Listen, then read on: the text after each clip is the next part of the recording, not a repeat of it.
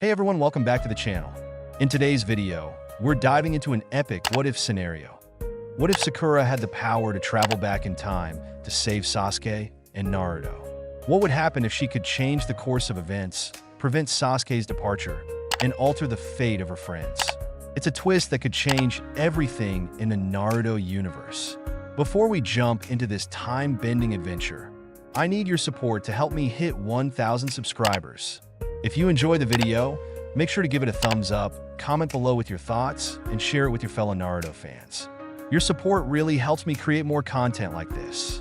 Now, let's explore how Sakura's love and loyalty could rewrite time itself. Let's get started. Sakura couldn't believe the scene before her. Her home, the one she had fought so hard for, was abandoned. War had devastating consequences, and she couldn't help but feel like this was the universe mocking her. It wasn't that the empty village felt out of place, but rather that it felt strangely right. After all, without hope or goodness, what chance did Konoha stand? None. Not without Naruto. Sakura jumped off the wall, landing silently on a rooftop. She didn't hurry forward. What was she even doing here? Why had she invested all her energy into a rumor she wasn't even sure was true? But the person who told her about this, the one who set her on this path, she was certain wasn't misleading her. Ironically, it was Uchiha Itachi, the man she once thought of as Konoha's biggest traitor, second only to Orochimaru, who had captured her just before going to stop the reanimation jutsu. The jutsu had become obsolete now. "You're Haruno Sakura, correct?" he asked, ignoring the tension in her body as he spoke. Sure, Itachi was a reanimation, but that only made him more dangerous, not less. Sakura nodded numbly, looking at him but never meeting his eyes. She forced herself to stand, her body exhausted. The war had dragged on for months. Civilians were now fighting, and Shinobi had almost been wiped out when the second wave of reanimations hit. Well, that was until everything came to a sudden halt, and the world as they knew it ceased to exist. The former Konoha 11 were reunited. Neji had risen, just like the other Fallen, and fought them. They had all grown stronger, but Neji had limitless chakra and quickly disabled half their group. She had sent Naruto ahead. If anyone was going to survive, it was her best friend, Uchiha Itachi. She said sharply, still unsure if he was friend or foe. Surely, he was an enemy. This was the man who traumatized Sasuke and wiped out his clan. He even tried to take Naruto. So why was she oddly calm? It was the same feeling she had when she saw him years ago when they went to save Gaara. He didn't seem hostile, but everyone knew he had a power that surpassed anything they had expected. "You were one of Sasuke's teammates, right?" he asked, continuing when she nodded. "The Godame's apprentice as well. Why are you here?" Sakura asked, her hand hovering over her weapon's pouch. She wouldn't stand a chance against him, but she'd be damned if she didn't try. "I need your assistance," he replied slowly, his gaze directed at the sky. "Sasuke and Naruto-kun have both fallen. I assume you know this already." Of course she knew. She had tried to save them, but her chakra was almost gone, even the reserves that gave her the purple diamond on her forehead. And both of them were in critical condition. Naruto had died first. Without his tailed beast, she knew she didn't have enough chakra to give her life for his. If she did, she would have in a heartbeat. Sasuke had lasted much longer than Naruto. She tried to heal his wounds, but there was too much damage. She had just gotten him back. He had joined them in the fight, vague about his reasons, but still had their backs. They fought side by side for months. The only reason the war had even a shred of hope was because the three of them were still standing together. They lost Sai a month into the war, then Ino not long after. Hinata, Kiba, Kankuro, and Karen died as well. It wasn't until Shikamaru died, saving Temari, that Sakura lost any hope of surviving. But they still had each other. Until they didn't. Sakura was overwhelmed as the realization hit her. Kakashi disappeared with Obito early in the war, and Yamato was nowhere to be found. The 5 Kage were missing. HQ was destroyed. She was kneeling on the ground, overwhelmed with tears, as she watched her best friend die in her arms. And Sasuke, the boy she loved, was just as ready to leave this terrible world. That's when the air around them began to shine brightly. only to be blocked out by a large purple figure. Sasuke cried out in pain as he summoned his Susanoo, but the massive figure didn't falter. Sakura had no idea how he was sustaining it so close to death, and she begged him to stop. And he did. Minutes later, when the purple faded and revealed the desolate world around them, she turned on him, yelling at him for being an idiot. But Sasuke was smiling. He coughed up blood, but still, he turned to her with a gentle expression. "I'm sorry." "For what?" she asked through her tears, sensing his death before it took hold. "Everything," he replied with a wheeze. "It was always you." "Me?" she repeated, desperately trying to keep him talking to delay the inevitable. "Always so annoying," he said, a weak chuckle escaping him as he choked on the air in his lungs. "Thank you, Sakura." She didn't get a chance to respond, just like that night when he left her. All he saw were her tears, and he probably didn't feel her hands gripping his so tightly, as though she could hold him here. But she couldn't, and she saw the life leave his eyes. "Damn you, you idiot," she managed to say, finally breaking down as she looked at her two teammates, the two boys she loved most in the world. And they were gone. It didn't matter that she had no light left in her life. Their deaths meant there was no hope of defeating Madara. The war was over. Sakura placed her trembling hands over Sasuke's closed eyes, gently guiding them down, so it would look like he was merely sleeping. "It was Sasuke's final act to keep you alive," Itachi said, bringing her back to reality, though his gaze remained on the sky above them. "He used his Susanoo to protect you. That's why you're still awake." "He did," she confirmed, though she had been furious when she found out. She was the only one left, besides the reanimations and Madara. "Sasuke's last act in this world was to protect you," Itachi said, looking at her now. She averted her eyes, and he sighed. "I'm not here to harm you, Sakura-san. As I said, I need your help." Sakura looked at the older Uchiha, exhausted and curious. "Help? Yes. I believe you can stop all of this from happening," he answered, a faint smile playing on his lips as her eyes widened in surprise. "Let's sit. You should rest." "Not many people left to keep watch," she joked dryly, but she sat down anyway. Itachi actually smiled at her words, settling across from her. "I wish I could have found you sooner," he said, gesturing around them. "But for the only truly living person in the world, you're very good at hiding." "Can't let Madara track me down," she replied honestly. "Smart and careful," Itachi remarked. "I see why Sasuke made sure you survived." Sakura gave a weak smile, struggling to hold back tears as she thought of her boys. Talking about them made her want to break down. She couldn't believe she had lasted this long without crying.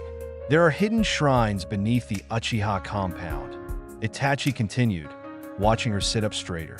"Most of them are about our Sharingan, but there are others that detail jutsus lost to the ninja world. One of these grants the user the ability to travel through time, a one-way trip to the past." "I can see why it was lost," Sakura commented. Itachi nodded, his expression solemn. "It's incredibly dangerous, not so much to the user, but to the fabric of time itself. Changing the past could have unforeseen consequences. And because it's a one-way ticket, you have to make sure the world you create doesn't end up worse than the one you left," Sakura finished, her voice tense. "But what future could be worse than this?" "It's always risky to ask questions you might not be ready to answer," Itachi advised. "But I agree. At the very least, you may be able to stop the world from falling under the Jinjutsu. What do I have to do?" And that's how she found herself back home. The place was devoid of life, but she knew it would have been even if its people weren't already lost to the battlefield or imprisoned in cocoons. Without Naruto to lead them, Konoha never had a chance. Though she had visited the Uchiha district before, this time it felt unnervingly oppressive, as if the place itself wanted her gone. But she kept moving forward, carefully concealing her chakra as she slipped through the district to the building Itachi had mentioned. She couldn't afford to be careless. Madara, after all, was one of Konoha's founders, and she was sneaking around the homes of his kin. Finally, she reached the underground room, carefully following Itachi's instructions. She memorized the stone carvings and went through the necessary steps to perform the jutsu. As she completed the seal, she slowly formed the hand signs he taught her. She brought her thumb to her mouth, smeared blood onto her palm, and pressed it to the stone, whispering its title. She knew she wouldn't like what came next, but she also knew it was her only hope. And as the ground rumbled beneath her feet, Sakura knew this was a world she had to change before it was too late. Everything was a blur. Her mind, her vision, even the sounds around her felt like static. Her senses were all out of whack as she opened her eyes, and the surroundings were so distorted that all she could make out was a door of light. This light, she thought, it's just like the one from my balcony. As her eyes adjusted, she could vaguely make out the outline of her old balcony door. This was her old room, she realized. Right, she whispered, ignoring the hoarseness in her voice. I reversed time. That was quite the feat, if the soreness in her body was any indication. She pushed herself up, trying not to let her shock throw her off balance. She was in her childhood home, meaning she was still living with her parents, and she had no idea how old she was. As her surroundings finally came into focus, she glanced at the calendar. No way, she breathed, rubbing her eyes, hoping the date would change. It didn't. I'm 7? She thought back to this time, trying to remember if she'd even been friends with Ino yet. Ino had given her a traditional kimono for her 7th birthday, so she could attend one of her clan's formal events. It wasn't typically allowed, but since Sakura wasn't part of a clan, and Ino would have thrown a tantrum if her friend wasn't invited, she was allowed to attend. So, she had gone back 10 whole years. 10 years. What had yet to happen? What had already happened? If she wanted to change her future, what exactly should she change? Sakura yanked the blanket off her and tried to stand. But as soon as her feet hit the ground and she tried to hold herself up, she collapsed. Damn, she cursed, pulling herself back into a sitting position. She leaned against the bed, staring at her balcony doors. This sucks. Her legs burned, her arms felt like dead weight, and she had a splitting headache. This really sucked. Sakura, her mother called from downstairs. Come down for breakfast. Coming, she called back, wincing as she slowly got to her feet. It took a few moments, but she managed to stand without falling. It took her 5 minutes to make it downstairs, but she did it. She had breakfast, chatting excitedly with her mother about meaningless things. Before she knew it, she was walking toward the academy. Her mother left her at the academy doors, wishing her luck and giving her a hug. Sakura almost stepped inside when she spotted blonde hair in the shadows of a tree. Naruto, she whispered, taking in the sight of her best friend at such a young age. He was on the swing he always sat on at the end of classes. She hadn't realized he sat there in the mornings too. Is this something she should change? No, she decided. She was going to give her best friend a better childhood. It was the least she could do. She walked up to him, and when he saw her, he perked up for a moment before his shoulders slumped. Naruto, right? She asked as she approached the swing. She clasped her hands behind her back and flashed him a big smile, but he looked at her with confusion all over his face. Yeah, he answered, eyeing her as she turned toward the academy. Well, come on then, she said, motioning for him to follow. Classes are about to start. Really? He perked up, tripping as he scrambled off the swing. He stood up immediately, and the pure happiness in his eyes made any lingering doubts she had about this choice vanish. Sakura, she nodded, smiling back at him. Has anyone ever told you that you're the prettiest girl at the academy? He asked, continuing to babble as they walked toward the doors. And the nicest? You're funny, she replied, watching him blush. She remembered that even now, Naruto had a crush on her. Some things just never changed. You like my pranks? Sakura hesitated for a moment, then simply smiled. Let's just go sit down. Naruto deflated a bit at the change of topic, clearly not thrilled to sit through class, but he followed her anyway. She sat down next to Ino. Why were you with him? Ino asked, eyeing Naruto as he sat down on the other side of Sakura. Naruto's my friend, she said simply, suppressing the urge to cry when she saw the look on Naruto's face. She knew she was the first person to say that about him. Ino muttered, shrugging. Okay, I'm Yamanaka Ino. Uzumaki Naruto, he declared proudly. And that was that. Sakura made it through the rest of the day, getting a few odd looks from classmates, but that was it. No one seemed out of place. In fact, everything seemed normal for now. That is, until recess when Naruto challenged Sasuke to a race. They weren't even friends yet. She had forgotten that their rivalry started all the way back in the academy days. It was a pointless challenge, of course, because Sasuke was leagues ahead of everyone else. Naruto didn't even come close. That's when she realized something important hadn't happened yet. The Uchiha massacre. It had occurred a few weeks after her 8th birthday, and according to her calendar, it was going to happen in the next 3 months. Could she stop it? How could a 7-year-old child stop a massacre? Sakura wasn't even sure what skills she had now. If it was anything like her first life, the answer was nothing. She only had logic and decent chakra control, but that was about it. No superhuman strength, no medical ninjutsu, and certainly no muscles to rely on if she had to run. She was just a civilian with knowledge of ninjas. Could she go to Itachi? Would he even believe her? She had learned the truth about the massacre just before she reversed time, and it all made so much sense now. She almost wanted to fast forward back to her time and yell at Sasuke for never telling her. Sakura was snapped out of her thoughts by Ino's laughter as they watched Sasuke and Naruto race. Naruto was obviously behind, but that didn't seem to faze him. Sakura giggled despite herself. "Nah, Sakura-chan, what's so funny?" Naruto huffed, stopping the race. "Because you're so bad at racing," Sasuke teased, his back turned to the group. "Because you're you," Sakura corrected with a smile. "It makes me happy to see how determined you are." Sasuke scoffed at her words, but turned to glare at Naruto when he suddenly hugged her. "I'll never give up. Just you watch, Sakura-chan," he proclaimed, sticking his tongue out at Sasuke. "I'll get you next time, Sasuke. Wanna race again?" "Your loss," Sasuke replied, though he was already gearing up for another round. "No cheating this time. I wasn't cheating before. You're just too slow." "What did you say?" Naruto challenged, raising his fist. "You're just too slow," Sasuke repeated, turning his head away. Sakura laughed at the sight of her boys, realizing she had taken their innocence for granted before. She stopped suddenly, sensing someone watching them. She turned around, only seeing the brief flicker of a figure on top of a telephone pole before it disappeared. "No, Sakura-chan, you have to look. I'm gonna beat Sasuke this time, you know?" Sakura apologized and refocused, reminding herself she was just a 7-year-old again. The days passed in a similar fashion. She and Naruto grew closer again, with his grades improving slightly under her influence. Sasuke remained distant, but if they ever had to form a group, he would join them.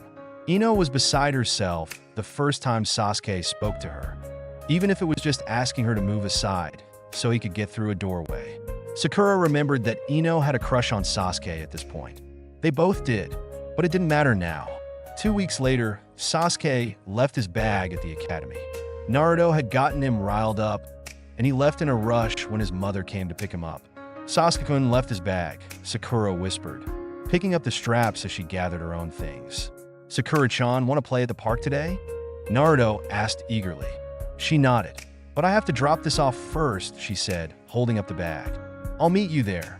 "Okay," he agreed, bounding off toward the park. Sakura took a deep breath and headed toward the Uchiha compound. When she arrived, the atmosphere surprised her. It wasn't the same unnerving vibe she remembered. It felt lively. Was this what the Uchiha clan had been like before everything went wrong? She knew which house was the head family's because she and Naruto had walked through the compound after the Pain invasion. They'd been tasked with clearing out some of the displaced families, and anything Sasuke wanted, they had to fetch themselves.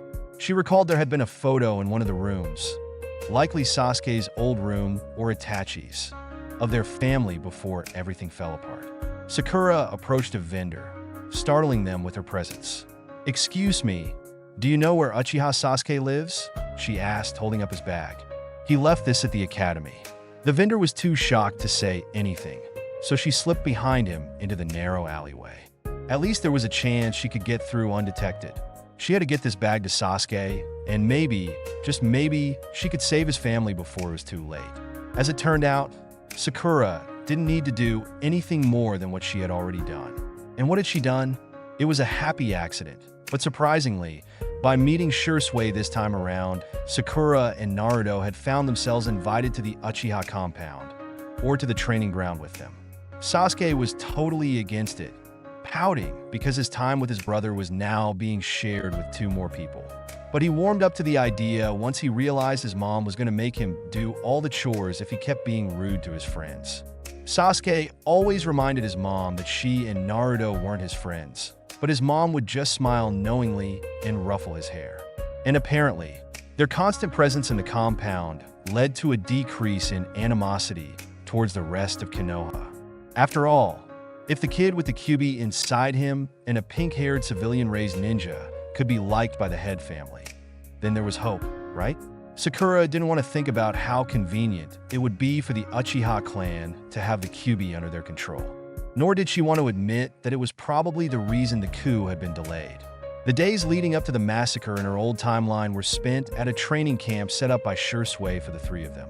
He basically picked on them for hours on end until they all collapsed by a fire he made. And that's when Sakura realized that for an Uchiha, Sasuke was incredibly slow compared to his cousin. In her old timeline, of course, Shursui was fast, and he had way too much time on his hands. He found it amusing to torture them. Okay, he tortured the boys. Whenever he found Sakura, he'd offer a treat and sit with her for a few minutes before asking if she wanted to help him pummel the boys. Some days she said yes, especially if Sasuke had been particularly rude or Naruto had been incredibly inappropriate. Other days, she'd just shake her head and enjoy watching the sky. She wondered if this whole time reversal thing also reversed some of her emotional development over the years. But she would inevitably shrug it off. Even if that was the case, it wouldn't hurt for her to develop as an even better friend and person. After all, she stopped the Uchiha coup without revealing herself and managed to become friends with one of the oldest clans in Konoha. One thing Sakura actually did this time around was try harder during training, even during those grueling activities Shursui set up. She didn't slack off, though she complained a lot with Naruto on the particularly tough days. She knew she had been top of her class academically when she was younger, so she didn't bother pretending to be dumb. The only difference this time was that she actually gave her best effort when it came to the physical stuff. Her muscles definitely needed it, and she did better. She improved enough to earn herself a full letter grade up this year. Her parents treated her to her favorite foods when she came home with that news. Ino and Naruto were easily her two closest friends. If one blonde wasn't with her, the other usually was. And while Sasuke had learned to steer clear of them when Ino was around, he did sit closer to them during lunch. Most days, one of the Uchihas would come to collect all three of them. Sakura was happy. She was so happy. This was the childhood she always wished she'd had. She had her boys, she had Ino, and she'd even managed to delay the Uchiha coup, all by integrating herself and Naruto into Sasuke's life early on. Time really was fragile. She still struggled in other areas, though. Her muscles were gone. The chakra reserve she'd spent years building up had reverted back to a pathetic size, and she had a hard time picking up ninjutsu compared to the boys around her. While Sakura had once been one of the most powerful kunoichi after releasing her seal, she wasn't that ninja anymore. Her body hadn't been trained like before. Her chakra control wasn't perfected. And while she knew how to get back to where she was, her body just wasn't capable of it yet. She tried to sharpen her chakra control, but even walking on walls was a struggle. That's when Sakura realized how much she had really changed to become the shinobi she once was. And now, in this body that hadn't trained so far, she had no choice but to start her self-imposed torture. It wasn't anything dramatic. She practiced basic chakra control techniques and ran every morning. She did shuriken training with Sasuke, and Shursui helped her understand Jinjutsu and the differences between a regular Jinjutsu and one cast by a Sharingan. She allowed herself to be taught these things and really tried to learn again. It wasn't like her abilities traveled with her. Her body had to relearn everything. Plus, a good refresher never hurt anyone. Months passed, and Sakura started to realize how different things were. The rivalry between Naruto and Sasuke had less animosity in it, though the two still competed fiercely. Sakura wasn't a total fangirl with Sasuke, but she didn't know this Sasuke the same way she'd known the one she grew up with. She understood his pain, his struggles, and how hard it was for him to open up. This Sasuke was much happier than she remembered him. He had his family, he had friends to train and play with. He was still overly obsessed with his brother, but it wasn't as intense as before. He grudgingly cared about them, and they were the only two kids Sasuke would talk to at school. This Sasuke was different, but deep down, she saw the things that made her fall for him when they were younger. And so, she still blushed around him constantly, but she rarely let it stop her. She felt like a child with a crush, rather than an adult who had fallen in love and gotten her heart broken multiple times by the same person. She knew Makoto was aware of Sakura's crush, and so were Itachi and Shursui. The only one who didn't really seem to notice was Sasuke. She was sure that would change. They were 12 now, and not everything could be explained away by childhood excitement. So when the time came for all three of them to graduate, Sakura was terrified they wouldn't be on Team 7 together. After all, Naruto and Sakura's abilities had improved over the years, even if only a little. But when Naruto's name was called, followed by hers, and finally Sasuke's, Sakura couldn't help but grin ear to ear. Even after Kakashi called them all idiots. That night, Shursui and Itachi treated them to dinner. Since it was a rare occasion, both boys were free. Sakura could tell the stress was radiating off them, though they did a good job hiding it. Sasuke noticed too, but was smart enough not to say anything in front of Naruto. Sakura noticed it too, and she wondered if her years of trying to decode the enigma that was Uchiha Sasuke had prepared her for dealing with an entire clan of Uchihas now. Shursui walked Sakura home after they dropped off Naruto. Before they rounded the corner to her busy street, she tugged on the older Uchiha's shirt. "Is everything okay, Shursui-chan?" she asked, concern in her eyes as she watched him closely. "Should have known we wouldn't get anything by you, Sakura-chan," Shursui replied with a tight smile. "But it's nothing you need to worry about. You have to be up early tomorrow for your meeting with Kakashi-senpai, right? It's something with your clan, isn't it?" she asked, her worry slipping into her voice as the older boy clammed up. "I'm not asking for details. I know it's clan business and you can't discuss it with me. I just want to know if everything's okay." He crouched down, giving her a wide smile that made his eyes crinkle. "I hope it will be soon, Imuto." Then he ruffled her hair. "Who knows? Maybe one day I'll be able to talk clan business with you." Sakura flushed bright red, stumbling over her words. "And no, that's not why I was asking. I was just worried. Just worried." Sakura was still genuinely worried, but Shursui's reassuring smile made her forget it, even if only for a moment in her own embarrassment. "Whatever you say, Sakura-chan," he teased, standing back up and leading them down her busy road. "Come on, you've got to rest for your first day tomorrow." "Yes, Shursui-chan." While Team 7 was not simply a thrown-together team this time around, their teamwork still needed a lot of work. Sasuke still preferred to do things his own way, so he could show off his skills. Naruto was still impulsive and looked to fight Kakashi without any thought of working together. Sakura also went on her own and tried to do things to show Kakashi that she wasn't just a mediator. "This is impossible," Naruto yelled out, slumping against a tree. Sakura grumbled beside him, sitting down with her arms crossed. "Maybe if you weren't so impulsive, we could plan an attack." "I'm not impulsive." "You couldn't even follow the instructions, Dobe," Sasuke said, dropping down from a tree branch in front of them. "How can we trust you to follow through with any plan I create?" "You create," Naruto repeated, the only inclination that Sasuke heard him being his one eye cracking open. "Sakura-chan's the best with strategy. If any of us created a plan, it should be her. And I'm sure any plan a genin comes up with will work against a legendary ninja," Sasuke drawled, though he at least had the decency to drop his tough guy act when he saw the glare she was sending his way. "Nothing else has worked, though, so it's our best bet." "We're all being idiots," Sakura groaned, clutching her head. And while it looked like the boys wanted to protest against her words, they didn't say anything. "We've been friends for what? 5 years?" Sakura asked, earning a nod from Naruto and a murmur from Sasuke about how it was still undecided for him. "Why is it that we can steal Shursui's kunai set, but we can't steal 2 simple bells? My cousin's an idiot. Kakashi-sensei is like a gazillion years older than Shursui-chan." Sakura's eye twitched. "Maybe because we're all being stubborn and not working together." She pointed to Naruto. "You're disregarding all the shinobi basics we learned in the academy and barreling into a fight against an enemy way out of your league. That's me and Sakura-chan, and I just defended you against Sasuke." She ignored Naruto's pouting and pointed to Sasuke. You think you can get one over on Kakashi-sensei on your own and have refused to work with either of us this entire time. Sasuke simply glared at the sky, as if the clouds wafting by had offended him rather than a pink-haired girl.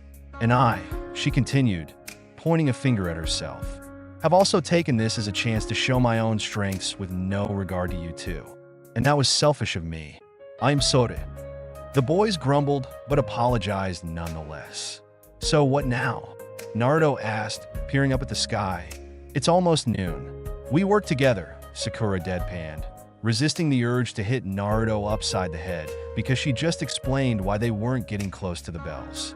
It might work, Sasuke turned the idea over in his head. What do you have in mind, Sakura? Let's use our strengths, she grinned. After explaining the plan, they all took off. In separate parts of the woods, they surrounded Kakashi. One last effort? Kakashi asked, raising a single eyebrow. He barely looked up from his book and stood in the middle of the clearing. You have about 3 minutes. I'll get those bells if it's the last thing I do, Naruto declared, rushing in with multiple clones. Kakashi defeated the clones easily, but Naruto kept producing them. Sasuke showered their sensei in kunai and shuriken, the man jumping up to avoid the sharp edges. A fireball was sent Kakashi's way, and being mid-air, Kakashi responded with a simple water jutsu to douse the flames. Hey, Kakashi-sensei, Sakura yelled out, catching his eye as he landed back on the ground. The genjutsu she created was incredibly simple, just a slight alteration to her weapon to hide the chakra within it. It was so subtle, and she doubted Kakashi expected her to be able to produce a genjutsu at this age. Shursui taught her well. Look out! Kakashi simply raised an eyebrow at Sakura, who winked as she sent a kunai sailing towards the bells. Sasuke kept Kakashi's hands busy, landing by their sensei and throwing multiple punches and kicks. Kakashi simply evaded the kunai she threw and was focused on Sasuke when the metal turned into a grinning blonde just before it passed their sensei's legs. Naruto's hands shot out, the bells ringing as they were ripped from their sensei. The timer went off. Kakashi looked utterly shocked, staring at the three as they stood before him. Naruto handed a bell to Sasuke, and the two waited for Sakura to jump between them. Throwing both her hands over their shoulders, they held her close before raising their bells. Sasuke was smirking, Naruto was grinning widely, and Sakura tilted her head as their sensei's surprise wore off. Got ya, Kakashi-sensei, Sakura sang, tightening her grip on her boys. So, did we pass? Their sensei closed his eye, and she thought she heard him curse before he opened them, the skin at the corner of his lone eye crinkling. You pass. Yay! Yay, yay, yay! Naruto shouted, Sakura's voice joining his in a triumphant cheer. Sasuke didn't join in, but his arm tightened around her back, and he cracked a real smile. You're telling me 3 fresh out of the Academy Genin not only passed Kakashi-senpai's test, but got the bells too? Shursui questioned, the disbelief evident on his features. Sakura shared the feeling, but she felt a bit too elated to care. Kakashi didn't use his Sharingan, and he severely underestimated their teamwork for good reason. She knew he went easy on them the first time she took the bell test, if the second was any indication, and even then he had gone easy on her and Naruto. You're just jealous. Naruto grinned, slurping up his ramen. He's gone soft. Shursui yelled, slapping his hand on the counter. How did you guys cheat? Come on, I won't tell. The three grinned at each other. Mind reading, Sasuke supplied. We're from the future, Naruto said. Teamwork, Sakura finally admitted, resting her hands on her boy's shoulders. We just worked with our strengths. You used a genjutsu, didn't you? Shursui questioned her, his eyebrows shooting up when she pointedly focused on eating her ramen. You did? Oh, Sakura-chan, I am so proud of you. I knew you had it in you. His hand reached over Naruto's head, resting atop of Sakura's pink hair as he ruffled it. She giggled, a bit too proud to care that Sasuke was scowling now. You know I'm your family, right, Shursui? Sasuke asked with a raised eyebrow, plucking his cousin's hand off her head. No need to get all jealous, Sasuke-chan, Shursui teased, taking his hand back and continued shaking his head. But you guys got the bells from him. I can't believe it. How did you three figure out the trick? We, didn't, Sakura admitted, shrugging when the older Uchiha raised an eyebrow. Just sort of prepared to annoy Kakashi until he passed all three of us. We're really good at that. Sure, Sway snorted. Well, that's for sure. But I'm proud of you three. When's your first mission?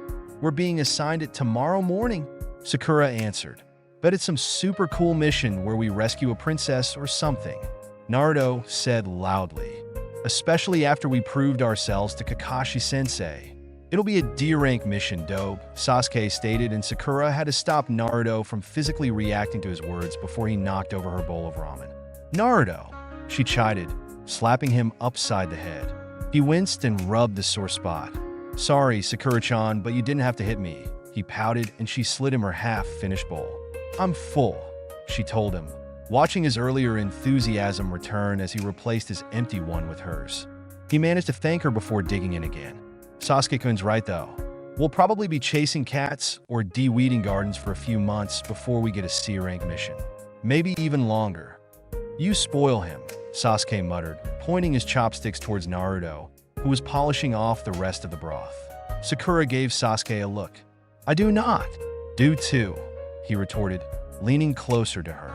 You spoil him like Sure Sway spoils you. It's not my fault, I'm Sure Sanai-chan's favorite, she responded, extremely aware of the blush growing on her face. Besides, Itachi-chan spoils you. I'm his brother, Sasuke reminded her, his eyes softened slightly in a way she hasn't ever seen before. Not in this life, at least. She swallowed thickly due to the decreased space between them before he blinked and got up. Itachi should be home from his mission by now, he told them, stuffing his hands into his pockets. I have to talk to him. See you tomorrow. And he wonders why Annie Mikoto yells at him for being rude. Sure Sway shook his head, then focused on the two still there. Want to do some Jinjutsu training? Naruto and Sakura looked at each other. You think you can get out of my Jinjutsu? Sakura challenged, watching Naruto's eyes light up. You're on, Sakura-chan. What's going on? Sasuke asked as soon as he walked into his brother's room. Itachi was sorting his gear, the weapons neatly arranged on the floor. An inventory check, Sasuke assumed. Close the door if you would, Itachi responded without looking up. He picked up a kunai and was inspecting its edges. Sasuke did what he was told and padded over to his brother, sitting across from him on the other side of his weapons. Does this have to do with the clan meeting that happened before you left for your mission? He asked his brother, lowering his voice a bit. The clan was tense at the moment. Sasuke wasn't allowed at any of the meetings, but he knew enough to recognize the growing dissent among his family. Itachi nodded. Father requested that you remain unaware of it, so you can focus on your training. He started slowly, picking up the sharpening stone and sliding the kunai against it. But you're already aware of the animosity, yes? Some of them have started to look down on Sakura, Sasuke told him, remembering the few instances that began to increase number as the weeks went on. He's gotten into the habit of requesting early mornings or late evening training sessions, so she doesn't need to travel through the compound during its busy hours. And they've known her since we were kids. Yes, it seems a portion of our clan has clung to their distaste for the village. Itachi paused for a moment and looked up at him. And ninjas with no clan history. I thought we got past looking down on civilian families, Sasuke frowned, controlling his rising anger. I know rivalry among the clans are still prevalent, especially with the Hyuga, but we've been peaceful for a few decades now. What's changed? The Nine Tails attack on the village, Itachi answered and looked around his room. You know we were forced as a clan to move inside these walls, correct? He continued when Sasuke nodded. It's because the village elders believed an Uchiha was responsible for the attack. We have the ability, as Sharingan users, to control the Nine Tails. As such, that fear caused them to put us in an open isolation of sorts. We are free, but we are constantly watched. And our clan still holds a grudge over it, Sasuke inferred, understanding the reason despite not sharing it. Are you aware of the coup d'etat that was almost staged years ago? Itachi asked, and Sasuke's eyes snapped towards his brother in shock. He placed down the kunai in hand and picked up another. I thought not. It was put off by recent developments. Recent developments? Sasuke repeated. Itachi resumed sharpening his weapons. Namely, your friendship with Naruto-kun. What's the dough got to do with this? Sasuke questioned, waiting for an answer, but Itachi remained silent. If they were planning on removing the government's power, then something drastic would have to happen to put it off. Naruto was just a lonely prankster when we became friends. Why would it be a drastic change then? Itachi asked, obviously trying to guide him to the answer. Sasuke frowned, wondering why his brother was having him go through loops rather than telling him outright. Unless Itachi couldn't speak of it. Not directly, that is, Naruto being friends with Naruto, and a drastic enough change to put off a coup. Why? What was so special about a ramen-obsessed idiot, besides his appalling healing rate and insane chakra reserves? Oh, Naruto has the nine tails sealed in him, doesn't he? Sasuke inquired, pinching the bridge of his nose. How did that idiot keep something like that a secret? He tells Sakura everything, and I mean everything, and she tells me everything. I'm unsure if Sakura-chan knows, Itachi admitted, and his gaze unfocused for a few moments before settling back on his kunai. Though, I'm sure she has a suspicion. She's incredibly astute for her age. Sasuke's eye twitched at the compliment his brother gave Sakura. Of course, it was true, but it still caused a flare of jealousy to arise. Regardless, the newfound alliance with the village's Jinchuriki caused enough of our family to doubt such drastic force needed to be taken, Itachi continued. It was believed that we could manipulate the village into complying to the Uchiha, by utilizing Naruto when he grew older and stronger. However, that plan is one for the long run. A faction of the Uchiha have grown restless with the village's constant surveillance of our clan. What are they planning? They're attempting to force Father to approve a partial coup, Itachi revealed, leaving Sasuke staring at him with wide eyes. They wish to eliminate the current elders and force the Sandaime to step down, and in his place, elect Father as the Go-Dame. How is that a partial coup? Sasuke questioned fiercely. They believe uprooting only 3 members will be sufficient in changing the way the rest of the village views us, Itachi answered in a calm, soothing tone. And they do not trust those of us who are loyal to the village. They don't trust you or sure sway, you mean? Sasuke realized. Which puts Father in a tough spot, because you're the next clan head. I no longer am, Itachi confessed, grimacing as Sasuke processed the information. The last meeting revoked my position as heir and gave you the title. Sasuke shook his head, as though trying to unscramble the thoughts wreaking havoc in his mind. Him? Heir? No, he was never supposed to become clan head. He was never supposed to be in a position where that was a possibility.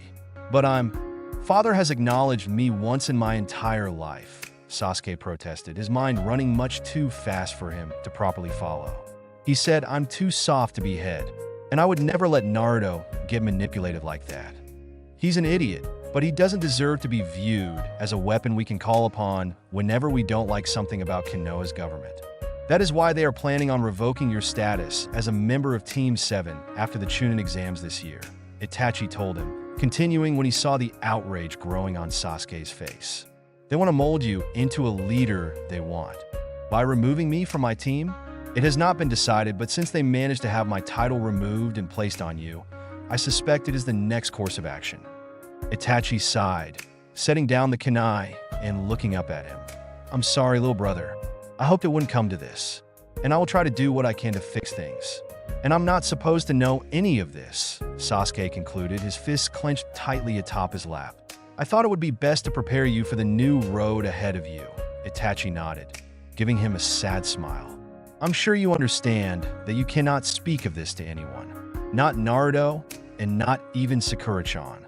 I know, Sasuke agreed, slowly moving himself to a standing position. I have to go to bed. Early meeting for our first mission and all. Thanks, Itachi. He left the room with a slouch that would cause his mother to have a heart attack if she saw it. But he disappeared into his room too soon for his mother to call out to him. Sasuke didn't leave his room the rest of the night, not even to tell his parents he passed, and was a true genin. History slowly began to repeat itself as the weeks went by. Naruto complained about the low-level missions every time they were assigned one.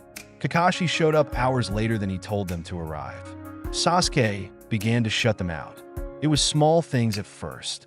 He responded with one word rather than a whole sentence when she babbled on about whatever was happening that she found interested. Then he started to lessen their shuriken and speed sessions. She and Naruto were a bit taken aback at that, so they continued to train themselves. Shursui would stop by sometimes and give them pointers before disappearing again. They found out Sasuke was still doing the sessions, just without them. And because Naruto and Sakura were stubborn fools who would follow Sasuke to the end of the earth and drop off it if he did, they crashed his sessions.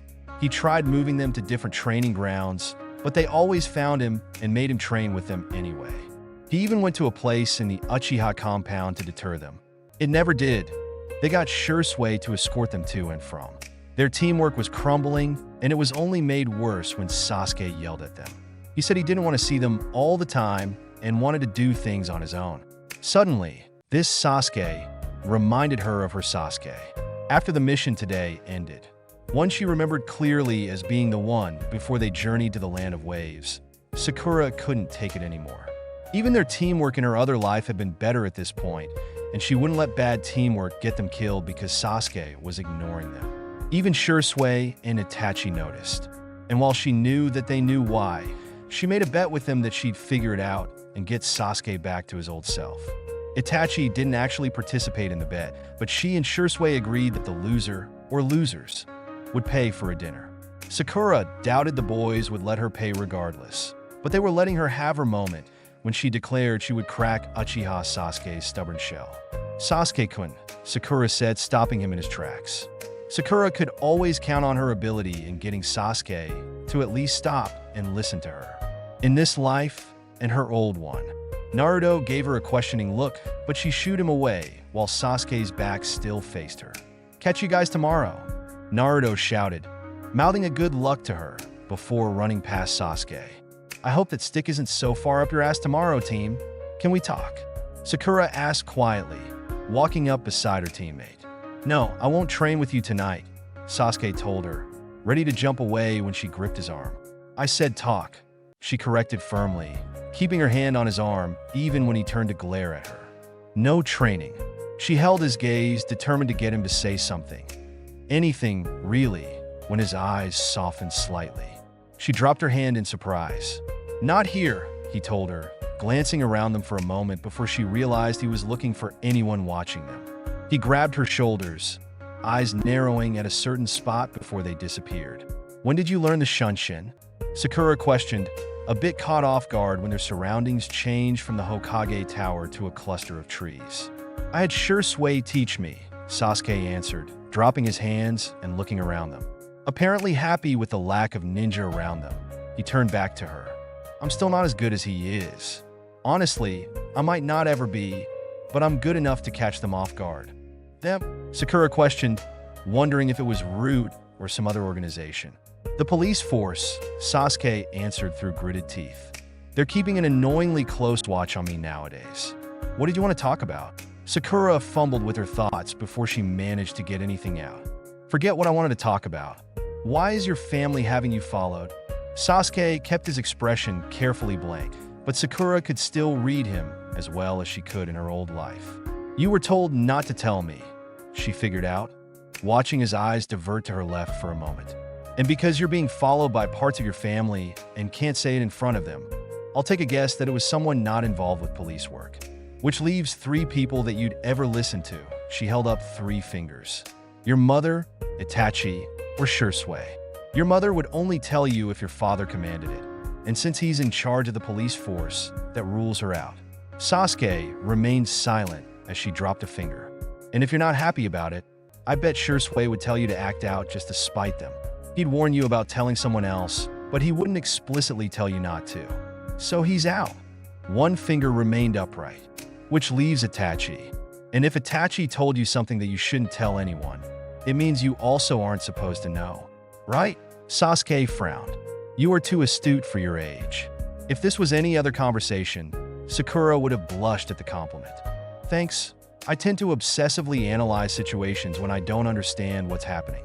Like you ditching Naruto and I and shutting us out. Would I be correct in assuming that the reason you're being followed and shoving Naruto and I out of your life are somehow related?" Sasuke almost looked impressed, and she guessed that it was if she was just a normal 12-year-old girl butthurt over her teammates shutting her out. But she knew better.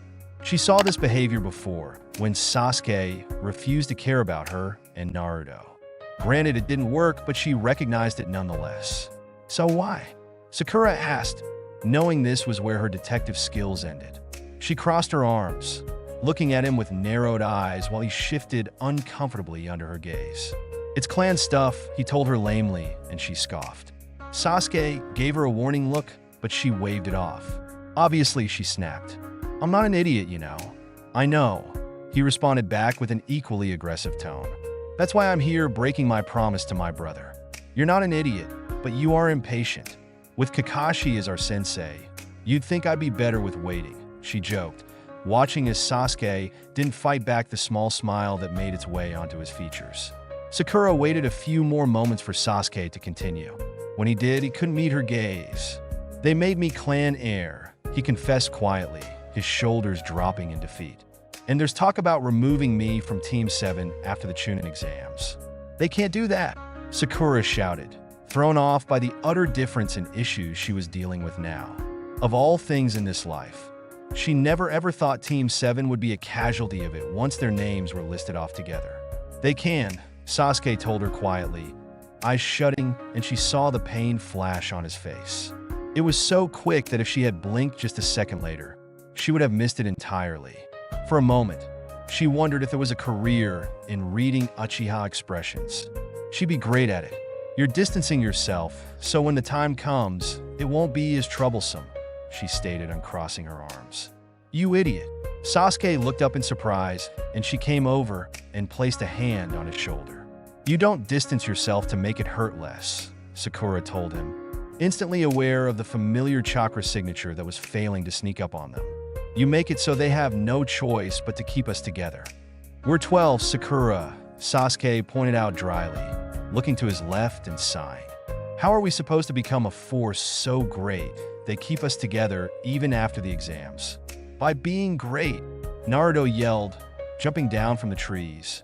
Sakura rolled her eyes, taking her hand off Sasuke's shoulder to curl it menacingly in the face of their intruder. "What did you not understand about me waving you away, huh?" Sakura asked, glaring down at a shrinking Naruto. The blonde laughed nervously. "Haha, well, you see, Sakura-chan, I want to get ramen. And then I finished my bowl of ramen and wanted to find you. And I remembered you were with this jerk, so I sort of sent a bunch of clones around the village. And then I remembered that Itachi-chan used to bring Sasuke here when we were kids. And, here I am, idiot." "Geez, Naruto." Naruto didn't let it faze him at all, grinning widely at the two of them. "Well, now that Team got his underwear untwisted, we can go back to being Team 7. We were always Team 7, Sasuke reminded him, but both she and Naruto shook their heads. "Showing up to missions and mandatory team meetings so does not count as being a part of Team 7, Sakura told him, giving him an innocent smile when he frowned. "Yeah, Team 7 is a family, and you have been ignoring your family." Naruto nodded.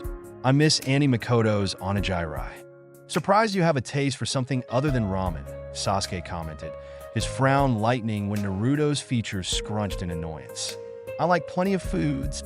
Yeah, miso ramen, soy ramen, salt ramen dash." Sakura began listing, turning her attention to her best friend. She missed the way Sasuke's lips quirked up into a small smile, watching her as she teased the blonde over his food choices. Eventually, she and Naruto were engulfed in their own laughter.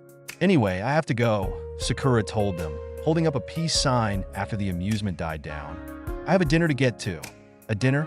both boys asked at the same time, glancing at each other when Sakura flushed. She refused to look at Sasuke. "It's more like collecting on a bet," she corrected herself but waved goodbye regardless. "See you two tomorrow." Why was she blushing about a dinner? Naruto asked, his eyes growing wide with concern. Suddenly, Sasuke found himself being shaken by his dumb best friend. "Team, Sakura-chan has a date." "No way," he refused, though even he heard the doubt in his words. "She said she was collecting on a bet. That doesn't mean a date." Naruto wiggled his eyebrows. "Want to follow her anyway?" Sasuke didn't say yes, but when he didn't say anything, Naruto cheered and they were off. Told you he'd crack. Shursui sniggered after Sakura recounted her conversation with Sasuke. Bumping shoulders with Itachi, he continued. She's got our little Sasuke-chan wrapped around her finger. Shirai-chan, Sakura pleaded, aware of the growing stares he was attracting. A bit loud. Don't you agree? Sakura-chan's very astute for her age, Itachi said calmly, and Sakura's eyes widened at the words. Is that where you got that from? Sakura gasped, setting down her food. The older Uchihas looked at her in confusion. Sasuke-kun said almost the same thing earlier. Itachi looked amused, and Shursui had no qualms hiding his laughter. I never thought I'd see the day, the latter wheezed, reaching over the table to pinch her cheek. You've got the entire head family wrapped around your finger. Imuto. Honestly, why don't we have Sakura-chan talk to the clan elders? They'll be smitten with her. They'll say she's not a part of the clan. Itachi replied seriously, taking a sip of his tea, and regarded her with warm eyes. Though I believe that is a losing argument. It'll be null one day. Sakura's entire face heated up, her features scrunching together as her companions smiled at one another. She stammered a weak protest. Hey, come on, Sakura-chan, we're just joking, Shursui assured her, only taking back his hand when she swatted it away. Itachi doesn't joke, she replied with a pout, eliciting another round of laughter from Shursui.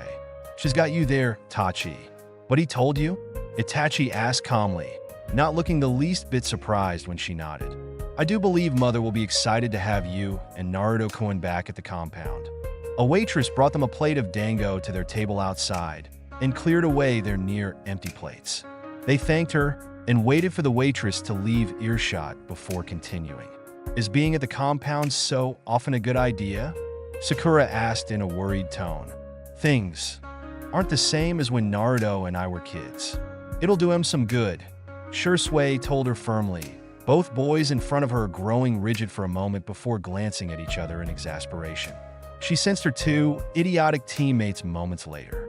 They were in the forest, lining the pathway across from the shop. But anyway, you were right. Shouldn't have bet you that you couldn't get that Jinjutsu down in a week. Now I'm stuck paying for dinner. You buy me dinner every week, Sakura blinked a few times. So really, it was a losing bet regardless. How is your Jinjutsu training going, Sakura-chan? Itachi asked her, setting a stick of dango onto her plate and doing the same for Shursui. I'm afraid my free time is a tad limited nowadays. Really well, she told him happily, beaming when Shursui nodded. I might start getting you to help when you aren't on a mission, Shursui said, picking up the stick to eat one of the dango pieces. She's got a real knack for Jinjutsu. She's even tricked Kakashi with subtle ones before. I think he's too lazy to release them when they're so insignificant, Sakura admitted. Itachi smiled at her. Sasuke also says you have the best chakra control out of the three of them. Have you thought about applying that talent anywhere else? With the rate of Sasuke and Naruto getting injured on simple D-rank missions, I've been contemplating becoming a med-nin, she confessed, watching Itachi sit back to ponder the idea. I also read that precise chakra control is the basis of medical ninjutsu. Since I don't have large enough reserves to master ninjutsu, like the ones you teach Sasuke-kun and Naruto, I thought I could help out in a different way. She picked up her dango, her eye twitching as she heard a rather distinctive "What did she say about us?" in the background. She ate her share rather quickly as the two Uchihas contemplated her words. Keeping those two alive will be a full-time job once you three become Chunin, Shursui pointed out, nodding as he finished his dango. It would be nice to have a med-nin in the family. Yes, I would remind Sakura of that one to heal in a few minutes, Itachi said, apparently making up his mind and picking up his dango. Shursui-chan, may I have your dango stick? She asked sweetly, and his grin grew wicked as he handed it over. She held the two sticks in separate hands and located exactly where her idiot teammates were, hidden behind the bush and crouched down in front of a tree. I knew you were my favorite for a reason. Shursui laughed and she whipped around, the sticks flying from her hands as they embedded themselves into a tree behind the boys. Man, I can't wait to tell Annie Mikoto about this. All three of them heard a loud curse when Naruto fell out of the bush. Though, judging by her Uchiha teammate's rather victorious smirk when he emerged, Sasuke probably pushed him. Thank you for the meal, Shursui-chan. Anytime, Imuto. Sakura stood up from the table, hands on her hips as she faced her boys. I said goodbye to you 2 hours ago, Sakura shouted, the annoyance clear in her tone. Sasuke disregarded their pouting teammate and walked over with his hands in his pockets. We thought you were on a date, Naruto yelled back, picking himself up and jogging to catch up to Sasuke. Naruto thought you were on a date, Sasuke corrected, eyeing his brother and cousin as they watched the scene unfold before them. Then, his attention settled on her. Collecting on a bet? Shirai-chan and I had a bet about my Jinjutsu training, she told him with crossed arms, watching as his eyes narrowed in suspicion. She never could lie to Sasuke, not in this life or her past one. And I have been reminded never to underestimate my dear Sakura-chan, Shursui announced as he set money onto the table. Your Sakura-chan? Naruto repeated loudly. She's our Sakura-chan, get your own. Naruto, I'm 5 seconds away from punching you back into that tree if you don't lower your voice, Sakura threatened, her frown deepening when her best friend started to protest. No, Naruto just nodded meekly, not bothering to excuse their spying anymore. Why is Itachi here? Sasuke questioned, his gaze wandering over to his brother, who in turn held up an empty dango stick. I owed him dinner too. Shursui rolled his eyes, nudging Itachi until he also stood up. He winked at the group of kids, saluting them before placing a hand on Itachi's shoulder. See you kids around. Teach, that prick always knows when to disappear, Sasuke commented when the two Uchihas vanished before their eyes. You two should learn a thing about doing that, she snapped, crossing her arms and pushing past her boys. Truly, she loved them both immensely, but they were especially annoying in this time. Oh, come on, Sakura-chan, we just wanted to protect you, Naruto defended, placing his hands behind his head as he fell in a step with her. Can't let some loser get too handsy with you. Honestly, you should just not date anyone. Unless it's one of us. Maybe even, I don't know, a blonde with blue eyes. Ino's around? Sakura responded immediately, looking around and causing her best friend to slump over momentarily. Sakura-chan, Naruto whined. Give a guy a break, you know? Not when said guy goes ahead and follows me when I told you exactly what I was doing, Sakura said fiercely. She saw the smirk grow slightly on Sasuke's face, so she rounded on him as well. Naruto's not the only one I'm mad at, she continued, Sasuke's smirk falling to a frown as she glared at him. I mean, really? You both know me. You know I wouldn't be going on a date with anyone besides my textbooks and bed right now. Textbooks and bed, Sasuke echoed. Sounds boring, Naruto said, scratching his head. Did you mean what you said about becoming a mednin? Yes, which I will tell you all about when I'm not annoyed with you both, Sakura said, stopping in her tracks. Both boys stopped a few steps ahead of her, turning around and looked at her expectantly. Naruto, this is your stop, she told him, pointing upwards towards his apartment. Then she turned to Sasuke. And this is the halfway point to my house from the compound. Both of you go home, and we meet at the Hokage Tower tomorrow. Good night.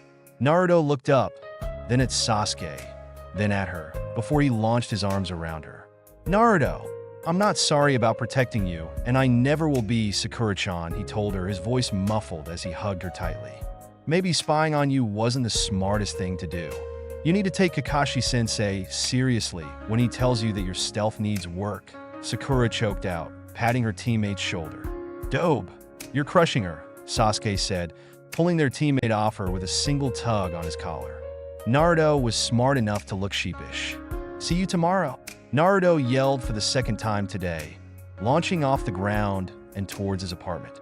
Sakura didn't expect the same goodbye from Sasuke, so she simply waved to him and turned around. It's a good idea, he said, causing her to look back at him. She titled her head in confusion. Huh, becoming a mednin, he clarified, looking thoughtfully at the sky. You like to help people. It's a good role for you. Sakura couldn't help the heat rising to her cheeks. Her Sasuke had said the same thing a few weeks before he and Naruto died. Some good being a mednin did then. But this was not her Sasuke. This was this Sasuke who wasn't burdened by intense rage and obsessive feelings of revenge. One who was a bit better at showing emotions. Somehow, the compliment still made her feel the same way. Maybe it was because Sasuke would always be the same person deep down. And maybe, just maybe in her old life, he showed her in Naruto who he was despite how fleeting the moments were. A soft smile graced her features, and she knew it was more reminiscent than it should be, but she couldn't help it. Maybe this Sasuke wasn't so different from the one she fell in love with in her old life. "Thanks, Sasuke-kun," she practically whispered, her eyes closing for a moment, and she tilted her head. "Good night. Good night, Sakura." The Land of Waves mission went almost exactly as it had the first time around. There was a puddle on the ground despite there not being any rain. Zabuza attacked, and Haku pretended to be a hunter Nin, and they did chakra control exercises. While the boys were much better at climbing up surfaces, they still needed to practice for a few hours before they both got it down. Sakura, having mastered it at this point, spent her time trying to sending chakra-filled punches into nearby trees. She managed to break 3 relatively thick ones after a few hits. "You're getting better at that," Kakashi observed, looking up from his book. "What gave you the idea?" "Well, we used chakra to stick to the trees," Sakura started to explain, looking back at the boys. "Sasuke-kun releases too much chakra, which ultimately breaks the bark and leaves an indent. And he did that on accident. I thought by doing it on purpose and controlling the chakra just before impact, I could strengthen my punches. But your punches are already ridiculously strong." Naruto chimed in, earning a shove from Sasuke, who told him to focus on their tree climbing so they could move on from the exercise. "Well, it's not just a theory," Kakashi told her, closing the book and walking towards the tree. "I know a woman who can break mountains with a single punch by doing exactly what you're teaching yourself. She's one of the legendary Sannin from the Second Great Shinobi War, Senju Tsunade." "You mean the famous medical ninja?" Sakura's eyes widened, and though she knew all of this, she kept up the pretense of excitement. Actually, she was excited. She missed her master dearly in this life, and she knew she would have to wait until after the Chunin exams to request the woman to train her. "Again, you've heard of her," Kakashi commended and looked up when Sasuke scoffed. "Sakura talked about her for hours last night," Kakashi, Sasuke told him. "You were too busy reading porn to listen to her ramble about that lady and a poison expert from Suna. Tsunade-sama supposedly created antidotes for every poison concocted by Chiyo-san," Sakura defended quickly, while Kakashi raised a lone eyebrow. "Sakura's interested in becoming a medical ninja," Sasuke stated, before turning back to run up the tree when Naruto very proudly announced that he had caught up to the Uchiha's marks. "A medical ninja," Kakashi echoed, his attention suddenly very distant, and that's when Sakura remembered that his old teammate had been the healer on his Genin team. Kakashi never spoke of the girl, but Sakura heard her name in passing a few times when she trained with Gai-sensei in her old life. "Rin, if she remembered correctly. I'm going to stop by the hospital when we get home and see if there's anyone who could help me learn the basics," Sakura told her sensei, seeing his attention slowly return back to reality. "Good idea, especially with your affinity with chakra control," Kakashi noted, before returning to his book. And the rest of the mission went according to plan. The only difference this time around was the fact that Sakura managed to throw Haku off their game by making it seem as though her boys were more injured than they were. It had been enough to give her boys a slight edge. Sasuke was a bit faster this time around, so he hadn't gotten totally skewered by Senbon. But using the Shunshin took a bit more out of him, and for a moment, it looked like Naruto wasn't going to be able to dodge Haku's attack. Sasuke's Sharingan awakened in that moment. Sakura knew that this entire mission changed a lot for her boys, and she knew she really couldn't fight in the way that was needed. This mission was all about forming bonds with each other the first time around, and this time, they didn't need to form bonds. They were already close friends despite the recent self-imposed distance. But Sasuke had reawakened his Sharingan in her old life. Naruto saw Sasuke in a new light. Sasuke had now awakened his Sharingan for the first time in this new life. And Naruto realized the actual extent Sasuke cared for him. They were brothers, and Sakura would never take away this bonding moment for them. It ensured no one, not even themselves, could sever their bond. And it seemed, just like her old life, Naruto and Sasuke were determined to keep her away from harm. Sasuke had still appeared in front of her, and they both refused to let her step away from Tazuna to help them this time around. Sakura had been useless when she first lived this mission, and while she was still tasked with protecting Tizuna, she managed to help a bit without stepping into the battle. Genjutsu was not a forward attack, and it would be a while before Sakura relied on taijutsu and brute strength. But she managed to keep Haku from nearly killing Sasuke, and she could call that a win, even if no one knew that was supposed to happen. The bridge was still called the Great Naruto Bridge, and the village still showed up. All was the way it should be, just without Sasuke nearly dying and Sakura being totally useless. When they journeyed back home, Sakura was pleased with herself. Time travel was incredibly tricky, and she couldn't alter events too much. She already had to deal with a newfound problem stemming from her meddling in stopping the Uchiha massacre. Or well, Naruto's meddling. And she was desperately hoping the huge change wouldn't have dire consequences. Time would tell. Sakura was turning 13. Their Chunin exams were only a few weeks away at this point, and Sakura was utterly anxious. Orochimaru had an entire clan to choose from if he wanted the Sharingan. Of course, almost every single person with an awakened Sharingan was a part of the police force, besides a handful still too young or a part of other organizations, like the ANBU and Itachi in Shirsue's case. And if Orochimaru wanted a strong, evolved Sharingan, he'd go after Shirsue. But Shirsue was famous for his body flicker, and Sakura doubted Orochimaru would waste his efforts on someone no one could catch. Itachi had yet to develop the Mangekyo Sharingan, and though Sakura wasn't entirely sure, she suspected Fugaka had it. And so, Sakura doubted Orochimaru would waste his efforts on any of the older Uchiha. But he'd still want a body with strong blood ties to the Kekkei Genkai, which ultimately left Sasuke as the prime target.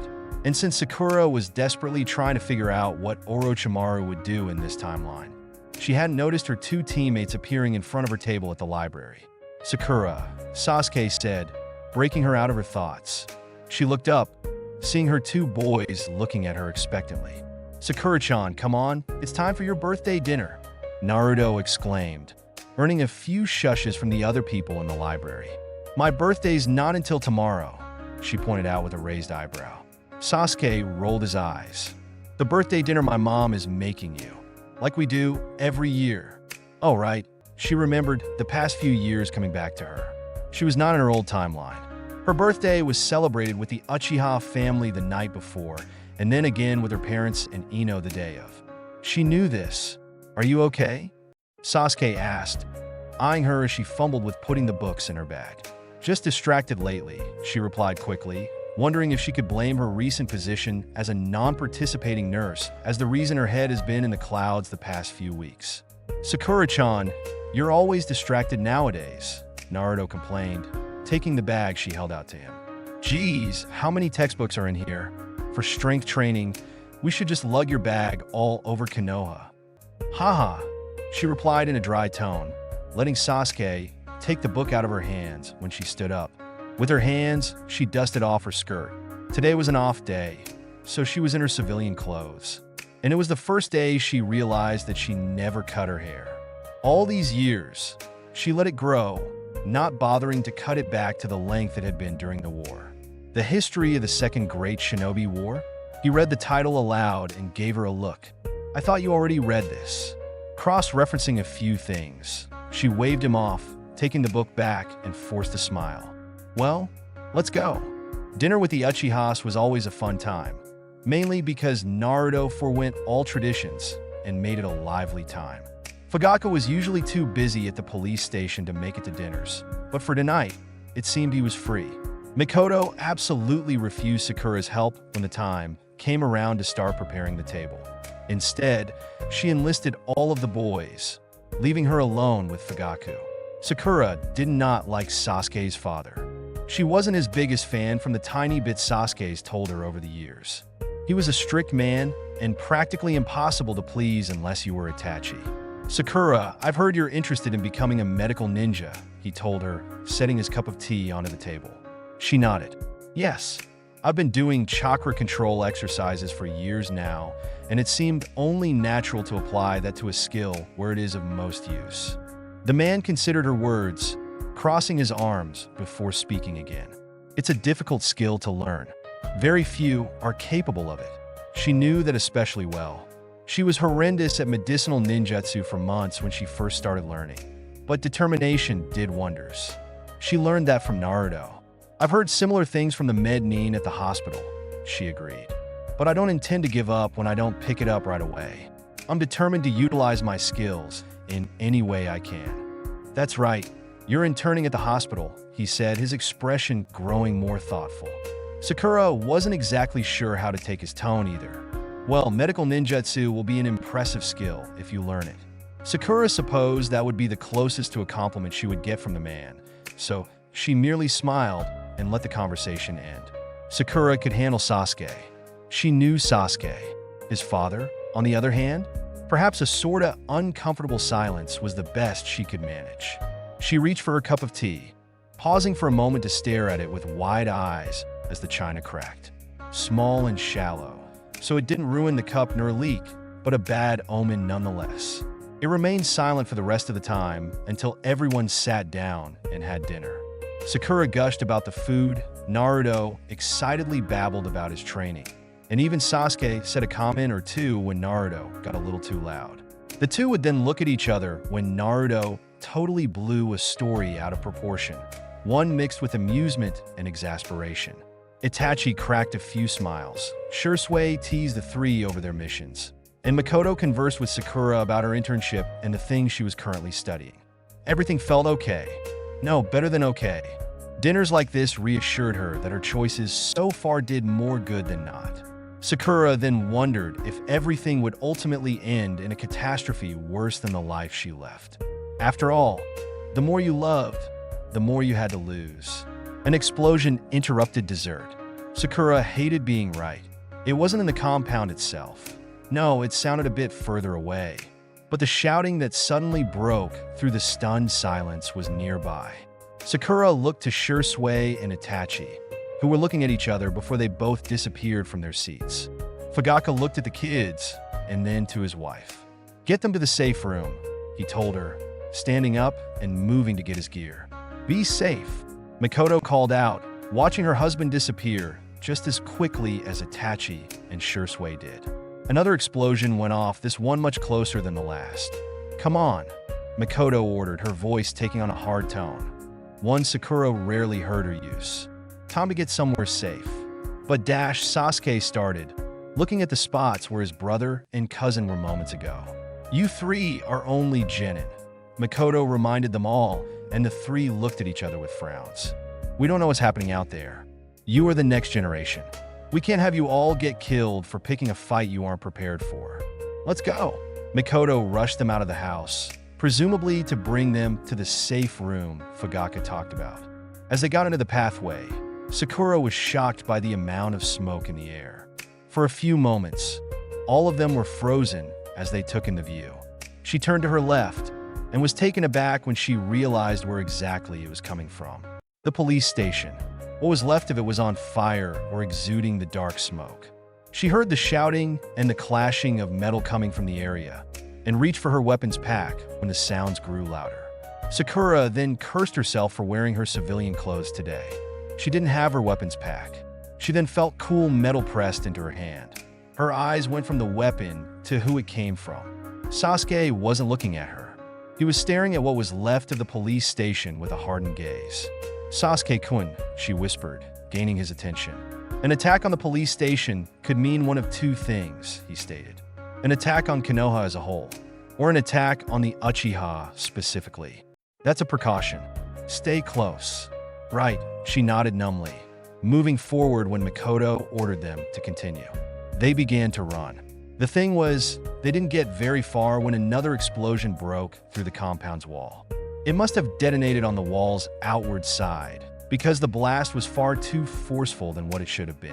It knocked all four of them off course. Sakura had been the closest to the wall, unfortunately, and the blast sent her flying backwards. She screamed in pain when the force sent her sprawling on the ground. She felt rubble scraping at her skin, and her head had hit the hard surface of the ground or a piece of the wall that had been blown off. Either way, it hurt like nothing in this life has hurt before, and she had to fight to stay conscious. Sakura knew she couldn't perform medical ninjutsu like she could in her old life, not at this stage at least, so she had to bear the pain. Suddenly, she felt a rather dark chakra signature appear on top of the roof near her.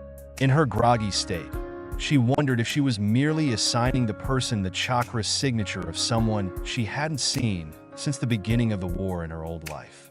But she remembered it. There's no way she could forget. And when she looked up, with an orange masked man looking at the chaos he had caused, her eyes snapped open. "Obito!"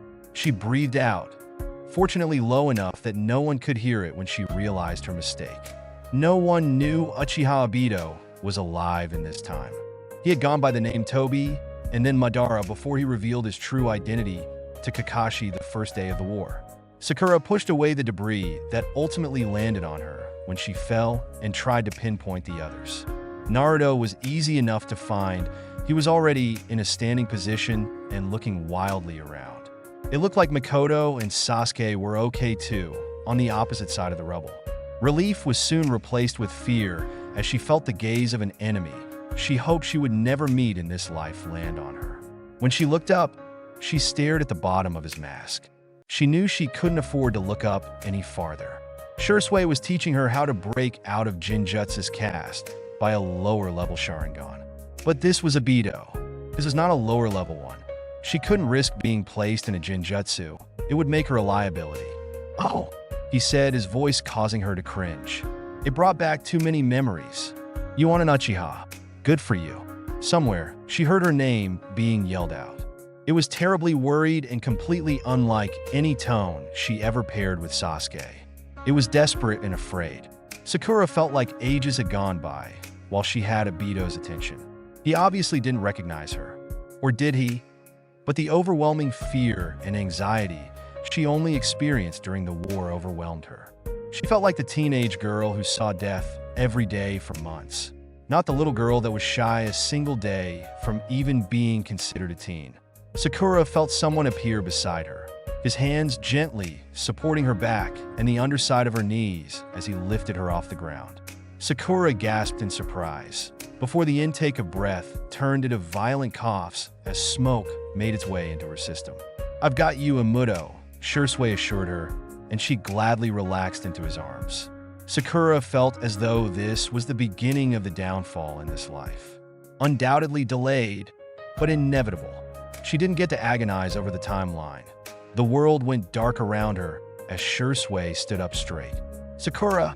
Sasuke screamed, not even noticing the way his mother was looking at him. Sakura had been thrown back the opposite way the rest of them had been, and he had told her to stay close. She looked relatively unharmed, the extent of her injuries most likely sustained from where she landed than the explosion itself. You should be glad about that. But that's when Sasuke noticed what she was staring at, or better yet, who she was staring at. It was a man wearing a dark cloak with his face covered by an orange mask. And Sasuke didn't have to be a censorine to know the absolute hatred emanating off the man. Whoever he was no friend to the Uchiha. So he screamed her name when he saw the man's attention turn to her. She had pink hair. It was inevitable the guy would notice her. But this was different. He had cocked his head to the side, and Sasuke thought he heard him say something to her. His breath felt like it had been punched out of him, and he was distantly aware that his Sharingan activated. He tried to rush to her side, to get her out of there, because for whatever reason, she wasn't making a single move to flee. Sasuke knew she was stubborn and wanted to show everyone that she could fight alongside him and Naruto. But this was not the place for her to be stubborn. He hated admitting it, but everything happening felt entirely out of their league. But his brother appeared behind him, resting a hand on his shoulder. Sasuke started to protest, and even went so far as to brush off his brother's hand, before Itachi nodded towards Sakura. "Shursui has her," Itachi said, before helping their mother regain her balance. Sasuke watched as his cousin picked Sakura up, glared at the man on the roof, and promptly disappeared without a trace. When "We heard you scream Sakura's name," Itachi answered quietly, gathering them together and swept them all away from the chaos. "That man Sasuke continued as soon as they landed back on the ground. He said something to Sakura. I couldn't hear what he said, but I'm sure he did. Who was he? I do not know," Itachi answered, his lips pulled down into a frown as he looked at his little brother. "You have two Tomo. What? Sasuke asked before his brother raised a hand and gently poked the skin underneath his eye. It's not surprising with what's occurred tonight, Itachi explained, dropping his hand and looking at his mother. The police station was destroyed. No one inside could have survived. Mikoto blanched at her son's words. Was Izumi-chan dash? She's on a mission outside of the village, Itachi assured his mother. Father is trying to control the chaos. I must go back. Where did Sasuke-chan take Sakura-chan?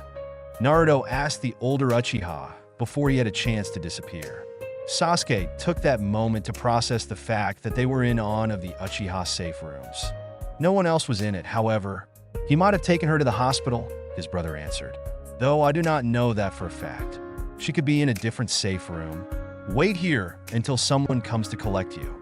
His brother left without saying anything else, and Sasuke's hands clenched themselves tightly. Sasuke thought he was a strong ninja. He was the #1 rookie of their year and a proud Uchiha.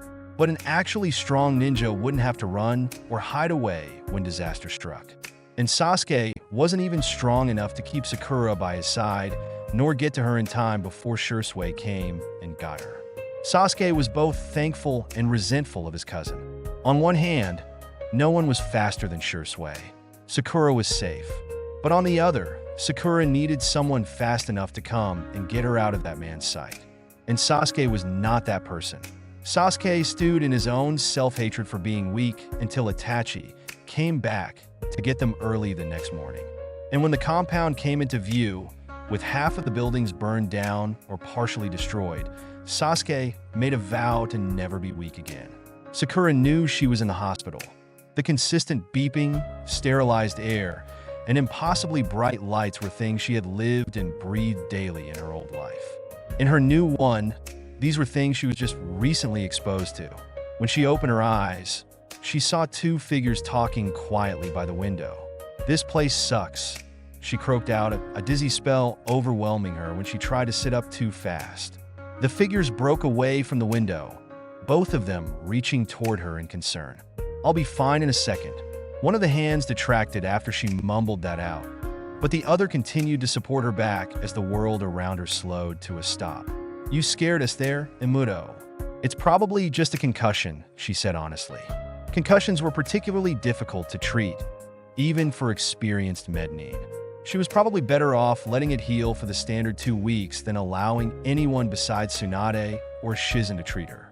Call her spoiled, but she really only trusted those two to heal her brain. "Is this reality any better?" Itachi asked her quietly, regarding her with gentle eyes. She pressed her fingers onto her temples, not even missing a beat before she replied, "It matters, I guess." "How many Uchiha were killed?" "Oh, so it is true." Sasuke breathed out beside her. "Almost every active ninja in the police force," Itachi answered. "I'm sure you know who was behind the attack." "The masked man?" "Yes," Sakura said, eyeing their surroundings before looking back at Itachi. "Is it safe?" "Yes," he assured her. "Who was the masked man?" "Depends on what part of the game we're at," she replied dryly, continuing when both boys looked at one another in confusion. "But you two probably recognize his actual name. Uchiha Obito. He died before you were born," Sasuke pointed out, and she shook her head gingerly. She hissed when pain struck her mind. "He gave Kakashi-sensei his Sharingan, and everyone thought he was dead," Sakura explained, her hands dropping into her lap. "But he isn't.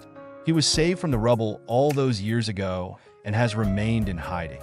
I don't know why he was there last night." "So, last night never happened in your original timeline?" Itachi questioned, taking the seat to her left. "Not really. Not really," Sasuke echoed in a concerned tone. "There was, a different Uchiha tragedy in my time," Sakura said slowly, tears gathering in her eyes as she focused on her wrapped-up hands. "What happened?" Itachi asked, and she took a deep breath before looking up at the two Uchiha. "In my original timeline at this time, there were only 3 Uchihas alive in the entire world," Sakura revealed, watching their confusion turn to pained expressions. "But we only knew of 2. Sasuke-kun and you, Itachi." "What?" Sasuke questioned. "Hold on a second. I was dead in your original time? What kind of justice is that? I never even knew about you until you introduced yourself to me years ago when I came to give Sasuke his bag," Sakura admitted, feeling horrible when Shursui looked utterly mortified. His hand removed itself from her back to rake it through his unruly hair. Didn't know me? What? When did I die? Shursui dash. Hey, Tachi, when you find out you're dead in an old timeline, then you get a say in this. I don't know when you died, Sakura told Shursui in a quiet tone. But I'm going to assume it happened around the same time as the massacre, which occurred when Sasuke-kun was 7. About 5 years ago, Itachi calculated, sighing when the date suddenly made sense. That's when the coup was put off. You became friends with Sasuke around then too, Shursui realized with wide eyes. You stopped the massacre of an entire clan by befriending Sasuke? Actually, it was more of Naruto's friendship with Sasuke-kun if my theory is correct, she replied, watching as Itachi processed her words. He must have come to some sort of conclusion, and his gaze landed back on her. How old were you when you reversed time? 17, she answered after a pause. I was 7 when I woke up in this timeline. Makes sense, Shursui commented, leaning back into his own chair. That jutsu supposedly takes you back a decade. Huh, I wonder if that's why we get along so well. You're practically my age mentally. I assume you were friends with Naruto-kun and Sasuke in your old timeline, Itachi said, ignoring his cousin, and she nodded. We were still on Team 7 together, she began, looking straight ahead as the memories came back. But we weren't really friends with each other until after the Land of Waves mission. Naruto annoyed me. Sasuke-kun and Naruto. And we both annoyed Sasuke-kun. Me more so than Naruto, honestly. But even then, we were more of reluctant allies to Sasuke than actual teammates. After the Chunin exams, we grew more or less inseparable.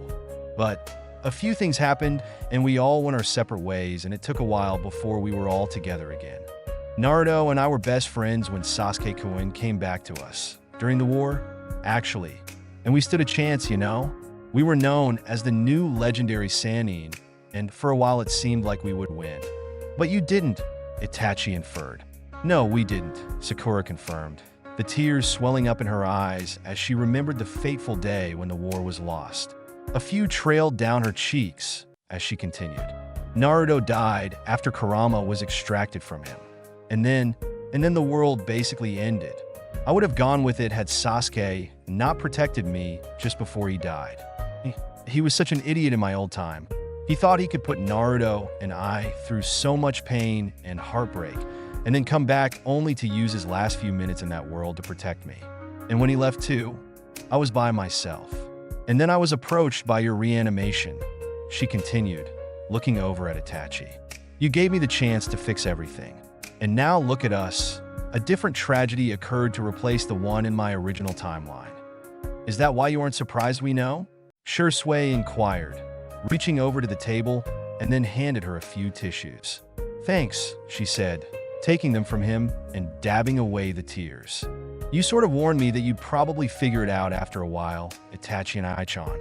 And I'm not sure there's anything you two don't share with each other, so I figured he'd tell you if he thought it was actually true. I had my suspicions when I first assessed your chakra signature the same day you most likely arrived, Itachi told her, uncrossing his arms. It felt much more tempered than it should. It was oddly calmed and controlled for a young child, especially compared to what it was the day prior. And you never noticed my signature the way you did that day. Sakura only blinked, completely unsure of what he was talking about, but agreed anyway. What made you realize it was more plausible than not? It was a few things, really, nothing so drastic to make anyone else suspicious, Itachi assured her. Why haven't you done anything drastic? Shursui asked, sounding much more curious than accusing. You've got a decade's worth of knowledge and experiences over all of your peers. You could have been hailed as a prodigy if you wanted to. Why'd you settle for suffering through my training camps and dinners with the head family? Sakura shook her head lightly, feeling a bit lightheaded from the motion. Reversing time felt like I was just a 7-year-old who had a really, really bad nightmare that stemmed over a decade. Just because I know how to walk up surfaces and perform complex medical procedures, it doesn't mean my body was capable of producing those results. I still have to train the hard way. And this was my second chance to do things right by my boys. And if I picked up on things far too quickly, I would have been called a prodigy. And that would draw unwanted attention onto me and change the timeline drastically. I want to change the outcome of this life, but I still need for certain events to occur. Because without them, I'd be afraid of the future I helped create. So, you're choosing your meddling wisely, Itachi stated plainly, and she shrugged. I wouldn't call it wise, since an event that didn't happen in my old timeline just did in this one, she said in a defeated tone. Shui placed a hand on her shoulder and gave her a very stern look. If I'm still alive in this timeline, I'd say you've done some pretty wise things. Sakura let out a light laugh, her smile mirroring Shusui's. I gained another protective brother, that's for sure. And by all accounts, you stopped the total annihilation of our clan, even with the losses from tonight, Itachi pointed out. Which is going to change a lot of things for us, Shui. I know, the other boy groaned.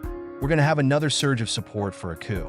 Though most Uchiha shinobi were killed in the attack, so it's not like there's a whole lot of military power to support the move. Hey, wait a second. Does this mean you knew for a fact you could get Sasuke to tell clan secrets? Because that is so cheating. Sasuke-kun has never lied to me, Sakura said with a shrug. Not in this life, or my last one. Well, never about the serious stuff. And I'm rather astute for my age, right?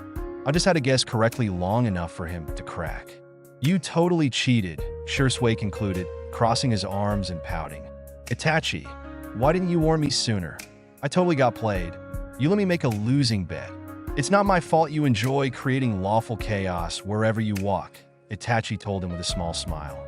Besides, you knew you were going to lose the moment you made that bet. Yeah, but I thought it was because Sakura-chan has Sasuke wrapped around her finger, he pouted before glancing at her. Did you have Sasuke wrapped around your finger in your old timeline? Because it sounds like he was a little prick, but still had a soft spot for you. Sakura blushed furiously, her eyes growing wide at his words.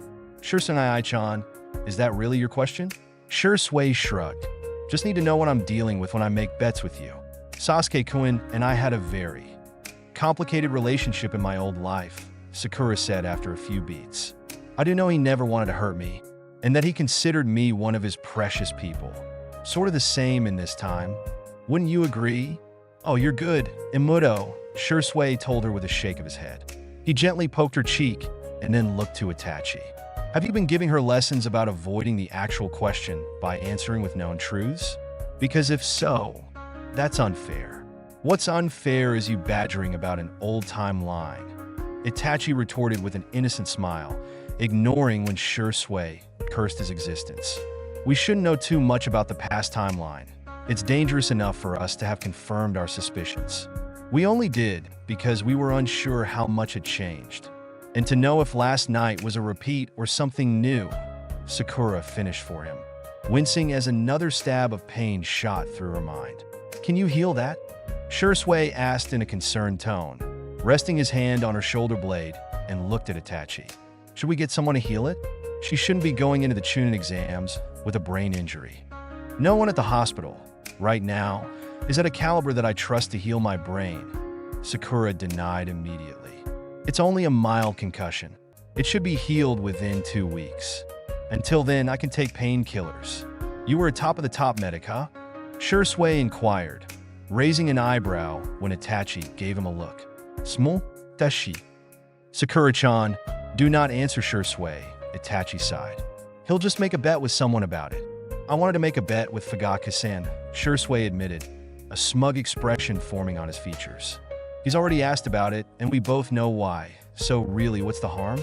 Shui, you are one of the most just shinobis in the world, and you wish to participate in a bet you know you'll win. Itachi responded in a disappointed tone. Doesn't this contradict your morals? Shui snorted. It's called supporting our dear Sakura-chan. Where are the boys? Sakura asked suddenly, becoming aware of their absence as she was brought back into the reality of this life. Shit, Itachi dash. I'll go collect them from the safe room, Itachi told them, not bothering to stand up before he disappeared from the room. You guys forgot to get them earlier, Sakura inferred, raised an eyebrow. Shui took a strand of her hair and tossed it toward her face before leaning back in his chair. We were sort of preoccupied with the whole attack earlier, Shui replied with a shrug. And after Fugaka-san had everything under control, we knew we had to talk to you without Idiot 1 and 2 bulldozing their way into the room. And here I thought you were here, because you cared Shirai-chan, Sakura teased, only for an abrupt cloud of smoke to appear in the room. Upon seeing her boys, she slumped back into the inclined bed. Sakura-chan? Sakura winced at the loud volume, her eyes squeezing shut when she heard a smack. Itachi said she has a concussion, dope. That means no loud noises. Sorry, Sakura-chan. Shursui got up and pressed a light kiss on the top of her head. Happy birthday, Imuto. Next year, let's not start with a mess like this. Sakura smiled widely at him. That's the plan. Shursui patted the heads of her 2 teammates before he vanished from sight. Sasuke was scowling, while Naruto made it a point to squeeze himself onto the hospital bed with her, and his grimace only deepened when he took Shursui's old spot. Are you okay? She asked him as Naruto made himself comfy. She didn't have the energy or heart to tell him to get off. Honestly, having Naruto right by her side was even more comforting in this life. Maybe it was because she knew what it felt like to have lost him. Sasuke gave her a hard look. You're the one in a hospital bed. It's just a concussion, she said softly. They probably admitted me to ensure I didn't fall into a coma. I'm in the clear of that risk by now. Is that why you're always telling me not to go to sleep when I hit my head really hard? Naruto asked her, propping his chin on her shoulder. Yep, she confirmed with a small smile. As much as I like the quiet sometimes, we can't have you falling into a coma. You're thick-headed, but even you aren't invincible. Sasuke snorted from her side when Naruto pouted. Well, you shouldn't worry about us, Sasuke assured her, his amusement turning into a seriousness. What did that masked guy say to you? You didn't hear? She asked, more for her anxiety's sake than anything. When he shook his head, she had to stop herself from letting out a sigh of relief. He said it was good for me not to be an Uchiha. What? Yeah, I'm guessing that's because the real target of last night was, your clan, Sakura explained, looking down when Naruto decided her shoulder was an amazing place to rest his head. Didn't get much sleep, huh? Nope, Naruto replied lazily, taking the fact that she hadn't punched him to the other side of the room as a signal that he could drape his arm over her blanketed stomach and doze off. Idiot, she whispered as her best friend promptly fell asleep next to her. I'm going to murder him, Sasuke announced quietly, glaring at Naruto's sleeping figure. You should be resting. I did rest. Now I'm thankful that neither of you are hurt, Sakura told him in a low voice. Sasuke looked at her, his glare dissipating, but anger mixed with worry lingered in his stare. I told you to stay close. I tried to, Sakura responded, the shakiness in her voice returning as she remembered Obito. When the wall got blown up, I was disoriented and then I felt that man's chakra. It petrified me, Sasuke-kun. And when he spoke to me, I just froze. We can't freeze when an enemy is close, Sasuke stated, his voice cold to cover up the way his eyes softened against his will. Shursui won't always be there to save you. Sakura cracked a grin, sensing Sasuke's anger wasn't exactly towards her for freezing up. Probably not, but that's why I got you, right? And my little lap fox here? We're Team 7, Sasuke-kun. We have each other's backs.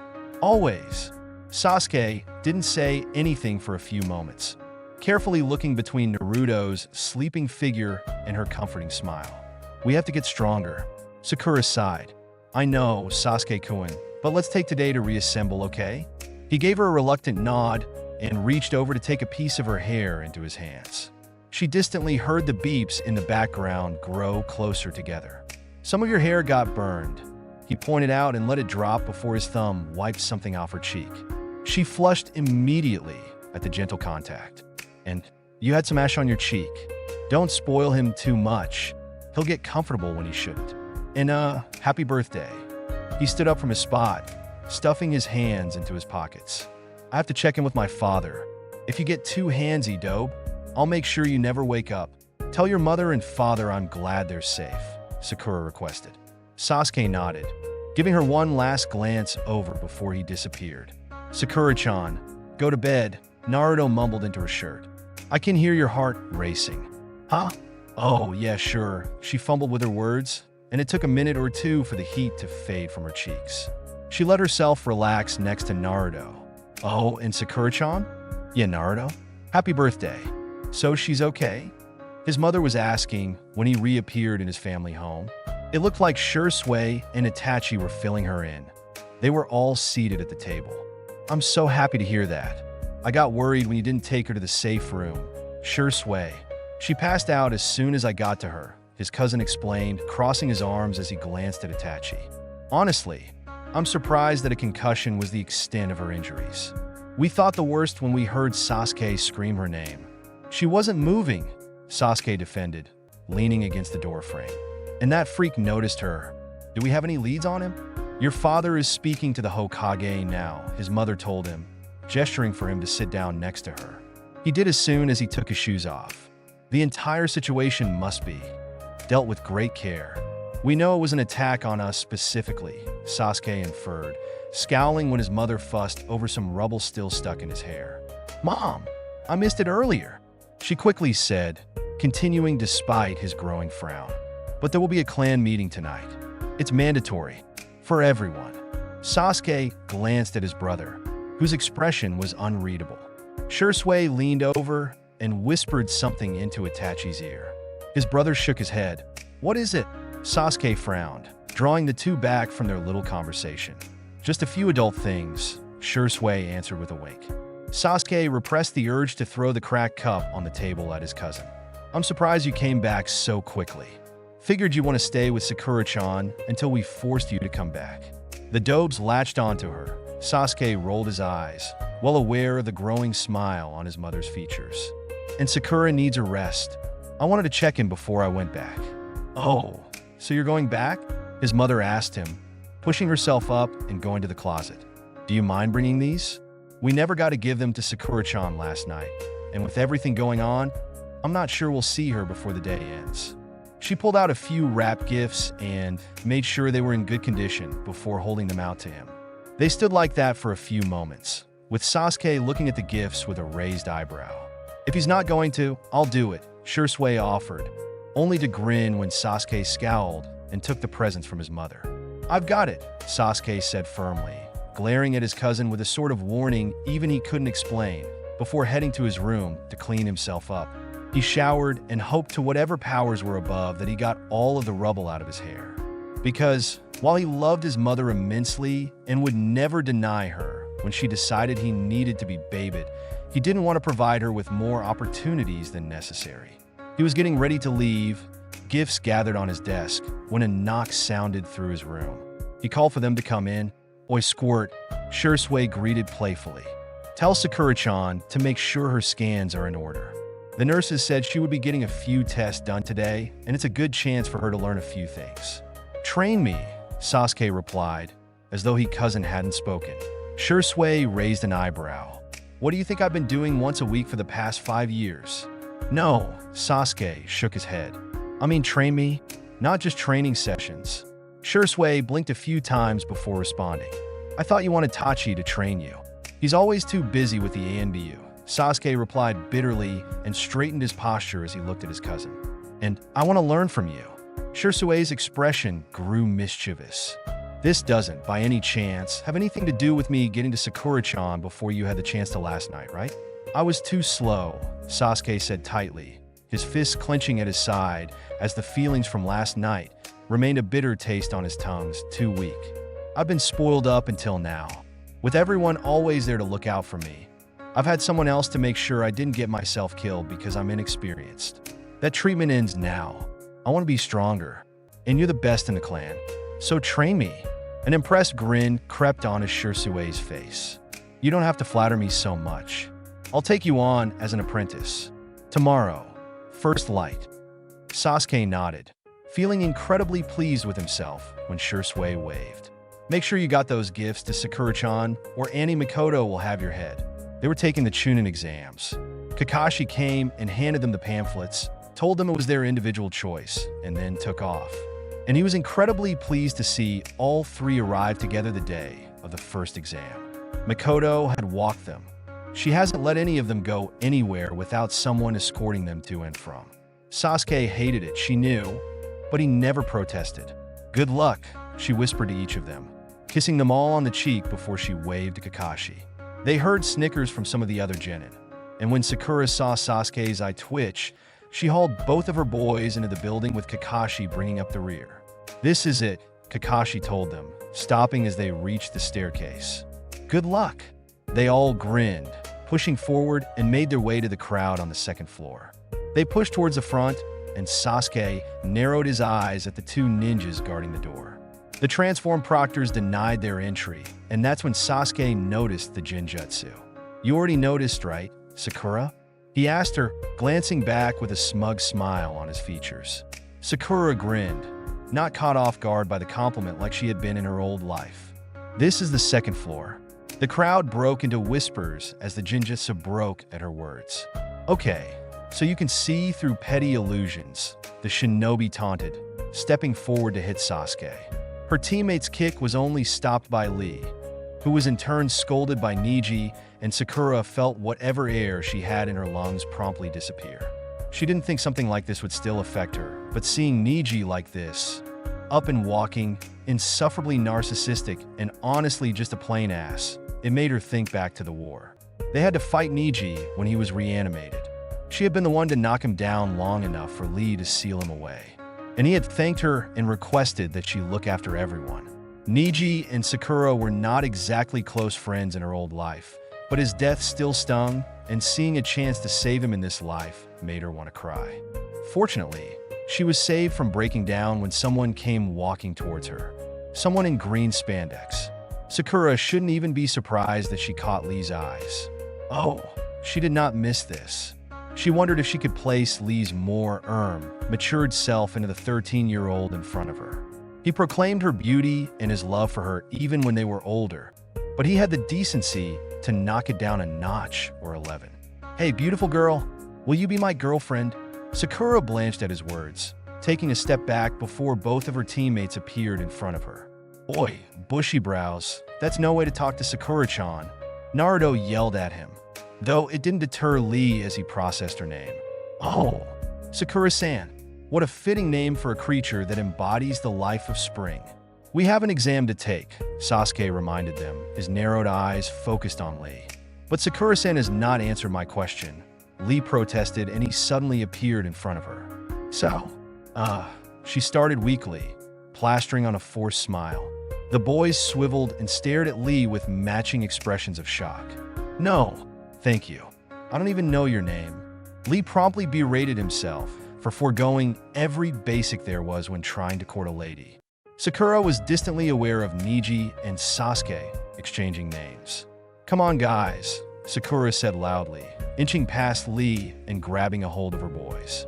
They protested for only a moment, but let her drag them all the way to the exam room. When they opened the door, Sakura wasn't necessarily surprised by the amount of ninja in the room.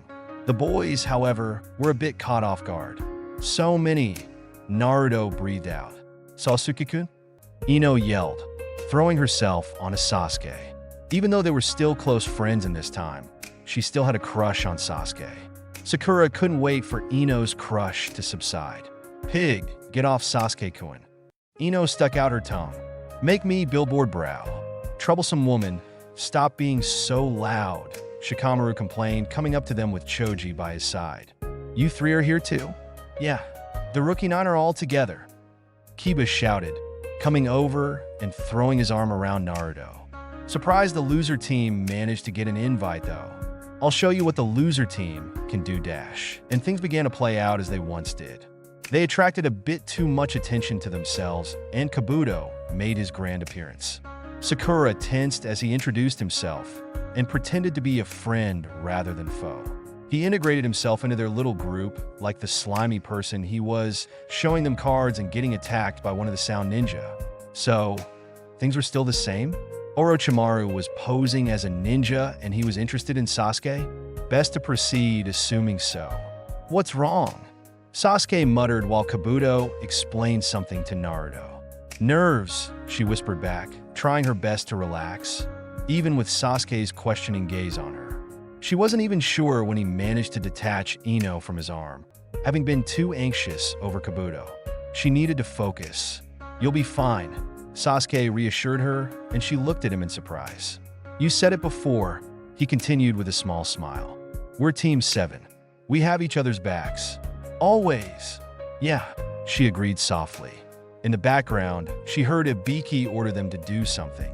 Sasuke lightly touched her arm, gesturing for them to listen to whatever Ibiki had said.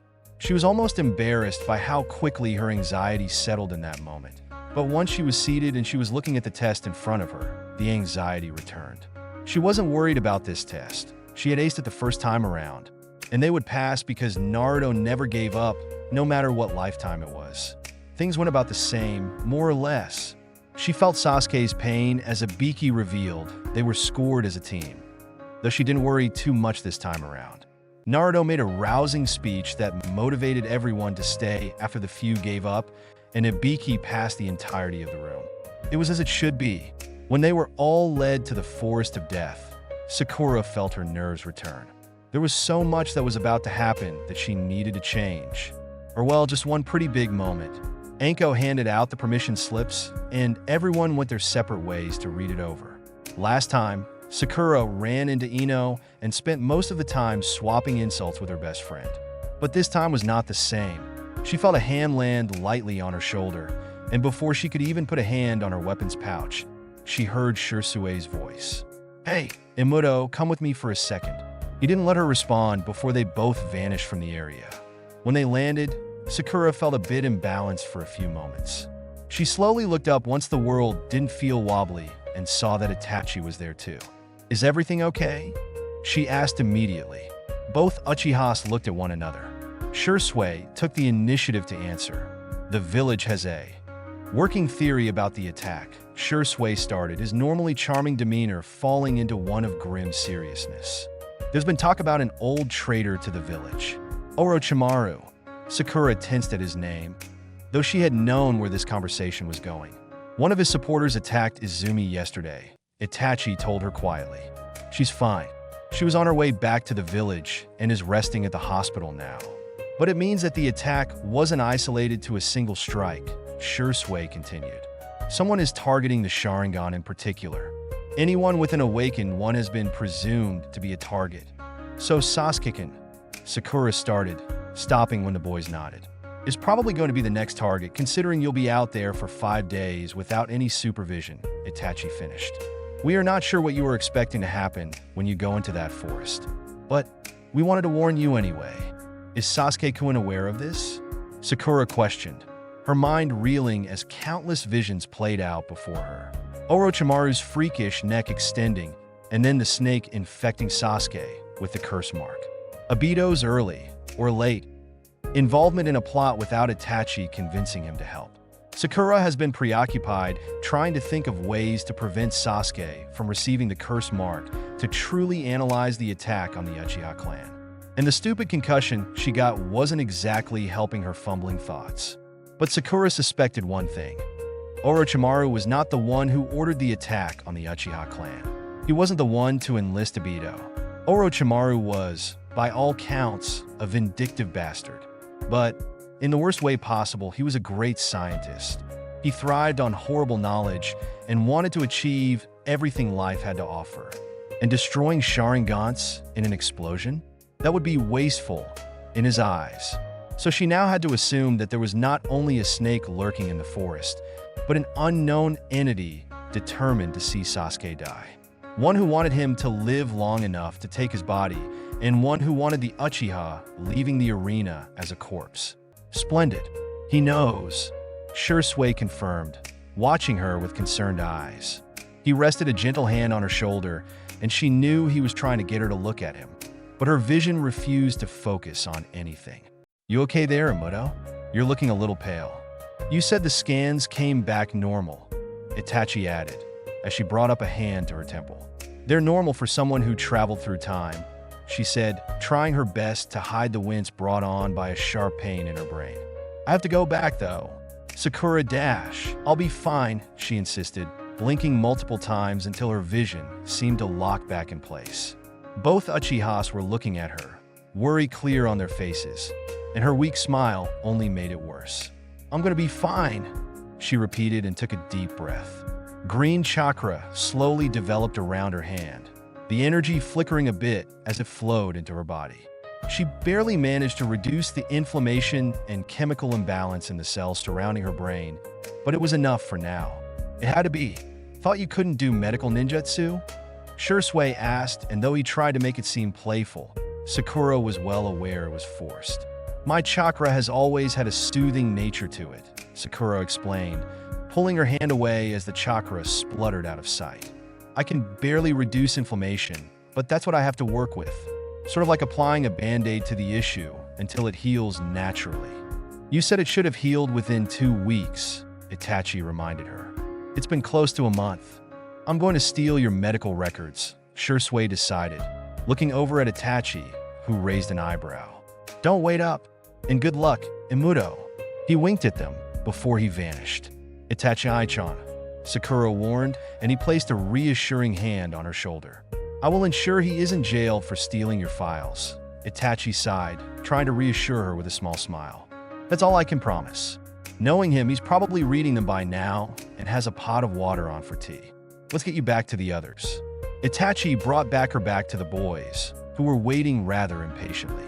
Naruto jumped up from his spot on the ground, and Sasuke's posture straightened itself. Why are you always with Itachi or Shursui? Sasuke questioned immediately, and she muttered an apology. Thanks, Itachi-san, Sakura called, managing a small wave before he wished all of them luck and disappeared. The world started to tilt again, and she placed a hand on Sasuke's arm to ground her. Maybe she was fine. Maybe it was the Uchiha's annoying ability to practically teleport that made her still healing brain spasm. And because she was irritated, she was going to blame the famous body flicker ninja. Sakura-chan, no offense, but you don't look all that great, Naruto said, poking her arm. She swatted it away and gave him a fierce glare. Not that you still don't look good. You do. Promise. It's just, you look like you're in pain and angry. You look angry. I'm going to bludgeon your cousin, she said darkly. Oh, Sasuke raised an eyebrow. It's not Shursui-chan anymore, but your cousin? Team, you aren't still jealous that Sakura-chan's his favorite, are you? Shut it, dope. After these exams, Sakura huffed, finally pulling her hand back and standing up straight. We are going to get revenge on Sasuke's cousin. I don't care that no one can catch him. We are getting revenge. What did he do? Sasuke asked her, gesturing for them to start walking as Anko called for everyone to gather again. Both of her boys were hovering, even as they moved, and Sakura wasn't sure if she should be happy or annoyed. Made my brain hurt, she said truthfully. And when Sasuke's expectant look didn't let up, she continued. Wanted to see how the whole post-concussion thing is going. I'd like to believe it's just because they care so much, but I get the feeling it's because they know the exams are brutal and wanted to assess my health. And Sakura felt her eye twitch, and your cousin didn't trust me when I told him I was fine, so he stole my medical file. And he's probably preparing a cup of tea as we speak while he reads it. What sort of thing is doctor-patient confidentiality if someone faster than everyone else in the world can just take the file and read it like it was a newspaper? He's reading my medical file, my private records. Over tea, the boys let her fume as they turned in their papers and received the Heaven Scroll. In her old life, Naruto once described what he thought when she was angry at something that she couldn't pummel it right then and there. You're like this gorgeous flower that's drooping slightly, you know? He told her with a soft smile. And you want to help the flower because you feel like it doesn't deserve to have its radiance, I don't know, dimmed or whatever. But as you approach the flower, thunder starts to sound. And if you dare to bother the flower, you're struck by lightning. Is that really what you think when I'm angry? Naruto laughed, sheepishly clasping both hands behind his head. Actually, Pervy Sage said that once, and I thought it was actually sort of cool compared to the boring stuff he usually wrote. Before that, I reminded myself to never say anything stupid around you. Pervy Sage used to say either worked. A loud noise sounded and the gate in front of them opened, bringing her back to her current timeline. She glanced over at Naruto, who was now too exited about the exams to worry about crossing her and invoking her wrath. Sasuke, on the other hand, was still watching her closely, like he wasn't sure what she would do. Break down into tears? Pass out from pain? Suddenly launch someone into the sky? She took a deep breath, collecting her thoughts once again. She could do this. Stop Sasuke from getting the curse mark. Keep an eye out for whoever was targeting the Sharingan. Ensure said person doesn't even get the chance to look at Sasuke the wrong way. She could do this. Naruto threw his fist into the air, practically jumping from his excitement. Yes, let's do this. When the Sound Ninja attacked them on his own this time around, Team 7 acted like a team. It's become sort of a standard strategy for them. In theory, mostly, but still, they essentially worked out a slightly more aggressive plan of attack similar to what they did during the bell test. After all, if it surprised Kakashi, then it would work on other ninja too, right? Naruto would barrel in with whatever he deemed necessary, usually with a lot of words and clones. Sasuke would then deliver a single attack. Sakura would cast a Genjutsu in the moments the victims recovered from Sasuke's hit. It usually made her victims see an endless stream of Naruto's clones, since that was actually possible and lessened the likelihood of them undoing her illusion. She would blanket her and Sasuke, ensuring that they were invisible to the victim. If the victim wasn't smart enough to realize it was a Genjutsu, Sasuke would knock them out by appearing right behind them. If the victim was smart enough, they'd attempt to dispel the Genjutsu, and Sakura let it dispel almost entirely, but let one layer linger. If they were smart enough to try and release the Genjutsu, they'd figure out pretty quickly she was the one who cast it, and they'd charge straight for her, which is what the Sound Ninja was currently doing. And for the poor unfortunate soul who charged at her, got a rude awakening when she suddenly attacked from the side, a chakra-laden fist at the ready. The Sound Ninja was the poor unfortunate soul in this scenario. And when her first met his cheek, the guy was sent flying into a nearby tree. Though not as powerful as she would like, it was sufficient enough to knock him off his game. When he stared at her in dazed confusion, she let the illusion he was originally charging at burst into pink petals. He cursed them before fleeing. Sakura felt a bit triumphant. Genjutsu had been an area she naturally excelled at in her old life, but she never got the chance to be trained in it properly. She could dispel Genjutsus with ease, but never fabricate an altered reality. With Sasuke's cousin training her all these years, she's gotten pretty good at creating realistic ones that focused more on omission than bewilderment. And fortunately, Genjutsu was a delicate and precise usage of her chakra, so she didn't worry too much about it affecting her. But she should have. It wasn't to the extent of how she felt before, but she knew her senses were muddled and that this was definitely not the place to have wonky senses. Sasuke appeared next to her when she raised a hand to her head. "We need to keep going," he told her, a hand brushing her arm to get her to look at him. "Can you keep going? If you need to take it easy today, Sakura-chan, we got your back," Naruto offered, but she shook her head. With a tentative hand, she did the same thing she had done earlier to reduce the inflammation of the cells. It was enough to fake confidence. "Let's keep going," she decided, smiling brightly at her teammates. Naruto looked like he wanted to say something, but instead he nodded. Sasuke looked downright doubtful. "Hey, don't let your negativity spread." Naruto pointed an accusing finger at Sasuke. "If Sakura-chan is going to be mega awesome and fight through the pain, then we just have to make sure she doesn't need to save us when you mess up." "I'm the one going to mess up?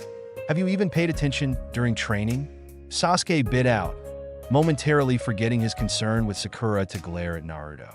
Her best friend crossed his arms and stuck his tongue out. "I don't know. Have you? Let's keep going," she repeated quietly, urging her boys forward. "We have a scroll to get."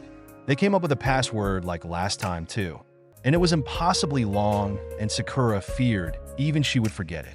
Though, if the worried glances Sasuke kept giving her meant anything, he'd probably be suspicious if she did remember.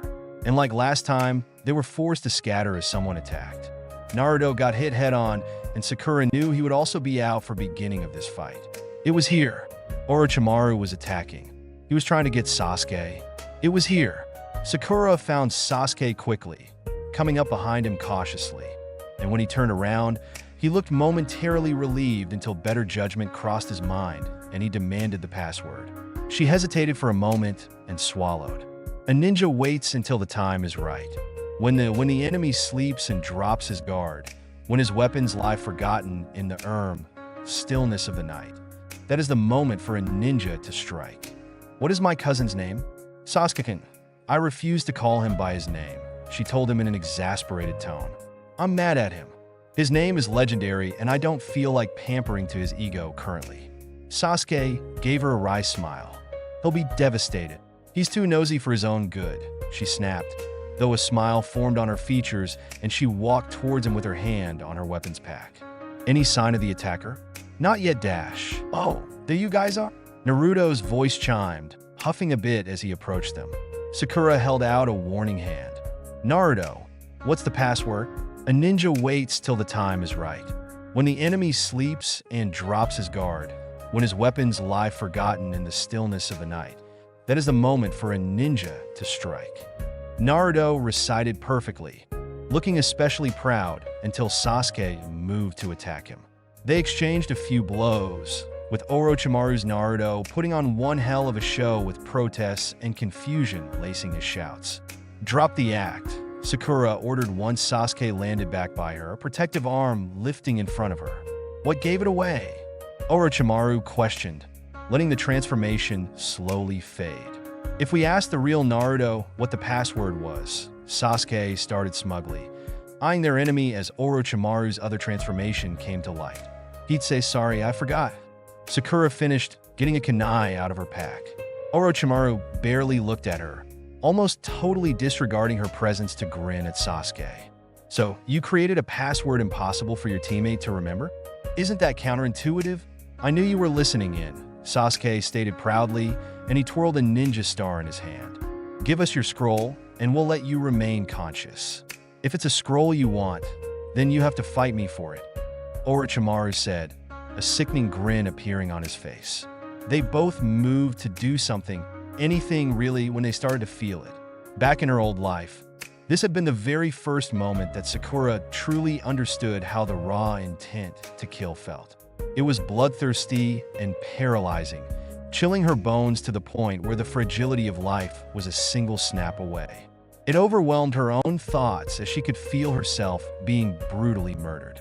She saw Sasuke with a kunai lodged in his forehead, and she felt so incredibly small. She saw from the corner of her eye that Sasuke was just as shaken, if not more so than the last time she lived this. Orochimaru taunted them, and Sakura remembered that this was more or less of a test for Sasuke, to see if he was worth the effort, if his eyes weren't just for show. Sakura knew they had to move. She knew it, but her body felt stubbornly stuck to the earth she was standing on. Sakura has felt death before. She's seen it on the battlefield and at the hospital. She's witnessed the cruelty death has to offer to those it takes, and has felt it so deeply that she was utterly devoid of any shred of hope. But that's the thing about this moment. It's the first time her body was exposed to chakra so petrifying and murderous. Even Obito, who she was absolutely terrified of, didn't hold a candle to how this felt. It was as though Orochimaru enveloped them in his sickening chakra and dampened the light in their souls. They both fell to the ground, and while Sakura didn't break down into tears this time, she certainly felt like she would. And a few moments passed by, and while she remembered Sasuke clearly attempting to move in her old life, it seemed as though he was having as much difficulty as her. That's when Sakura remembered that this life was not her old one. Specifically, that this Sasuke was not her old Sasuke. How'd you do it? She asked quietly, staring at the ground. With that person, I mean, all I felt was a murderous intent in it. It paralyzed me. How'd you withstand it long enough to get us both out of there? Sasuke didn't look at her, and she knew this was not exactly a conversation she ever envisioned having with him. But Naruto was asleep, and she had difficulty dozing off now that Sasuke had whatever was on the nape of his neck. She felt his rage then too, when he went to attack the other sound ninja, and it was so heartbreakingly similar to that monster's chakra. It wasn't so hardened, but it was so unlike her Sasuke, the one that made tiny exceptions for her and Naruto. She couldn't stand it. I've seen worse, he admitted quietly, his voice so low she had to shift closer just to make sure she wasn't going crazy, and he had indeed responded back to her. It then hit her that Sasuke was a terrifyingly strong person. She's always known he was strong, stronger than anyone their age at the very least. And she knew of the Uchiha massacre. No one their age really knew about it, but everyone knew that Sasuke was absent for a week or two when they were in their second year. When they grew up and fully understood what it meant, that's when everyone realized why Sasuke was gone. But Sasuke, he saw it. His family slaughtered by one of their own, supposedly. It hardened him from that day forward. And it was painfully evident from the way Sasuke managed to break free of that man's paralyzing chakra. And he was still managing despite it all. Sakura wasn't sure how to take in the fact that Sasuke had even answered her, considering how personal and horrifying the truth of it was. She didn't feel elated that he took the time to acknowledge he spoke to her, not like she did the majority of their time together on Team 7. Instead, she just felt the urge to help him heal, if he would let her. "It's late, Sakura," he said a few moments later, never tearing his eyes from the trees around them. "Go to sleep. I can take next watch now," she told him, looking over at their other teammate. "You haven't slept for the past day. I can wake Naruto up when I get tired." "You've been awake for a lot longer than me," he stated sharply, his gaze flickering to her concerned features for a brief moment. "You need to rest. I'll take second watch too." "Sasuke-kun, go to sleep." Sakura struggled to move, but she just barely managed to tilt her head enough to look at Sasuke. She was surprised to see him already looking at her, probably just as desperate as she currently felt. But he was looking at her, his eyes trying to convey something as Orochimaru held up two kunai. She placed him in a Jinjutsu, except she didn't play with illusions.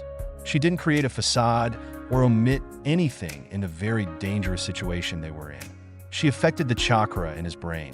Jinjutsu plays one's own chakra against themselves and could easily incite more fear with the right tinkering. It could also dampen the fear if she hindered the fear response starting in the amygdala part of the brain. Orochimaru said one last taunt, readying the kunai and throwing it straight at them. Sasuke broke from the paralyzing fear at that same moment, and he reacted just as quickly as he had in her old life, taking her in his arms and disappearing from the clearing. When Sakura felt the sudden urge to simultaneously hurl and pass out, she wondered if she could petition for all Uchihas to stop using the Shunshin to get to places. It was obviously not helping her brain. Sakura raised a hand in concern as Sasuke slumped back against the tree, dispelling the Jinjutsu as soon as the world stopped spinning around her. Cautiously, she reached forward, her fingers resting on his temple, and she tried to summon her chakra. Sasuke's eyes snapped towards her at the action, obviously not sure what she was doing, but remained still anyway. "You're frazzled from the Jinjutsu," she explained in a low voice, well aware that they had maybe a minute of peace before the snake crept up on them. Her one eye squeezed shut as a sharp pain resonated in her brain yet again. "I'm just relaxing the cells." "You're in pain," he noticed, finally moving to pull her hand away from his temple. "Don't waste your time. Helping you heal is never going to be a waste of time to me," she told him truthfully. Sasuke looked like he wanted to respond, and if he was anything like her old Sasuke, which in this case he would be, he would argue with her and say he doesn't need her help, especially if she needs it more than he does. But, of course, a ginormous snake appeared behind them, and they had to move. They dodged the attack, and the fighting resumed. Sasuke held up his own much better this time around, but it was obvious that he was starting to run out of tricks, and Sakura had only succeeded in inconveniencing Orochimaru with well-timed explosive tag kunai. The snake went straight for Sasuke, and Sakura shouted her best friend's name in relief as Naruto stopped the creature. Naruto taunted Sasuke because everything was a competition for them, and he held his own against Orochimaru until the monster placed a lock on Naruto's seal. And when Naruto started to fall, Sakura didn't hesitate this time. She fell with him. She caught Naruto, using the tree to brace her jump to a nearby branch. That's when Sakura realized what was next. Sasuke getting the curse mark, the one he only managed to be rid of during his fight with Itachi. Sakura looked at Orochimaru and then back to Sasuke, who was frozen in his spot. She could see Orochimaru deciding that Sasuke was his newest fascination and she had to do something. Sakura jumped to a different tree, higher up, and angled herself to face Orochimaru. She loaded her fist with chakra and slammed it into the trunk. The tree creaked, and she delivered another blow with more chakra than was probably wise. She screamed his name so loudly, she was sure Ino had heard and was promptly making her way towards them. Sasuke snapped out of whatever it was that had him frozen, and he jumped up just in time to miss Orochimaru's elongated neck. Of course, that didn't deter the Sannin, so Sakura delivered 2 more consecutive punches and the trunk broke in half. She stumbled back on the branch as the tree shook, aware that Sasuke had appeared behind her and caught her. She slumped against him despite everything in her mind telling her she had to stay awake, but her body just wouldn't listen. Sakura was awake long enough to see the trunk of the tree sail downwards, bringing Orochimaru's body with it. His head had to retract back to his body to ensure he could sliver his way out of any serious injury. And the world around her blurred, the pain in her head making a violent return as she crumpled. Sasuke never let her hit the ground, and that's all her brain could process before she passed out. Sasuke was irritated. He had frozen twice and only broke out of it because Sakura forced him to. First, it was the Jinjutsu she cast, which she stupidly tried to soothe his cells or whatever afterwards. That was a waste of chakra in his eyes, and he felt quite certain that it was the reason she passed out. Maybe her still healing brain played a factor, but that just meant he totally failed at what Naruto pestered him with earlier. If Sakura-chan is going to be mega awesome and fight through the pain, then we just have to make sure she doesn't need to save us when you mess up. And he did mess up. He froze. The second time was just plain horrifying. Sasuke had no idea what that guy was intending to do, but the whole insanely long neck thing was freaky enough for the first day of the exams. And Sakura's absolutely terrified scream broke him out of his trance and spurred him into action. And he went straight for her, only for Sakura to pass out. Because that's what he needed right now. But he was the only one left standing, and he would be damned if he didn't get them all to safety. He quickly moved Sakura, so she was slung over his back with her arms wrapped around his neck before he appeared by Naruto and picked up his idiotic teammate with the arm not supporting Sakura. Sasuke was nowhere near as good as Sure Sway with the Shunshin, especially when extending it to 2 other people. And it required much more chakra than he was willing to give if that freak decided to chase them. So he spared himself 1 burst of speed, just enough to get them out of the vicinity, but kept his chakra levels at a decent amount should he need to protect all of them. He traveled with his teammates, weighing him down for as long as he could, before settling in a small carving beneath a large tree. Honestly, he was exhausted and he wanted to sleep, but he knew he couldn't do that, not while Sakura and Naruto were both out. If it was just chakra exhaustion, Sakura would be awake in another hour or 2. She'd need to rest, but at least she would be awake. That was all he needed for his worries to be relieved at this point. So long as she was up and jabbering on about medical jargon, then she would be okay. She had to be. As for Naruto, Sasuke wasn't even sure what happened to him. 1 second the idiot is taunting him like he hadn't just battled a ninja totally out of his league, and then the next he'd slumped over and falling. Whatever that guy did obviously messed with something, but Sasuke had no idea what it would be. It didn't matter though. Sasuke managed to get them away from the freak and to a relatively safe place for the time being. Sasuke set up traps and cast an illusion with his Sharingan to make it appear as though no one was in the spot. Sasuke laid them both out, using their pouches as pillows, and made sure there were no injuries. He then caught the blood on Sakura's right hand, the source being her knuckles. So, not only did Sakura punch down an enormous tree, but she also ripped open her hand. He gingerly wrapped them, but didn't try to make them perfect. Sakura would only undo it herself when she woke up and do it properly. After he did that, he slumped against the dirt wall. They were 1 day in, and so far had a grand score of 1-1. It was fortunate that they still had their scroll. Sakura had taken it from him before they truly entered the forest and had Naruto transformed 2 of the scrolls he brought in exact replicas. On the outside, that is, it was a great idea, he had to admit. Though, if that freak would have left them alone by giving up their scroll, he would have done so in a heartbeat. It wasn't until nightfall that Sakura woke up, and when she did, she bolted upwards and looked around frantically. She looked to her right and saw Naruto. Her hand tentatively reached out and placed itself on his forehead. She sighed in relief before she began looking around again, the tension returning to her body. Sasuke simply raised an eyebrow and waited for her to find him. When she did, her eyes went straight to his neck for whatever reason, and after the assessment passed whatever internal test she just gave him, she visibly relaxed. "You're okay," she breathed out, her eyes closing for a moment. "That's good." "That was idiotic," Sasuke stated, pointing towards her wrapped hands. "Not only did you run out of chakra only a few hours into the exams, but you also tore up your knuckles. I just wanted to have your back," Sakura said quietly, moving herself so she sat facing him. She began to unwrap her hand, pointedly not looking at him. "Sakura, I know it was stupid, Sasuke," she whispered, undoing his poor work and grabbed bandages from her bag. "And compared to you and Naruto, I'm weak. My offensive measures are Jinjutsu tricks and strong punches.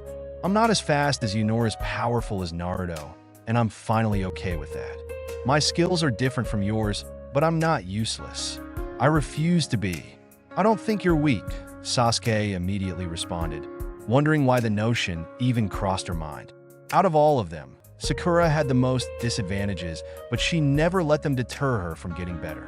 "Nor do I think you're useless," he continued, watching as she paused before continuing to wrap the bandage around her arm.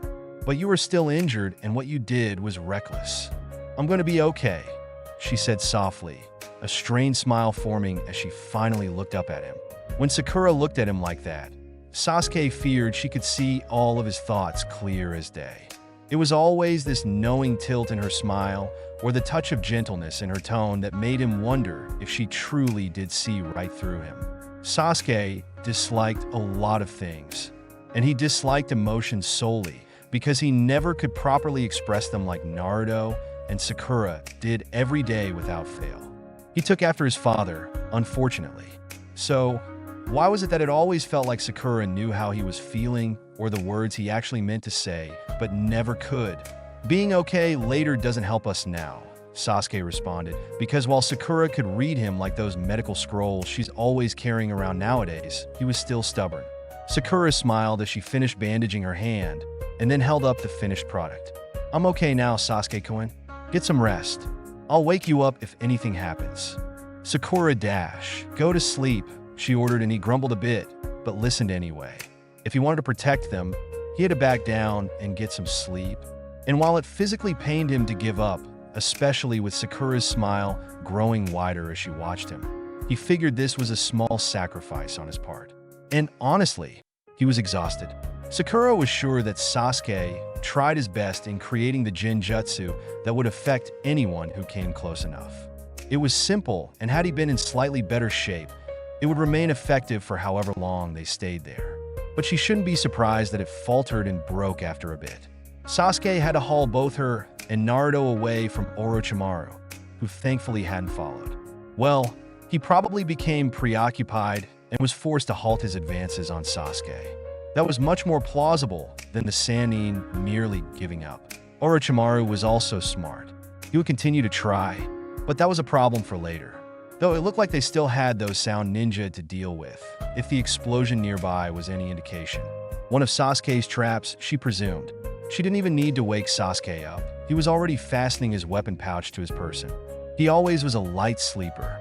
The Sannin got past their traps easily, and when a chipmunk came scurrying across the clearing, Sasuke was the one who threw a kunai at it this time around. And while it was a lot different from the fight the first time, it was necessarily in their favor. Sakura barely had any chakra, her body still pathetically weak. And though Sasuke was strong, he wasn't overflowing with power and rage this time around. He was exhausted, and she knew it no matter what the stubborn Uchiha said. So the fight became much more defensive on their side, with Sasuke doing a lot more than she could. The one ninja broke past Sasuke, and all Sakura had was a lot of kunai, paper bombs, and some muscle backing her punches. She forgot about the thing this team based most of their attacks on, sound waves. When a blast came out of his palms, she was blown back and the breath was knocked out of her when she hit the ground, her ears ringing and world disoriented. Sasuke had called her name, but that's when all Sakura could see was green. "Lee-san!" She gasped in surprise. This really was just like last time, huh? He proclaimed his want to take over the fight and protect his beautiful blossom. And Lee was just as extraordinary in this time around, until things started to take a turn for the worst. She wanted to help out in some way, but she felt like every pound of her body was dead weight. Chakra exhaustion sucks. And just like her previous life, Lee got taken out by sound waves. Lee was fast, but Lee didn't have the same advantage as Sasuke's Sharingan to keep him afloat. He was beaten, just like last time. Sakura tried to go to Lee, but her knees started to buckle under her weight as soon as she started to stand, and that was about the time she cursed her small chakra reserves. Right before she could have stumbled, a hand wounded itself in her hair and forced her to the ground. It was that girl ninja, the same one who did the same thing last time. Sakura's brain did not appreciate the girl tugging her head in different directions while going on about how soft her hair was. She had soft hair because no matter what lifetime she was in, she was going to use the conditioner Ino swore by. She just refused to give it up. Granted, she swapped to a non-scented version after Packen had exclaimed that they used the same scented one, but it was the same maker. The girl taunted that she could have trained, and even though she did train this time around, it still stung. Because Sakura has been training, her body is finally at a point where she could endure Tsunade's lessons without being absolutely destroyed after every single one. And she hasn't even started those in this life yet. But she was still stubborn and determined, because she wouldn't fall behind in this life. She would need to wait years to even remotely come close to fighting alongside her boys, if it was anything like that time. Sakura pulled out a kunai, flashing an innocent smile to the girl who disregarded her, and slashed it through her hair. Call her nostalgic, but this moment in her past life was so important to her. She didn't even care that it had repeated. But before she could stand up, the sound ninja kicked her back into the ground and growled something that sounded an awfully like bitch. Sakura glared up at the girl, making eye contact, and made her tremble. Well, not her. The genjutsu she just managed to cast made the girl stumble back. It was probably the most fear-invoking genjutsu Sakura ever created. It did the exact opposite of what she did to Sasuke earlier. She controlled the chakra in the girl's mind and overwhelmed her fear response until the girl fell to the ground. Sakura heaved herself up, taking slow steps to the girl, who was frozen in place, completely oblivious to her teammates, shouting at her not to let some pink-haired kid get to her. Offhandedly, she felt multiple chakra signatures arrive on the outskirts of the squabble. Team 10, Tintin, and Niji if things were going to play out just as similarly. Sakura knew her chakra reserves were shot. She couldn't afford a single chakra-infused punch, so she did it the old-fashioned way, as if she was punching Naruto for saying something inappropriate. And thanks to the genjutsu lowering the girl's defenses, the ninja was knocked out from the force. She waved her hand, frowning at the pain that shot through her wrapped-up knuckles. She saw the tracings of red begin to dampen the bandages. Great, she reopened her wounds with that punch. She made a mental note to invest in gloves after the exam. Somehow, Sasuke managed to knock out the one ninja, and suddenly it was 2-on-1. And while she wasn't complaining, the way the sound ninja surrendered felt too easy. Take the scroll and let us pass. He bargained, laying the scroll on the ground. He gathered his teammates, throwing back a glance at them. I hope we don't meet again, Uchiha Sasuke. Sasuke walked towards the scroll, picking it up and looking off where the ninja fled. What did you do to him? Sakura asked cautiously, coming up behind him and placing a tentative hand on his arm. His attention was drawn back to her, and he shrugged. Don't know what his problem was. Her frown deepened when he averted her eyes. But Sakura let it go, her concern then drifting to Lee, who was not in good shape at all. If Sasuke didn't want to tell her, she'd respect that. For now, she started for him, but that's when Tintin dropped down and lifted Lee's arm over her shoulder. I can take care of him. See you at the tower. At the tower, Sakura confirmed with a nod. Make sure Lee-san knows how grateful I am. Will do, she beamed, taking off with Lee. Team 10 finally came out of the shadows, and it went down just as it had in her old life. Naruto was woken up and he freaked over the snake person and then over her hair when he realized it was cut. It's so short, he yelled, cautiously reaching to touch the strands. She swatted his hand in the air and simply gave a half-hearted chuckle. Well, it's about time I did something about it. The difference in this time was Shikamaru's raised eyebrow as he walked towards her. You used Jinjutsu, he noted, sighing when she nodded. Ino was cutting her hair and promptly scolded Sakura for moving. Your team is odd, Shikamaru stated, leaving it at that when Ino announced that she was done. The teams parted ways not long after that. We have both scrolls, Sasuke said, and then looked towards the tower in the distance. Let's get this stupid exam over with and finish early. Naruto and Sakura were both happy to agree. At the end of it all, Sakura managed to escape by the curse mark and Kabuto's guidance.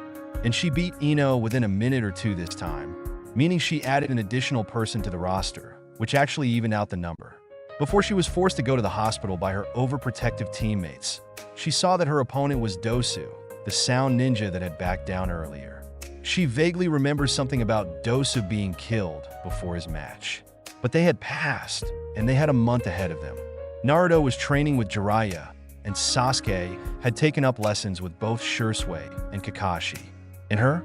She was on bed rest for 2 weeks. You know the boys mean well, Makoto told her gently when she caught her pouting. She was taken by her team as soon as the preliminary exams were over and dumped into the hospital with promises to visit. She hoped they would, so she could punch them all the way to Suna. Today was the first day of her 2-week-long stay. Naruto, Sasuke, and Shursui came to visit her, but she pointedly ignored all three until they left. Makoto and Itachi came not long after they did. But I'm going to be fine, Sakura insisted, and wasn't surprised when Itachi raised his eyebrow. You said that after the attack and you're back in the hospital a month later, Itachi pointed out, taking the seat to her left while Makoto busied herself with whatever was in her bag. And I told you, it was a normal result, she said through gritted teeth. Her report was normal, and truthfully, she didn't know why she hadn't seen it coming. Traveling through time was bound to have some repercussions, and this was purely logical. There was trauma evident in her hippocampus. It caused concern because that's where memories are stored, and while it was troubling for a normal ninja, whose memory could have been altered by some other means, Sakura knew why. Shursui had noticed, told Itachi, and they were worrying over nothing. The doctor said that the trauma from your concussion was greater than what they'd normally expect, Makoto explained, her presence the only soothing one out of all of her visitors. The woman placed a bag on the bed and sat at the edge of it. And it's causing something to act up whenever you use chakra. It's rather common, Sakura frowned. Concussions for shinobi are considerably worse than for civilians. Usually, the chakra in our bodies are substantial enough protection to avoid most concussions. But when shinobi do get concussions, it frazzles the brain as much as the chakra system. Any added complication could lengthen the recovery time or make it difficult to use chakra properly. You should let someone heal it, Makoto told her, but she shook her head. The brain is the most difficult thing for medics to heal, even experienced ones, she replied with a sigh. A single mistake, like applying too much chakra or not expanding it enough over the damaged cells, could cause irreversible brain damage. I just don't feel comfortable taking a risk like that. How long will it take to heal naturally? Itachi asked. I thought a month was sufficient time, she admitted, cursing herself. She hadn't taken into account that the trauma from time traveling would also affect her chakra pathways. But the complications and everything that happened in the exam make it difficult for me to predetermine a possible recovery date. Unless Tsunade-sama suddenly arrives at the village, I'll just have to wait it out. Senju Tsunade?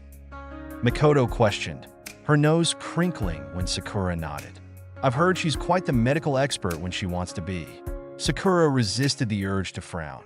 She understood why Makoto wasn't a fan of Tsunade. It wasn't necessarily because of her old master herself, but the simple fact that she was a Senju. Clan tensions were still prevalent. And if Sakura had learned anything from going to the compound almost every day for 5 years, it was that the Uchihas could hold a grudge. Even Makoto, she's Sakura's idol, Itachi supplied, sending her a soft smile before standing up. I must go. I have a mission. Be safe, Makoto called, giving her eldest a reassuring grin. I've got this one covered for the day, even if I'm not her idol. Sakura's pout returned. That's not fair. Neither is letting you go another day with that hair, Makoto quipped. Opening the bag she had set down earlier to reveal the necessary equipment for cutting hair. Let's get you into a chair. That was how Sakura found herself getting her hair cut by the Uchiha matriarch herself. When Sakura first met Makoto, she learned very quickly that while she was kind and gentle, she was quite strict. Not as much as her husband, But the woman had an entire clan following her example, and she's become a different sort of motherly figure to Sakura. Not that she didn't consider her own mother a motherly figure. It was just different. Her Nomabuki was, well, a civilian. Both of her parents were. Her mother also instilled the idea of appearances and looking her best for others. She loved her mother dearly, especially since she supported Sakura's choice in becoming a ninja, despite not understanding it. That support ended around the time Pain attacked. Her parents fully understood what it meant to be a ninja in their time and were vehemently against it. She hadn't seen them much after the invasion. She ultimately spent her time with Naruto and Ino in her old life before they all got whisked off to war. And so, it was the total understanding of the shinobi world that made her bond with Mikoto much different. It also helped that Sakura now got to see where Sasuke's rare and gentle moments in her past life came from. "You're my favorite Uchiha," Sakura admitted, as Mikoto brushed through her strands. "Don't let Shursui or Sasuke hear you say that," Mikoto teased, pausing in her brushing to lean sideways and smile. "Though, I'm happy to hear that. I don't suppose it's because you're currently mad at those two?" Sakura didn't shake her head, but she pursed her lips together. "You raised them well, but even they have their flaws. Why are you mad at them?" Mikoto asked, resuming her brushing. "Is it truly because they had you admitted to the hospital?" "I guess that's the reason with Sasuke-kun and Naruto," Sakura decided on after a few moments. "They're a bit overprotective at times. And honestly, I'd do the same thing if it was either of them." "But not Shursui?" she inquired. "It's not because he broke into the hospital and took your medical records, is it?" Sakura's eye twitched at the thought. "I take doctor-patient confidentiality very seriously." Mikoto hummed, finishing her brushing and swapped to a comb and scissors. "You'll be a great medic, Sakura-chan. I can feel it. Mother's intuition." "Thank you," Sakura whispered. "Well, there's not many people in this world that can get my youngest to listen to them, so I'm sure that skill will help with your patience," Mikoto continued, carefully evening out her hair. "Shinobi do make the worst patients." "They say the same about doctors," Sakura muttered, her nose scrunching when Mikoto laughed. I guess that's why you're so taking this whole thing so well," she joked, then ran delicate fingers through her hair. "You're all set, Sakura-chan." Sakura's hand went up to her hair. "Already? Well, there isn't much of it left," Mikoto pointed out, taking the towel wrapped around her shoulders and shaking it onto the floor. "I'll get this cleaned up, and afterwards we can play shogi. You've played a few games with Itachi and Shursui, right?" Sakura nodded, slowly getting up from the chair. "I didn't know you played," Sakura said, letting Mikoto fuss over the loose strands on her clothes before the older woman guided her to her bed. "Who do you think taught Itachi?" "Honestly, I thought it might be one of the Naras," Sakura told her, thinking back to the days in her old life where she'd play games against Shikamaru. She almost always lost. She won a grand total of 2 times against the lazy genius. But she could say it was the reason she could hone her strategy skills. She wasn't as cool-headed as Shikamaru in battle, but that was something she couldn't exactly stop. She had to mature as a shinobi, and that only happened with real battlefield experience. The war helped cool most of her rash, impulsive strikes. But if this round in the Forest of Death taught her anything, it's that she had to work on it all over again. Mikoto and Sakura played shogi for the remainder of the day, talking about the exams and her training. It was rather nice for having been in a mood earlier in the morning. Sasuke ended up coming after his training for the day ended, citing that he was there to walk his mother home. Sakura merely crossed her arms and watched him with a bored expression, even as Mikoto told Sasuke to wait there while she talked to a nurse. "I'm not mad anymore," Sakura announced after a few silent moments. Sasuke raised a single eyebrow, stuffing his hands into his pockets as he leaned against the wall by the door. "It was dumb of me to get mad at you and Naruto for caring," she continued, folding her hands together in her lap. Sasuke blinked a few times before he fixed his stare ahead. "You're in the hospital because something about your medical scans worried Shursui. I didn't say it's because I care." "Okay," she accepted, even though she was fighting the urge to tell him that the whole cool facade was old, especially to her. "I guess I'll just have to take Naruto on a date or something to make up for it." It was a low blow, even for her, but the way Sasuke's eye twitched made up for it. "Really? She was planning on treating Naruto to Ichiraku when he got back from training with Jiraiya. Calling it a date would be stretching it, but she was still petty enough to cherish the way it annoyed Sasuke.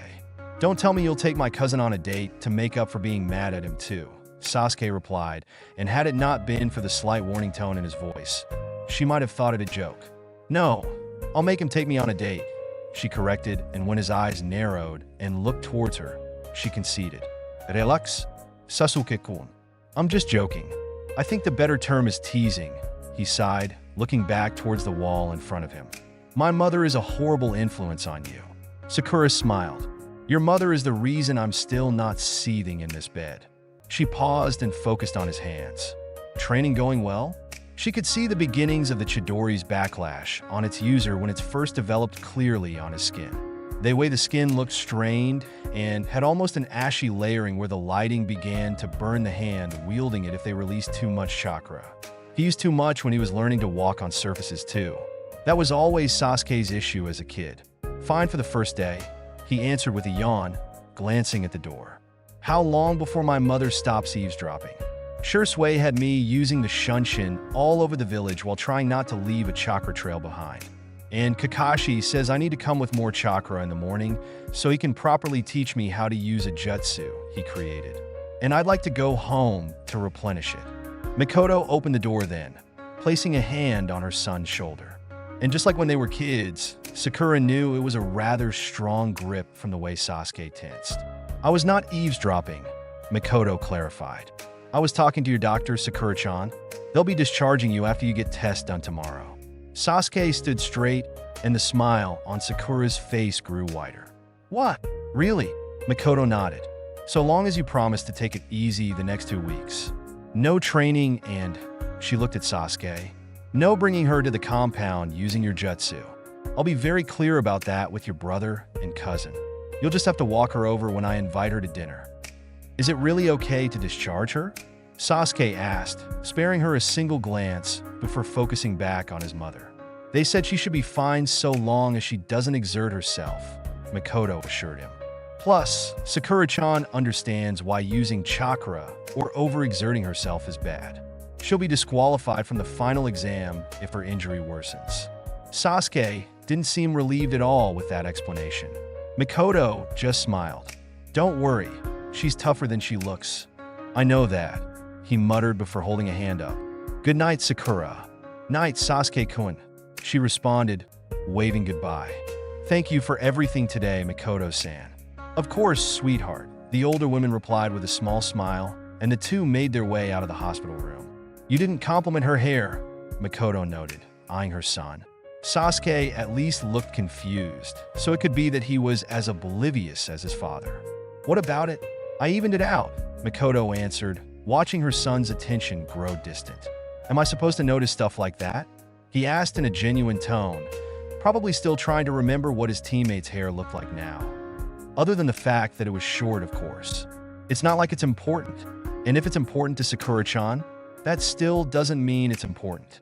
Mikoto frowned at her son, but ultimately gave it up. "Maybe. Not yet." The final exam was here, and Sakura was incredibly nervous. She made Chunin in her old life without having to take a final exam. Tsunade passed all 3 teams and even gave Niji a double promotion. She didn't have to deal with an entire crowd placing bets on who would win, and she almost wished she hadn't won her battle against Ino so she could hide from the attention. She and Naruto stood with the rest of the participants, except for Dosu and Sasuke. Sakura knew Sasuke would eventually make a dramatic entrance, but it still caused unrest now. "There's a lot of people here," Naruto whispered to her as the Sandaime made a quick speech. Sakura's heart dropped as she processed what this day meant. She knew that this was the day of the Suna invasion. She had lived it and had been knocked out by a Jinchuriki about halfway through the day. And she had decided ages ago that this event was too important to alter. It solidified an alliance between Konoha and Suna, changed Gaara, and would probably result in a permanent alliance if things went well. Namely, she spoke for Shikamaru and Temari, who were horrible at hiding their feelings in her old life. She wasn't friends with this Shikamaru yet nor Temari, but in her old life, she cherished them both deeply.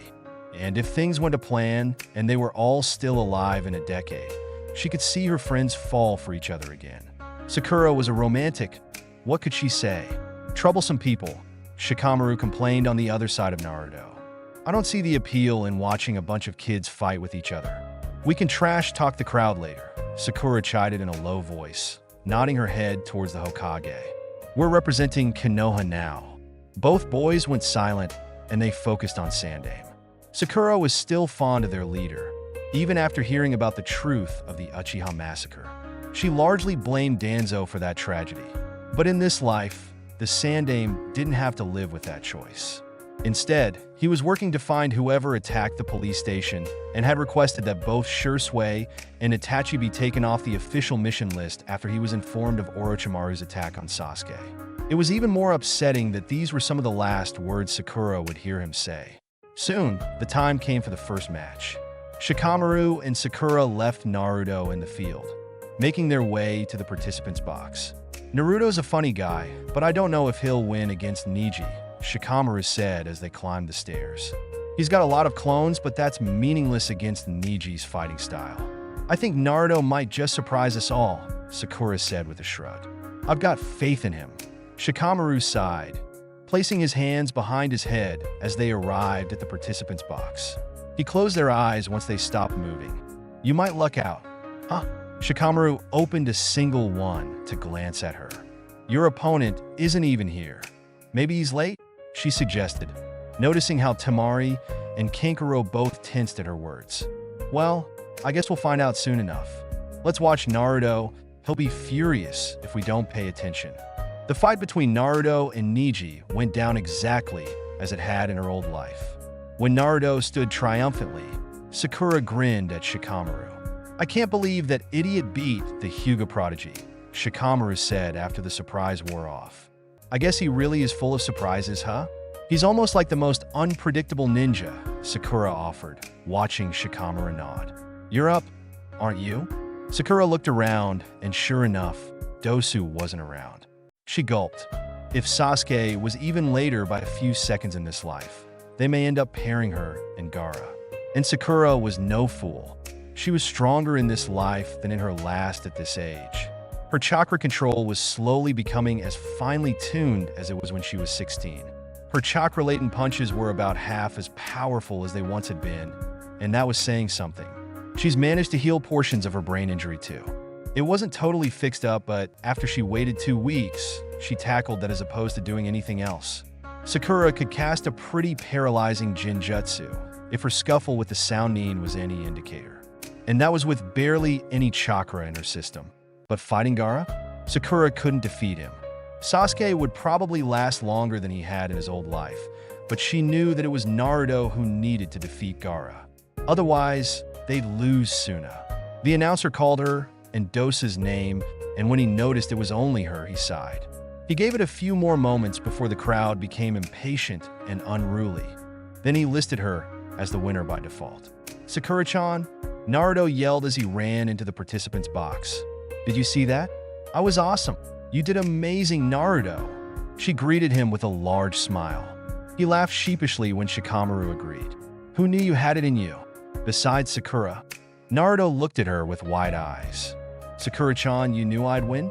I just had faith that your annoying determination wouldn't fail you, she said before the announcer called for Shino and Kankuro. Kankuro forfeited, and the crowd was not happy about it. Temari jumped down from the box, making her dramatic entrance, and landed. The announcer called for Shikamaru.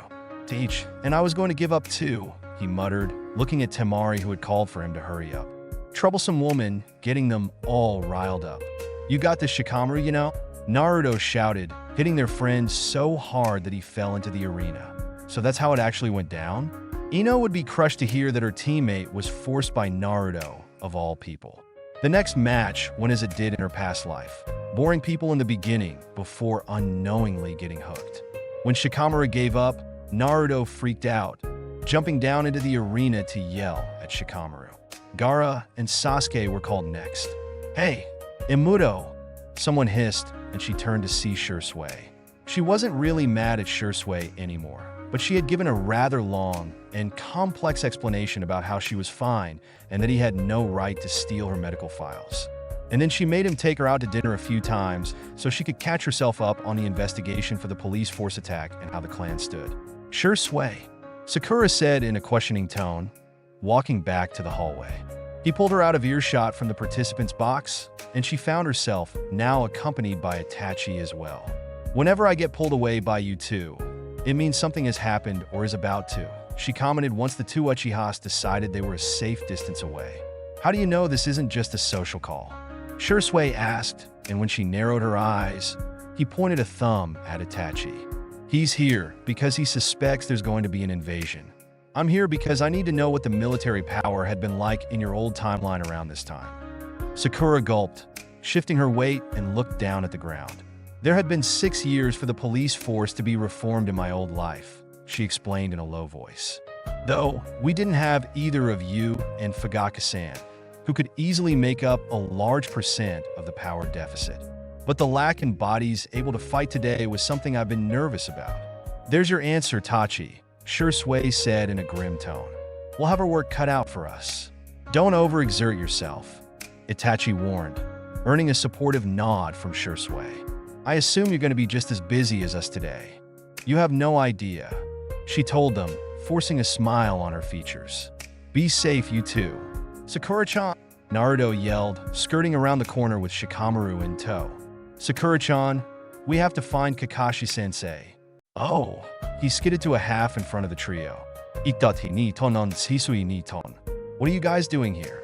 Adult talk, Shursui responded seriously, and Naruto's features scrunched in confusion. Sakura-chan isn't an adult, her best friend pointed out. No, she's got an old soul though, Shursui replied with a grin. He ruffled her hair and promptly vanished. Itachi placed a hand on her shoulder, and though he didn't say anything in front of Naruto and Shikamaru, she saw the concern in his eyes. I've got it covered on my end, she told him, earning a soft smile before he too disappeared. What do you have covered? Shikamaru asked, eyes narrowing slightly when she frowned. I get why Sasuke broods whenever he sees you talking to them, Naruto complained.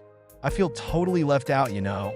It's clan stuff, Sakura said, giving Shikamaru an apologetic smile. Sorry.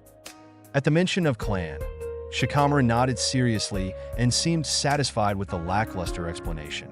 I stand by what I said back in the forest. Your team is odd, he told her, rolling his eyes when Naruto didn't let it drop. She can't tell you at the moment. It's an Uchiha issue, apparently. You guys can talk about it later. We need to find your sensei. That drove Naruto back into his frantic state. Oh, yeah, I almost forgot. We have to get to Kakashi-sensei. Sakura-chan, that Gaara guy will kill Sasuke if he doesn't stop the fight. Sakura blanched, though she expected this. Sasuke fighting Gaara with a curse mark was one thing, but now he couldn't call upon it to give him an extra boost of power, if need be. Then let's go. They hurried to the stands, finding Kakashi with Guy just like last time. When Naruto yelled out his concerns, Kakashi tried to calm him down and reassure him that Sasuke would be just fine. The three of them stood by warily, glancing at one another, clearly doubtful despite Kakashi's reassurance. That's when people started to slump over, feathers falling in front of them. She released the Genjutsu immediately. Naruto and Shikamaru fell down, though she heard Shikamaru break it a few moments after he did. She still could not believe him, and to think in her old life, he became the strategic leader of the entire shinobi force before he died too. Kakashi glanced at her. I guess it's natural for you to resist a Genjutsu of this level. This is an invasion, isn't it, Kaka-sensei? She asked, pulling out a kunai and changing her stance. Appears so, Kakashi responded his back to Guy. Like last time, someone sailed towards her. Unlike last time, she was able to defend herself. She dropped to the ground, allowing the man to miss his attack. As soon as he was above her, she shot back up with her fist slamming into the man's stomach. The force sent the man hurling into the ceiling, hitting the concrete and causing cracks to form from where his body collided it. He fell to the ground, unconscious from the blow. Kakashi appeared next to her, as if expecting her to pass out. Though, based on the past 2 months, she couldn't actually blame him for his concern. She's learned to keep chakra constantly flowing around the damaged portions of her brain. She didn't dare try to heal it fully, but it was there to soothe the agitated cells as soon as they began to spaz. She had to be careful, though. A single mistake on her end could end up harming her brain further.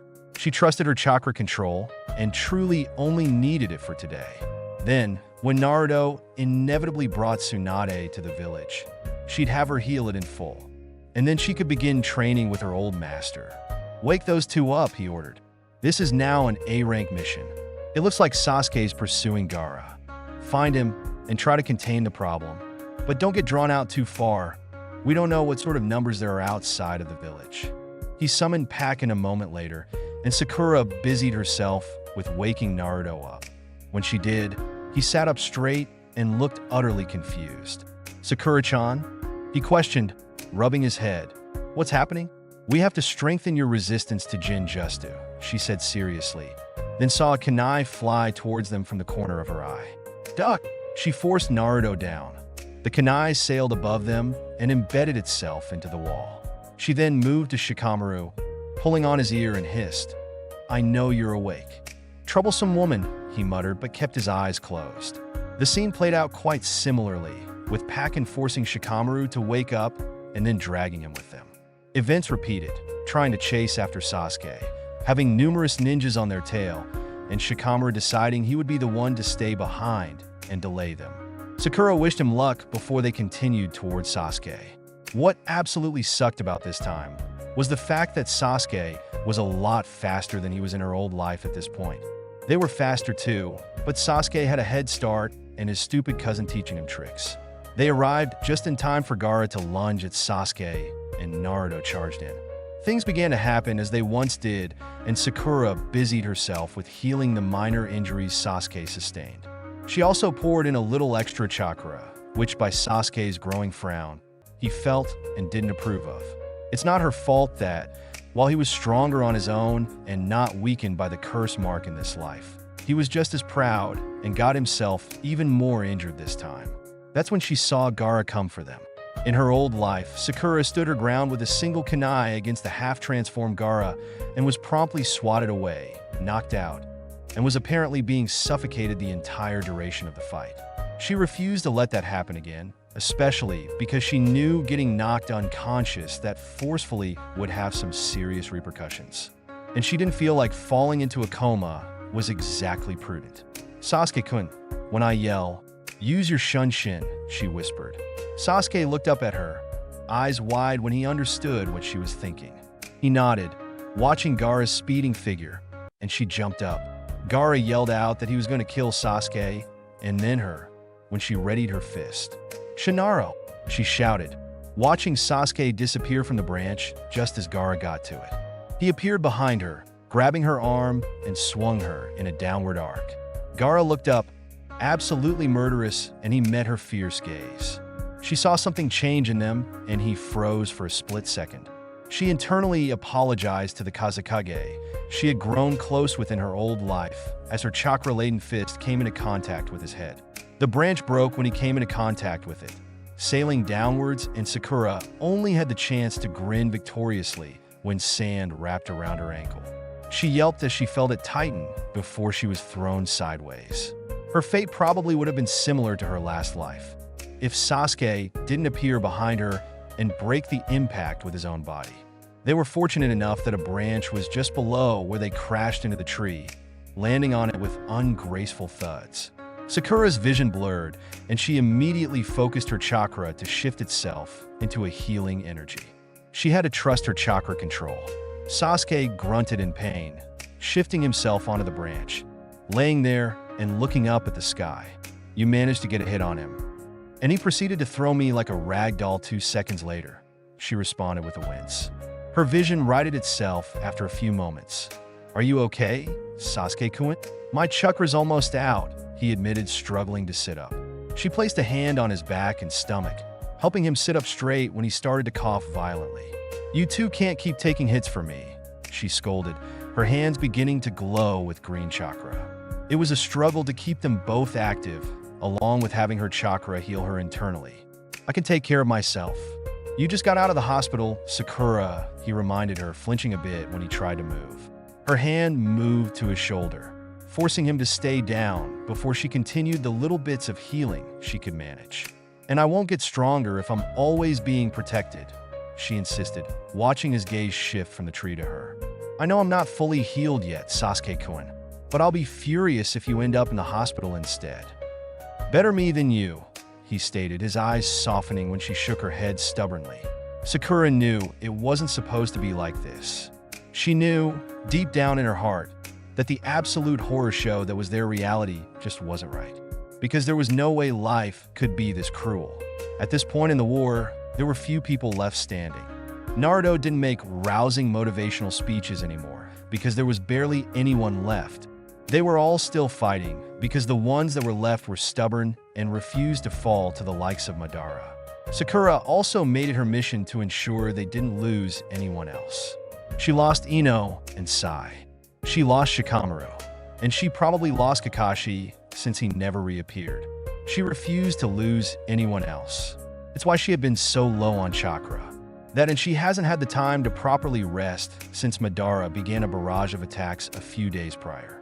She knew Sasuke and Naruto were keeping Madara busy as she tended to their wounded. She had to resort to her seal a day ago to ensure the body count didn't increase anymore. Sakura heard a warning and she whipped around, channeling almost everything she had left into her fist as it connected with Madara's gut. He skidded back, as though it was a punch from a mere child rather than one that could break mountains. Sasuke and Naruto appeared in front of her, the former barking that his fight was with them, and the latter growling a warning about coming any closer to her. Chains erupted from the ground, the force knocking her back. They pierced the two boys she loved most in the world, her boys. Sakura looked down at the ground and saw a marking on the erupted dirt. It was a sealing jutsu. Madara came towards her to place a trap, knowing the boys would override any precaution to protect her. It was that protection that got them killed. "You're the one that said we always have each other's backs," Sasuke continued, breaking her away from her memories and pulled her back to this life. He was frowning, his eyes roaming her face. His hand lifted up, but he seemed to rethink his actions as he put it on the hand, healing his abdomen instead. "That includes when you get tossed like a rag doll by whatever that guy is," Sasuke told her, the corner of his lips turning upwards. "You weren't supposed to take it so literally," she muttered, looking down at where his hand rested over hers. "I refuse to lose either of you, because you were dumb enough to protect me. Dying for someone precious to me doesn't sound dumb." Sasuke shrugged, slowly taking her hand off his stomach. She whispered his name as they helped each other stand up. "Sakura-chan, Sasuke," Naruto yelled, their attention snapping back towards the fight. He landed beside them, huffing a bit, and pointed behind him. "I don't know what happened to him. He's like freaking out or something." Gaara was indeed having some sort of crisis, and at this point, their guesses were as good as hers. She had been unconscious during this part, and had no idea what was going through Gaara's mind. Suddenly, sand shot out from around Gaara and headed straight for them. All three of them scattered, but it didn't stop as the sand separated and trailed all three of them. Unlike Sasuke, both Sakura and Naruto weren't fast enough to outrun Gaara's sand. Both of them got caught quickly, being dangled for a few moments before the sand threw them at the same tree. Sakura had enough time to brace herself this time, sticking to the trunk of a tree while Naruto slammed into it below her. Luckily, her best friend had the thickest skull around and got up quickly. Sasuke landed by Naruto, the two probably trying to think of a way to either run or defeat Gaara. Sakura saw Gaara suddenly leap from his spot, aiming directly for her boys, and jumped down in front of them. She took the hitman for them, and she distinctly remembered someone catching her as pain overwhelmed her body. She couldn't remember anything further. "How is she?" Kakashi asked him. Sasuke shook his head. "I thought so." He pocketed the ninja star he had been spinning around his finger and rolled up the scroll he had been studying. This has been his routine whenever someone came to visit while he was studying. Sasuke looked at his idiotic pink-haired teammate. She had taken a hit meant for them as if it were some sort of payback for when he looked a hit for her. He had to catch her, and everything seemed to just get worse. Gaara had transformed into an enormous monster, the one-tailed beast, if he heard Itachi correctly. And he wanted to get Sakura out of there, but couldn't just leave Naruto. So he was almost thankful when Shursui came after Naruto summoned this huge toad. He handed Sakura to Shursui, giving him a rundown of what had happened. And from the way his cousin blanched and cursed, he assumed that Sakura hadn't told them everything about her injury. That fact alone made Sasuke furious. Before Sasuke could question his cousin, Shursui disappeared with a promise to send Itachi as soon as he could. His brother found him after the Suna trio left and helped him lug his teammate to the hospital. Naruto only had to spend a day in the place, getting patched up and released for the Hokage's funeral. Apparently, while they were fighting a huge monster, Orochimaru killed the Hokage, the same freak that targeted him during the exams. Naruto got to go and pay his respects, whereas Sakura was in the hospital in what he would call a coma. Itachi corrected him and said that it wasn't exactly a coma because Sakura was still responsive. She muttered odd things every so often, and sometimes her features scrunched together in pain. She just wouldn't wake up. It had been 3 weeks. Naruto left with Jiraiya to find the next Hokage, who was apparently Sakura's idol. The famous Mednin that Sakura gushed about was going to be the next Hokage. His mother also mentioned the fact that Sakura explicitly stated she would only let Senju Tsunade heal her brain. Sasuke would have gone with the idiot if he knew it would quicken the mission. But this was Jiraiya, and there was a reason Naruto called him Pervy Sage. He had to count on the idiot to not let his teacher get sidetracked with certain entertainment venues. Sakura's health depended on it. Just wanted to check on her, Kakashi said, walking over and placing a hand on her forehead. I can't train you tonight. They're sending me on a mission. Fine, Sasuke accepted, almost thankful that his brother and cousin had been pulled off the active missions list for a while now. He knew it was so they could work on whoever was behind the police station attack, but they were both home every night. It was nice. He had someone to train with whenever he came home. By the way, they're choosing Chunin soon, Kakashi told him, taking his hand back and walking back towards the door. I'm recommending you too. And Naruto, if Jiraiya agrees. You think we're ready to be captains? Sasuke questioned with a raised eyebrow. I think the 3 of you have outgrown D and easy C missions, Kakashi answered. Though, I'll be recommending you all as a unit. Sasuke's head snapped away from Sakura and to his sensei. A unit? Kakashi nodded. You've all grown since your first test. Seamless teamwork is difficult for seasoned shinobi, and yet you 3 are almost at that level. Of course, you all need a little polishing on your own, but bringing you together will be more beneficial than separating you.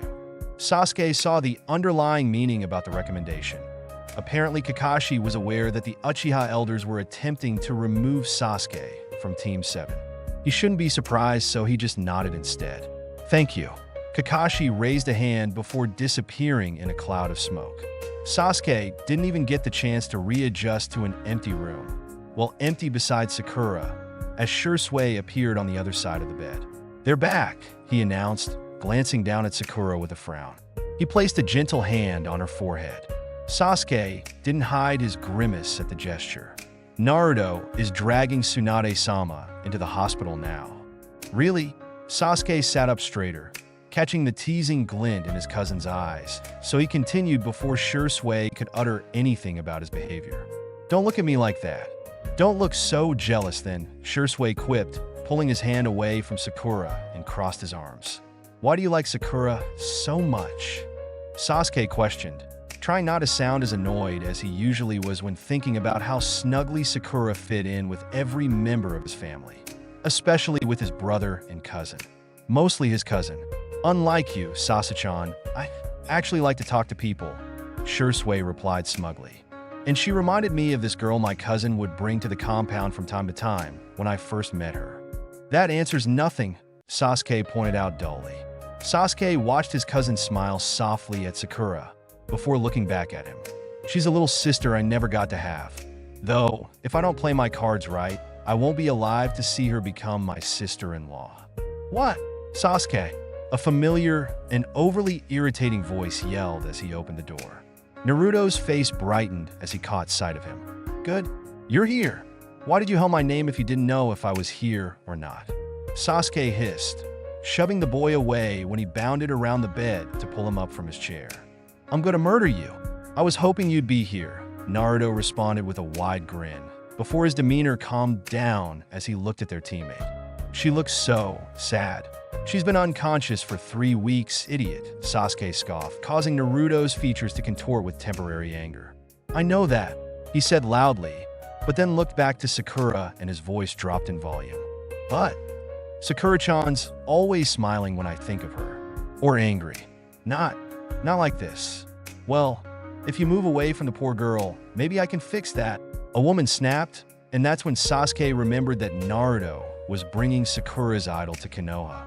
The woman made a disapproving noise and gestured to Sasuke and Sasuke. I don't even want to know why this girl is surrounded by Uchihas, she said, moving towards the bed and placing glowing hands on Sakura's head. Naruto and Sasuke stayed by their teammate's bedside until Tsunade threatened to break every bone in their body if they continued to hover. And because they grew up with Sakura, they didn't second question the threat and did as they were told.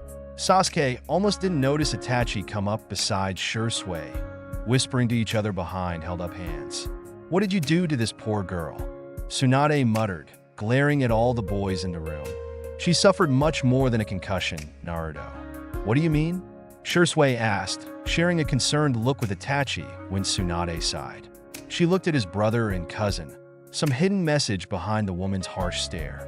Mother wanted you two home now, Itachi said suddenly, locking his gaze with Sasuke's. Sasuke didn't like it. In fact, he hated it, because this was Sakura they were discussing, and she was their teammate. She was Sakura. But Sasuke knew the look in his brother's eyes. It was the one he wore whenever he came back from particularly haunted missions, and he couldn't say anything to him. It meant that whatever was about to be spoken was not something he should know, and that pissed him off, because his brother and cousin knew, but he didn't. Naruto didn't. They were the ones closest to her.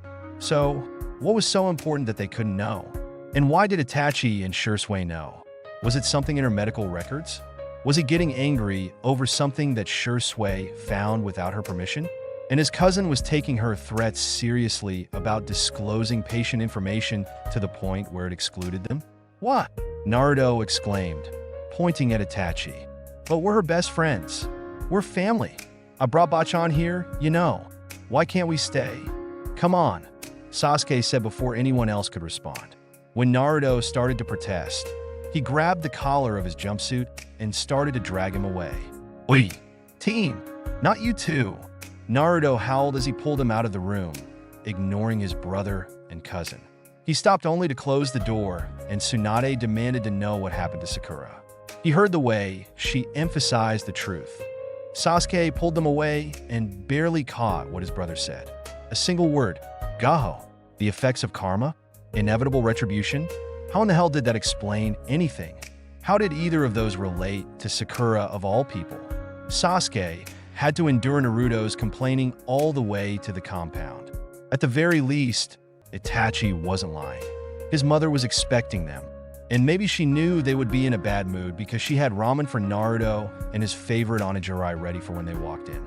Gaho, Itachi stated bluntly. Sasuke watched as the older woman's features scrunched together. He heard her curse, and then looked down at Sakura with what he thought was compassion. Portions of her cells began to deteriorate, she told them in a clinical tone. Naruto said she had a concussion 2 months ago, and that she refused to let anyone heal her. Yes, Itachi confirmed. She reacted poorly to any sort of chakra fluctuations after that. She was hospitalized a little over a month ago after the second Chunin exam. She's a smart kid, Tsunade noted seriously, though her frown only deepened.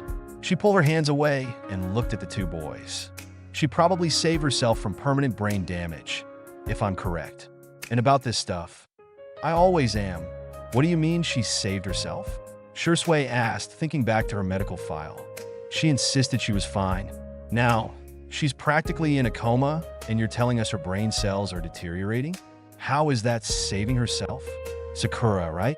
Tsunade said, continuing when they nodded. Well, whatever complication she's experienced left portions of her brain imbalanced. Some are consistent with her age. Others seem far more mature than they should be. It seems like her brain barely adjusted to it and functioned properly with little hitches. She probably experienced difficulties growing up when training, though. Shursui thought back to the few times Sakura got overly frustrated and berated herself for not being able to do something when she was younger. She accepted it in stride after a short period of time. But he remembered how angry she had been when she couldn't sharpen her chakra control enough to create a Jinjutsu. Sakura had been 8 at the time and was learning Jinjutsu from a Sharingan user. He always wondered why she got frustrated with herself when he was teaching her difficult things, until he found out she was from the future. Things made more sense after that. And when she sustained serious damage from the concussion, it sent her imbalanced brain into overdrive, Tsunade continued. It frazzled her individual nerves in specific areas and cracked the chakra pathways in her head. Healing something like this can only be done by me. Hell, I'd be a bit nervous handing a task like this to my assistant, who's the second most advanced medic in the entire shinobi world. Should we be concerned the hospital found nothing about this? Shursui questioned. He sort of knew about the deteriorating cells. His eyes picked up on small details in the scan that just looked a bit off. Sakura had explained it all using very confusing medical jargon that he only understood partially. But she had promised she put in preventive measures in the meantime and that everything would be fine after the Chunin exams. It's rather difficult to detect something like this through imaging, Tsunade shrugged. Normal eyes can't pick up on details like your clan can. But anyway, this kid picked up on it herself. It looks like she's applied just enough chakra to every deteriorating cell and crack in her chakra pathway to isolate the issues. I'd assume something like that would be impossible for a genin. But here we are. She's even got it set, so it stays even when she's unconscious. That's quite a feat. If she hadn't done all of that, Itachi asked. She could have died or suffered serious brain damage, Tsunade answered bluntly. And because she was refusing help, it means she knew how serious the problem was. Had she let the doctors here attempt to heal it, even if she guided them through the process, the marginal chance at full recovery comes to about 3%. I'm never going to trust a word that girl says again, Shursui said in disbelief. She goes on rants that she's perfectly fine and that it's nothing to worry about, but she could have died. She was risking her own brain on a gamble. I like this kid even more, Tsunade grinned. Itachi placed a reassuring hand on his shoulder. We shouldn't doubt Sakura-chan. She knew exactly what was happening and how to proceed. Will she make a full recovery? Now that I'm here? Tsunade said thoughtfully, looking back down at Sakura. She'll be completely fine. After I'm done healing her and she wakes up, send her to me. I want to talk to this kid. There will be things dash. Itachi started to warn the woman, but she waved him off. Just because I left the ninja life years ago does not mean I forgot the codes of our village, she told him. I understand that the complication is need to know, and she'll probably end up telling me at some point. But she's got skill. And without her body literally rejecting her attempts to strengthen herself, she might just become a better medic than I am. You got that from a single reading? Itachi asked, his tone more curious than doubtful. It's not hard to see my work in what she managed to heal and isolate, Tsunade admitted, throwing them a glance when they both grew stoic. She's tweaked it a bit, made it her own, but I can read how she learned to do it. When you're a great medic, you can read others' healing patterns. It's similar to great shinobi, who can clearly read their opponent's moves. Tsunade sighed, looking back at Sakura and then to them. Get out. For Uchihas, you're both pretty bearable to be around, but I'm starting to suffocate in here. And I've got my work cut out for me, even if it's partially been done already. I'll have Shizen notify her parents and the head of your clan when she's in the clear. The boys took their leave, silently vanishing from the room. Hey, Billboard Brow, Ino shouted, pointing a rather smug finger at her forehead. Didn't expect to see you here. Thought they'd flunk a pathetic excuse for a ninja like you. Well, whoever decided you could stay, I'd like to thank them, Sakura responded with false sweetness, grinning at her old friend. By letting you pass, I get the chance to wail on you and get praise for it. Billboard Brow, Ino Pig. The girls swapped insults for another minute or so before turning their backs to one another. Good luck, Billboard Brow. Good luck, Pig. Sakura was in pain. She felt the wiring in her brain snap into place, the frayed portions slowly melding back together. She wanted to flinch, but could only manage to scrunch her features together. Sakura-chan, Naruto yelled, barging into the Hokage's office. "We have to go." "It's nice to see you too, Naruto," Tsunade commented from the side, throwing Sakura a look of pity. "You're excused." Sakura bid her sensei goodbye, a tad too excited to be concerned over proper greetings and such. "Do you think it'll work?" Sakura asked her best friend as they walked out of the building. "It's gotta," he exclaimed. "I spent all night thinking of this plan. All night. Man, Sakura-chan, I'm so tired, but not tired enough to delay the plan, right? Never." Operation Get Kakashi's Mask Off Point 2 is underway. She hit him on the head and hissed, "Be quiet." Sorry, Sakura-chan." The process felt like it was taking forever. She didn't understand what was going on. Everything in her memory felt jumbled, and she wasn't even sure which reality she was in. "You're good at that," Sasuke commented, not bothering to move from his spot against the cave wall as she healed Naruto. "Thanks, Sasuke-kun," she replied, willingly herself not to tear up. She was already emotional because Naruto almost died again, and now Sasuke was complimenting her on the very thing she's dedicated herself to since she was 13. It just wasn't fair. "Why a medic?" he asked, and while she might have questioned his motivation months ago, she knew these small questions were his way of getting to know them again. They were few and far between, these moments, but she cherished them nonetheless. "I wanted to become strong," she told him truthfully. "So I went to the strongest person in the village and requested that she train me. Medical ninjutsu was the first step in getting stronger." Sasuke made a noise of approval, satisfied with her answer. "It was also to find you, even if you didn't want to be found at the time." Sasuke didn't bother to say anything at first, but she saw the internal conflict from a single look in his eyes. "Helping people suits you," he decided on, the conversation ending after that. It was okay. She was now content with it too. Sakura opened her eyes first.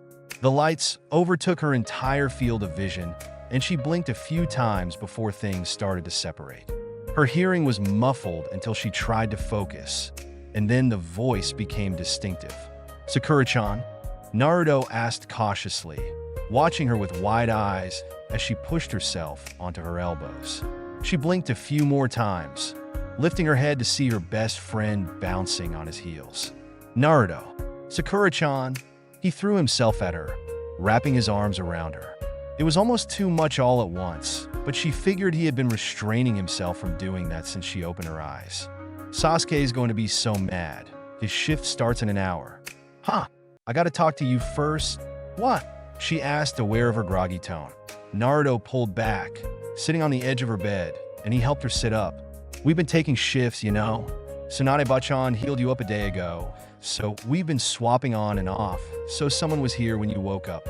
"Hold on, Naruto." She paused, gathering her bearings, and she slowly processed the fact that she was in the hospital. "What happened?" Hearing this, Naruto's eyes somehow got even bigger, and he launched into the story. He told her about Gaara, her being hospitalized, Sandame's funeral, his journey to find Tsunade, and finally how her old master came in and healed her. "Tsunade-sama?" Sakura repeated after he finished.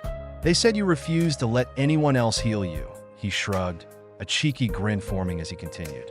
"So I just went out and got her to come heal you. Pretty awesome, right? Bet you needed a new trick to manage that," she replied with a small smile.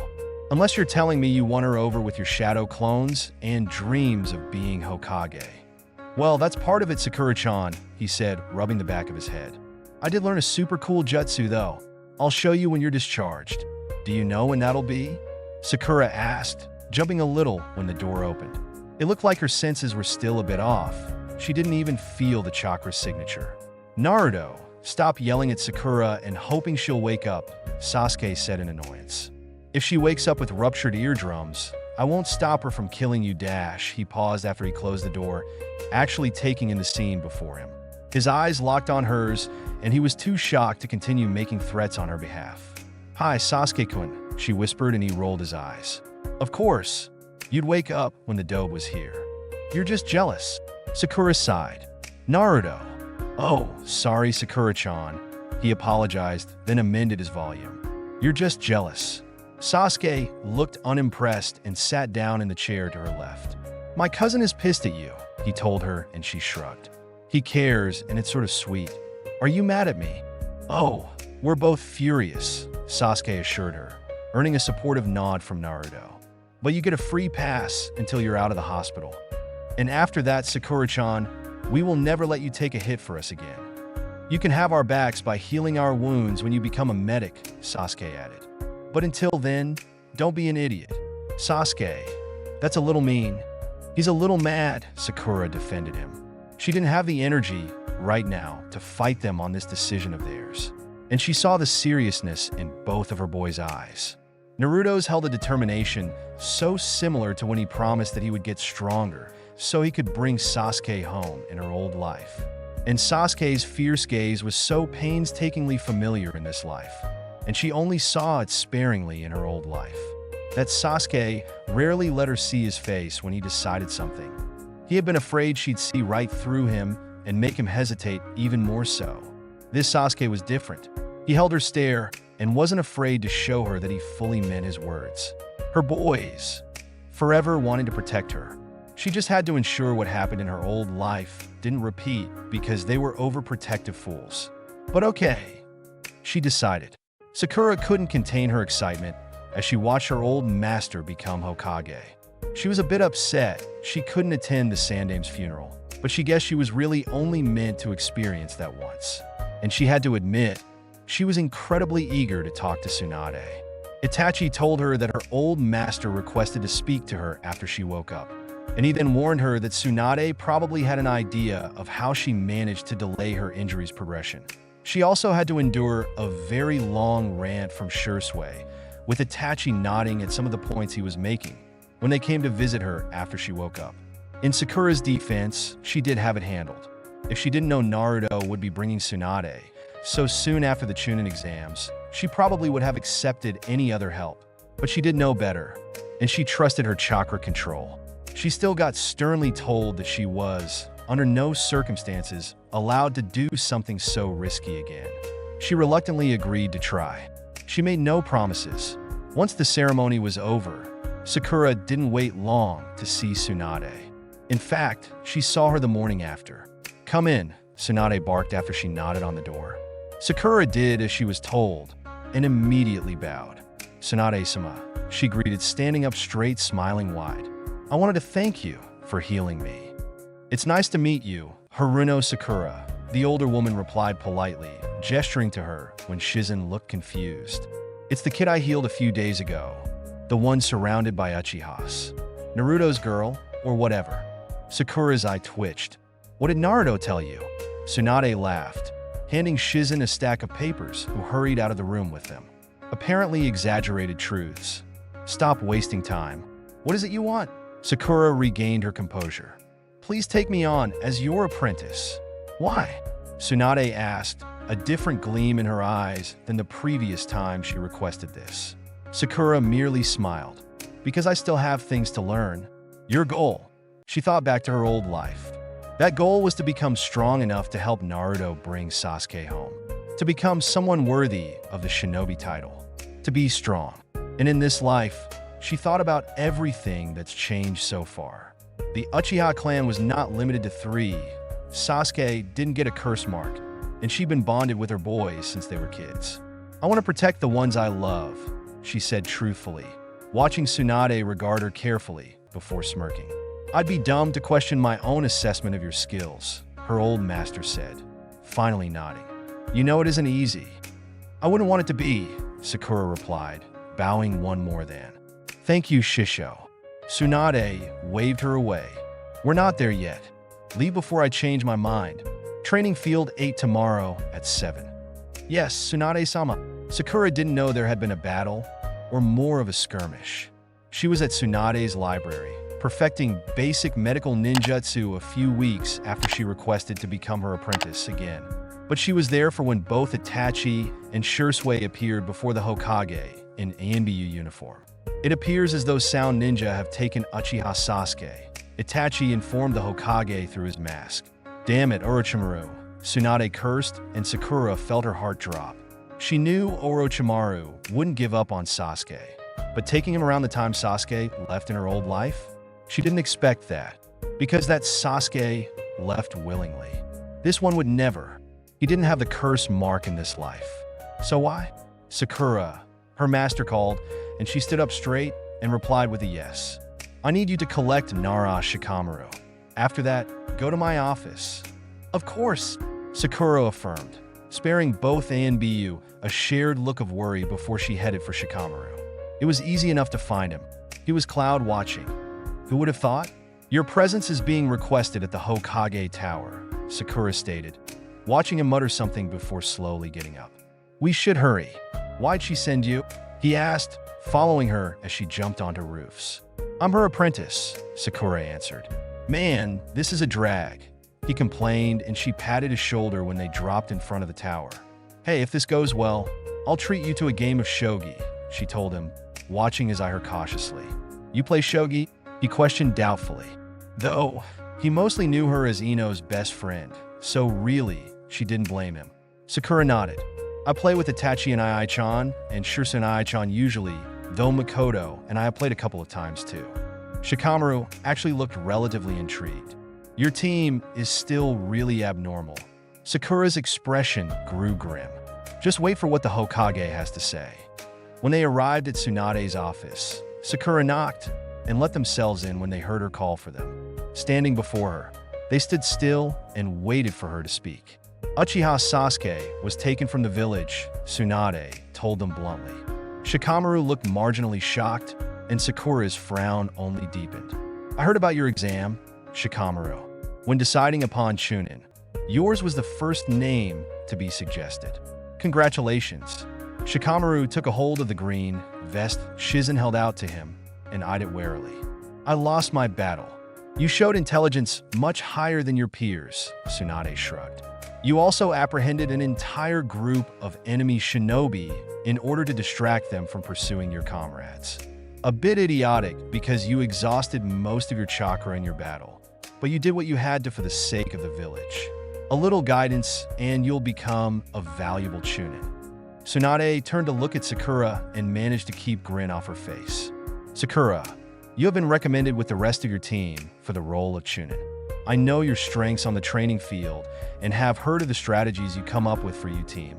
However, I haven't gotten the chance to see any of that in a real situation. Consider this a test. If you are successful, you will advance. If not, you'll stay a genin until the next exams. Yes, Tsunade-sama. Your mission is to retrieve Uchiha Sasuke, Tsunade continued. Shikamaru will be the captain. You will gather a team of individuals and head out immediately. Dismissed.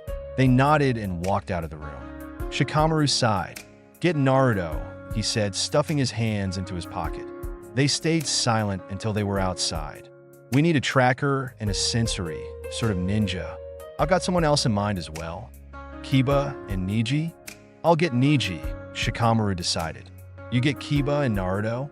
On it, Captain, Sakura winked, taking off as soon as she heard him call her troublesome. Sakura found Naruto easily. He was at the Uchiha compound. Makoto was attempting to soothe his worries, but even Sakura could hear the tension in her words.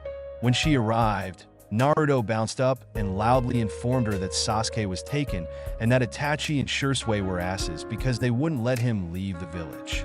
They stopped you from breaking the law, Naruto-kun, Makoto explained gently. I assume you already know, Sakura-chan? They informed Tsunade-sama, Sakura responded with a nod. We're on the team to retrieve him. Naruto began scrambling for his things and went to push her out of the door, but Makoto stopped them with a hand on their shoulders. And the boys? Sakura shook her head. I don't know what their orders are. They could be tailing us or doing something else. Makoto frowned, and her hands went to their cheeks, cradling them. Please bring my son home. I trust you too. Be safe. Of course, they both said, leaving soon after.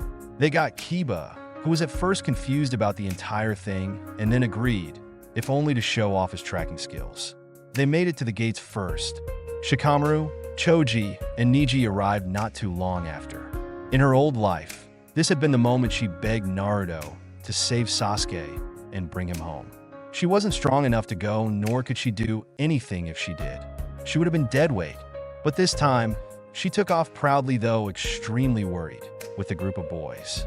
She had heard the story from Shikamaru and Naruto in general. The group they were pursuing kept someone back to buy them time.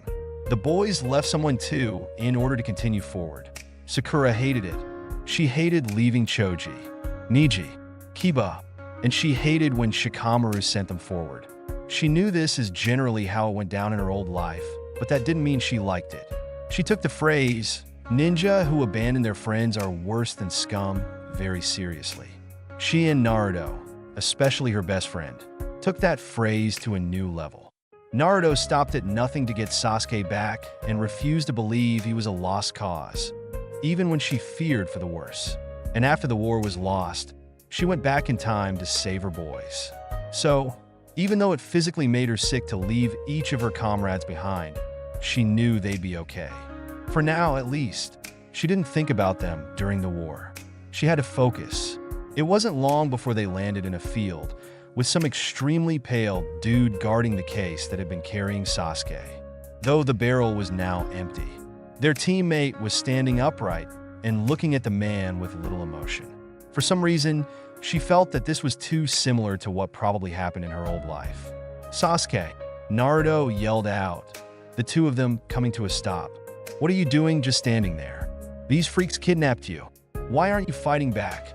When Sasuke didn't respond, Naruto started forward, but she grabbed his hand and tugged him back. "Naruto," she said quietly, sensing the difference in Sasuke's chakra. Something's wrong with Sasuke-kun. Her best friend didn't understand what she was saying. "I know that, Sakura-chan. He's being all lazy just standing there. And, boy, wait a second, Sasuke. Sasuke." Their teammate had turned around, ignoring their presence, and started running the opposite way. At this point, she and Naruto both attempted to get to Sasuke, only to be stopped by the man. "He's not in control," Sakura breathed out, watching Sasuke disappear into the tree line. "Jinjutsu? A mind jutsu?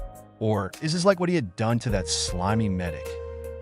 Naruto looked at her and then back where their teammate was. "What are you talking about?" "Sasuke's chakra is clouded," Sakura answered, tentatively changing into a battle stance as her focus drifted to their last obstacle. "I can't explain it, but I know Sasuke's chakra, and something's wrong with it. It could be a Jinjutsu, but I'm not sure." "That makes no sense, Sakura-chan," Naruto stated slowly, but made the sign for the Shadow Clone Jutsu. "But you go on. You're better with Jinjutsu than me. Anyway, I'll pound this guy and catch up." Naruto dash. He gave her a thumbs up, a wide, toothy grin that was, so reminiscent of the one he gave her in her old life. But this was different. "I'll be there to have your back. Promise." Sakura smiled, forcing the tears swelling in her eyes not to fall. "Thank you, Naruto." Before the man could stop her from jumping away, Naruto summoned an army of clones and began his attack.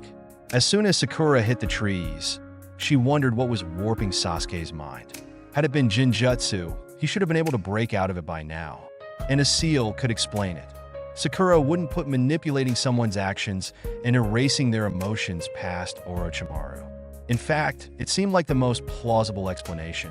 Distantly, she thought about Sasori, and her left hand went up to her stomach. In this life, she didn't have a scar there, but in her old one, she knew more about the infamous Sasori of the Red Sand than he would ever give her credit for.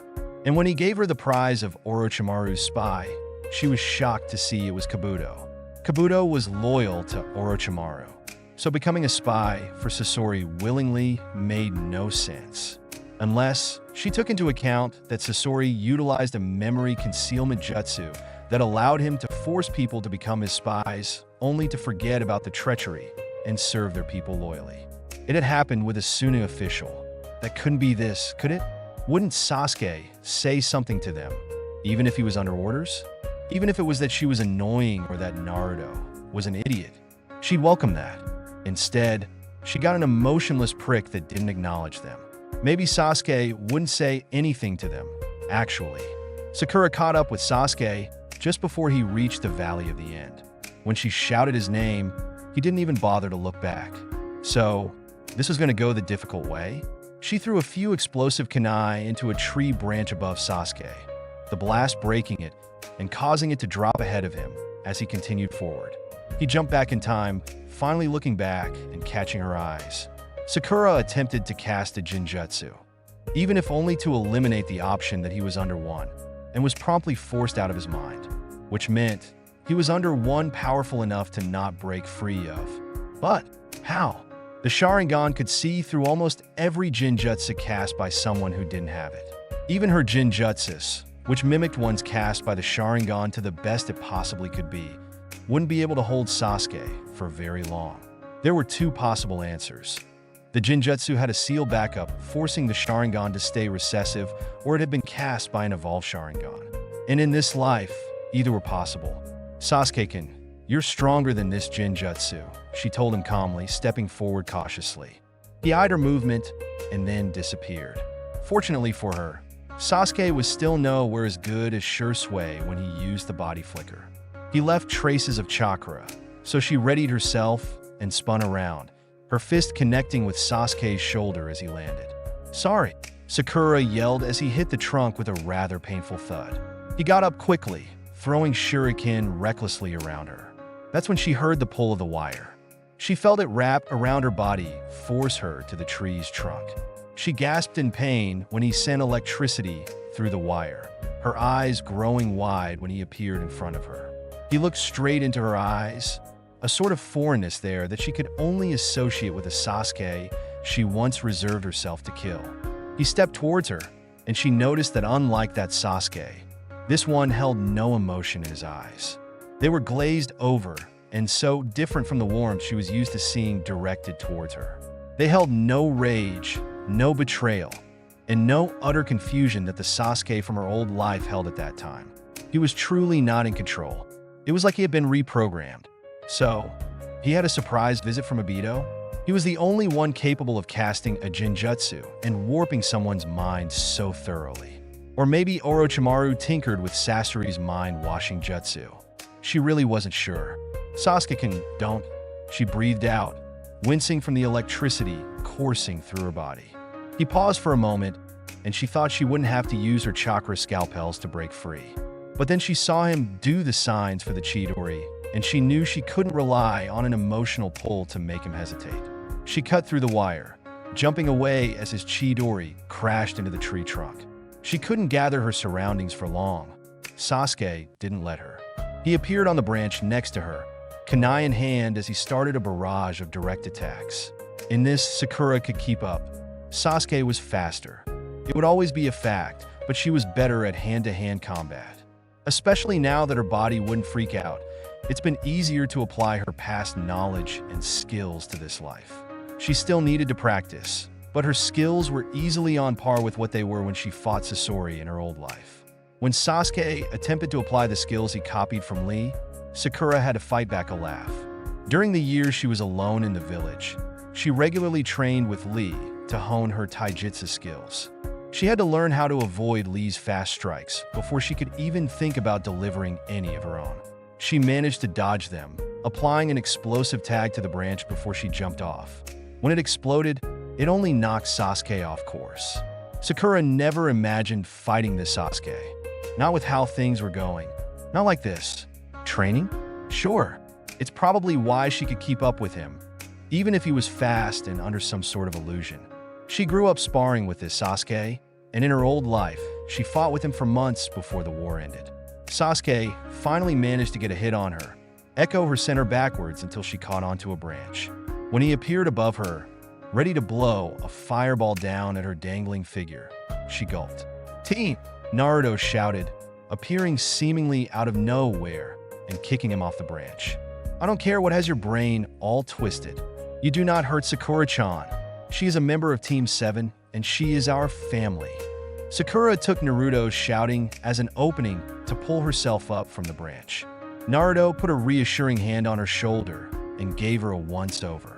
"You look like you were having all the fun, Sakura-chan," he joked before turning to Sasuke, who was recovering from the hit. "Any luck in figuring out what's got his underwear in a twist?"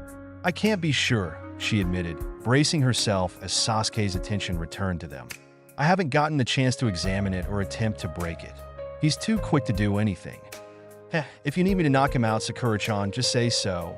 Naruto smirked, cracking his knuckles. "I've been meaning to pay him back for that punch during training the other day. Just nothing too serious?" She bargained, taking a moment to look at her best friend. He'll give whatever you throw at him right back. And I don't want to lug both of you back to Konoha. Not going to participate in the fun? Naruto asked, and they both dodged the kunai Sasuke threw. Oh, I will, Sakura assured him and grinned. I just always end up lugging you two home. So not true, Sakura-chan. Naruto yelled as they both jumped in to battle their teammate. I'll have you know that Sasuke carries us around more than you nowadays. So you rely on him? I didn't say that. Sakura couldn't help her giggles, but they transformed into a yelp when Sasuke used another fire jutsu. She dodged the flames, landing on a branch above. Their battle went on for a while. At this point in each of their lives, they were equals. Where one was stronger, their weakness proved to be the other's strength. She almost wanted to scoff at their situation. It was her stamina and small reserves that took her out of the battle faster than her boys. She hated it, especially when Naruto forced her to stay on the sidelines with a clone standing watch. He claimed it was to ensure she could break Sasuke out of it. Naruto just had to knock him out first. I can just punch you and you'll poof away, she told the clone, watching Naruto and Sasuke fight. She didn't hide her bitterness. I'll just send another, he told her smugly, sticking his tongue out. When he turned to look at the fight, he saw his original take a rather hard punch to the gut. Ow, I'm gonna feel that later. Sakura was tempted to use the rest of her chakra and try to dispel the Jinjutsu or whatever was warping her teammate. But from this distance, success wasn't promised. She would probably just waste her chakra. While trying to discern what was causing Sasuke's mind to be warped, Sakura didn't notice that Sasuke had gained the upper hand. The clone beside her disappeared with a curse. She wasn't sure how it happened, how Naruto lost consciousness, but if the large indent in the ground around his body was any indication, it was probably from a really hard hit. Sasuke stalked towards their teammate, and her eyes went wide as she heard the crackle of a Chidori. Naruto! She screamed in a horrified tone, jumping down from the branch and running towards them. Stop it! In her old life, when this situation presented itself, all Sakura had to do was beg Sasuke to stop and abruptly hug him from behind. In this one, she more or less attempted to tackle him from behind, but the force wasn't enough to fully knock him down. It did, fortunately, break his concentration enough for the Chidori to fizzle out. He looked back at her, and she used that moment to lock in a new Jinjutsu, one that would release him from whatever it was, or at least wedge the door open for him to overcome it himself. It had to be enough. Sasuke, stop this, she whispered, chakra pouring from her hands that were wrapped around his stomach. She loosened her grasp enough to form the sign. Release. Sasuke continued to stare at her, and she saw the traces of confusion begin to leak into his gaze. Then his eyes screwed shut, pain contorting his features, and he fell to the ground. She landed on her knees next to him, an arm worriedly strung across his back as he took his head into his hands. Sasuke-kun? She asked tentatively, breathing in sharply as his head snapped up, Sharingan blazing. Damn, Sasuke cursed. He looked down at his shaking hands and frowned. What kind of Jinjutsu was that? I don't think it was exactly a Jinjutsu, she said softly, watching him with sad eyes when he focused on her. It was with a jolt that she realized his eyes were slightly different. Maybe it was a seal that acted like a Jinjutsu. What do you remember? Nothing, he told her, his eyes turning back to his hands. I heard your voice, and I saw what was happening. Naruto knocked out like the idiot he is, the Chidori, and I heard you saying my name.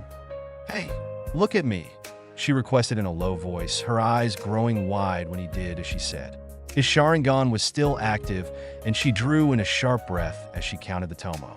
Slowly, she lifted a hand to his cheek, her thumb sweeping underneath his eye. He grew rigid under her touch, but didn't say anything or move. You have 3 tomo, she breathed out, wondering how much pain he felt right now. She understood the Sharingan way too well for someone not in the clan. She knew how it worked, how it advanced, and how it ultimately harmed the user when used carelessly. And now she was learning how it could cast illusions and how to break them. My mother is going to freak out, he frowned. His eyes flickered to their teammate, and she withdrew her hand. What happened? I think Orochimaru attempted to kidnap you, she explained. Whatever was affecting your mind wiped you of your emotions. It was like you were just reacting rather than experiencing any of it. And we had to leave people behind to face off against Sound Ninja. They were escorting you to Orochimaru, I think. That freak from the Forest of Death? He inquired, and she nodded. I don't understand why he wants me so badly. It could be a number of things, she pointed to his eyes. Your clan has some of the best visual prowess in the shinobi world, and you're the heir to the clan. It means your genes have stronger ties to the bloodline trait. It could also be your charming good looks, but that might just be me and almost every girl our age. Did you just infer that Orochimaru wants me for my good looks? He asked, raising an eyebrow. Well, I guess it's just me and almost every girl our age, she shrugged, despite the warmth spreading across her cheeks. Tisich, I don't care what all those other girls think, he scoffed, moving to stand up. We should get the dough back. I can get him, a voice said, dropping down next to the trio. You three decided to cause a ruckus while I was in the hospital. Is this an act of revenge for missing training this week? You shouldn't be up and about, Sakura chided, a firm frown set on her features as she regarded her sensei. He held his hands up defensively. I was discharged, Sakura. No need to worry, he assured her, but she wasn't swayed. Listen, it was just a backlash from using something I'm not used to resorting to. Yeah, she waved off his pathetic attempt to console her. Let's just go home. Team 7 officially became Chunin alongside Shikamaru. While Sakura understood that maybe they had the skills of a Chunin, she knew the ability to lead a squad wasn't up to par for them. Part of her wondered if Tsunade did this to force the Uchiha clan elders to keep Sasuke under her orders. Truthfully, it was possible. The other part wondered how much sway they had as a team. As freshly graduated genin, they not only passed the infamous Bell test, but also managed to snag them from Kakashi. They then managed to detain a tailed beast, though that was mostly through Naruto's determination rather than anything else. And it was their teamwork that allowed them to break Sasuke free of whatever was warping her mind. Shursui and Itachi had stormed Orochimaru's hideout. They were tasked with following the young ninja and then pushing forward to locate Orochimaru, and managed to kill the wretched snake while he was at his weakest point. Kabuto warned them that it wasn't the last that they'd see the Sannin and himself before slipping away. Fugaku was furious when he found out Kabuto had slipped away again, but became preoccupied with whoever messed with his son's mind.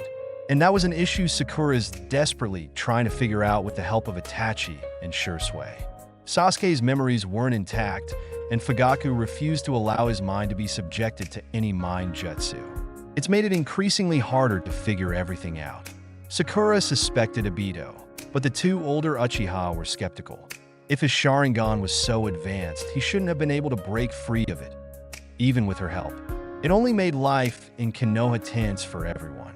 Naruto left with Jiraiya not even a month after they brought Sasuke back. She sent him off with a teary wave and made him promise to write often. Though, she knew it wouldn't be much different from how it was in her old life. Sending letters back and forth made Jiraiya uneasy, so he only allowed Naruto to send her updates once every few months. Every letter had a little note from Jiraiya telling her not to reply. Sasuke and Shursui left too. She wasn't sure what she expected from the duo, but to take a year-long mission protecting the feudal lords was not it. Sasuke explained to her that it was more for his safety than anything. Apparently, having Sasuke targeted twice by Orochimaru made Fugaku uneasy.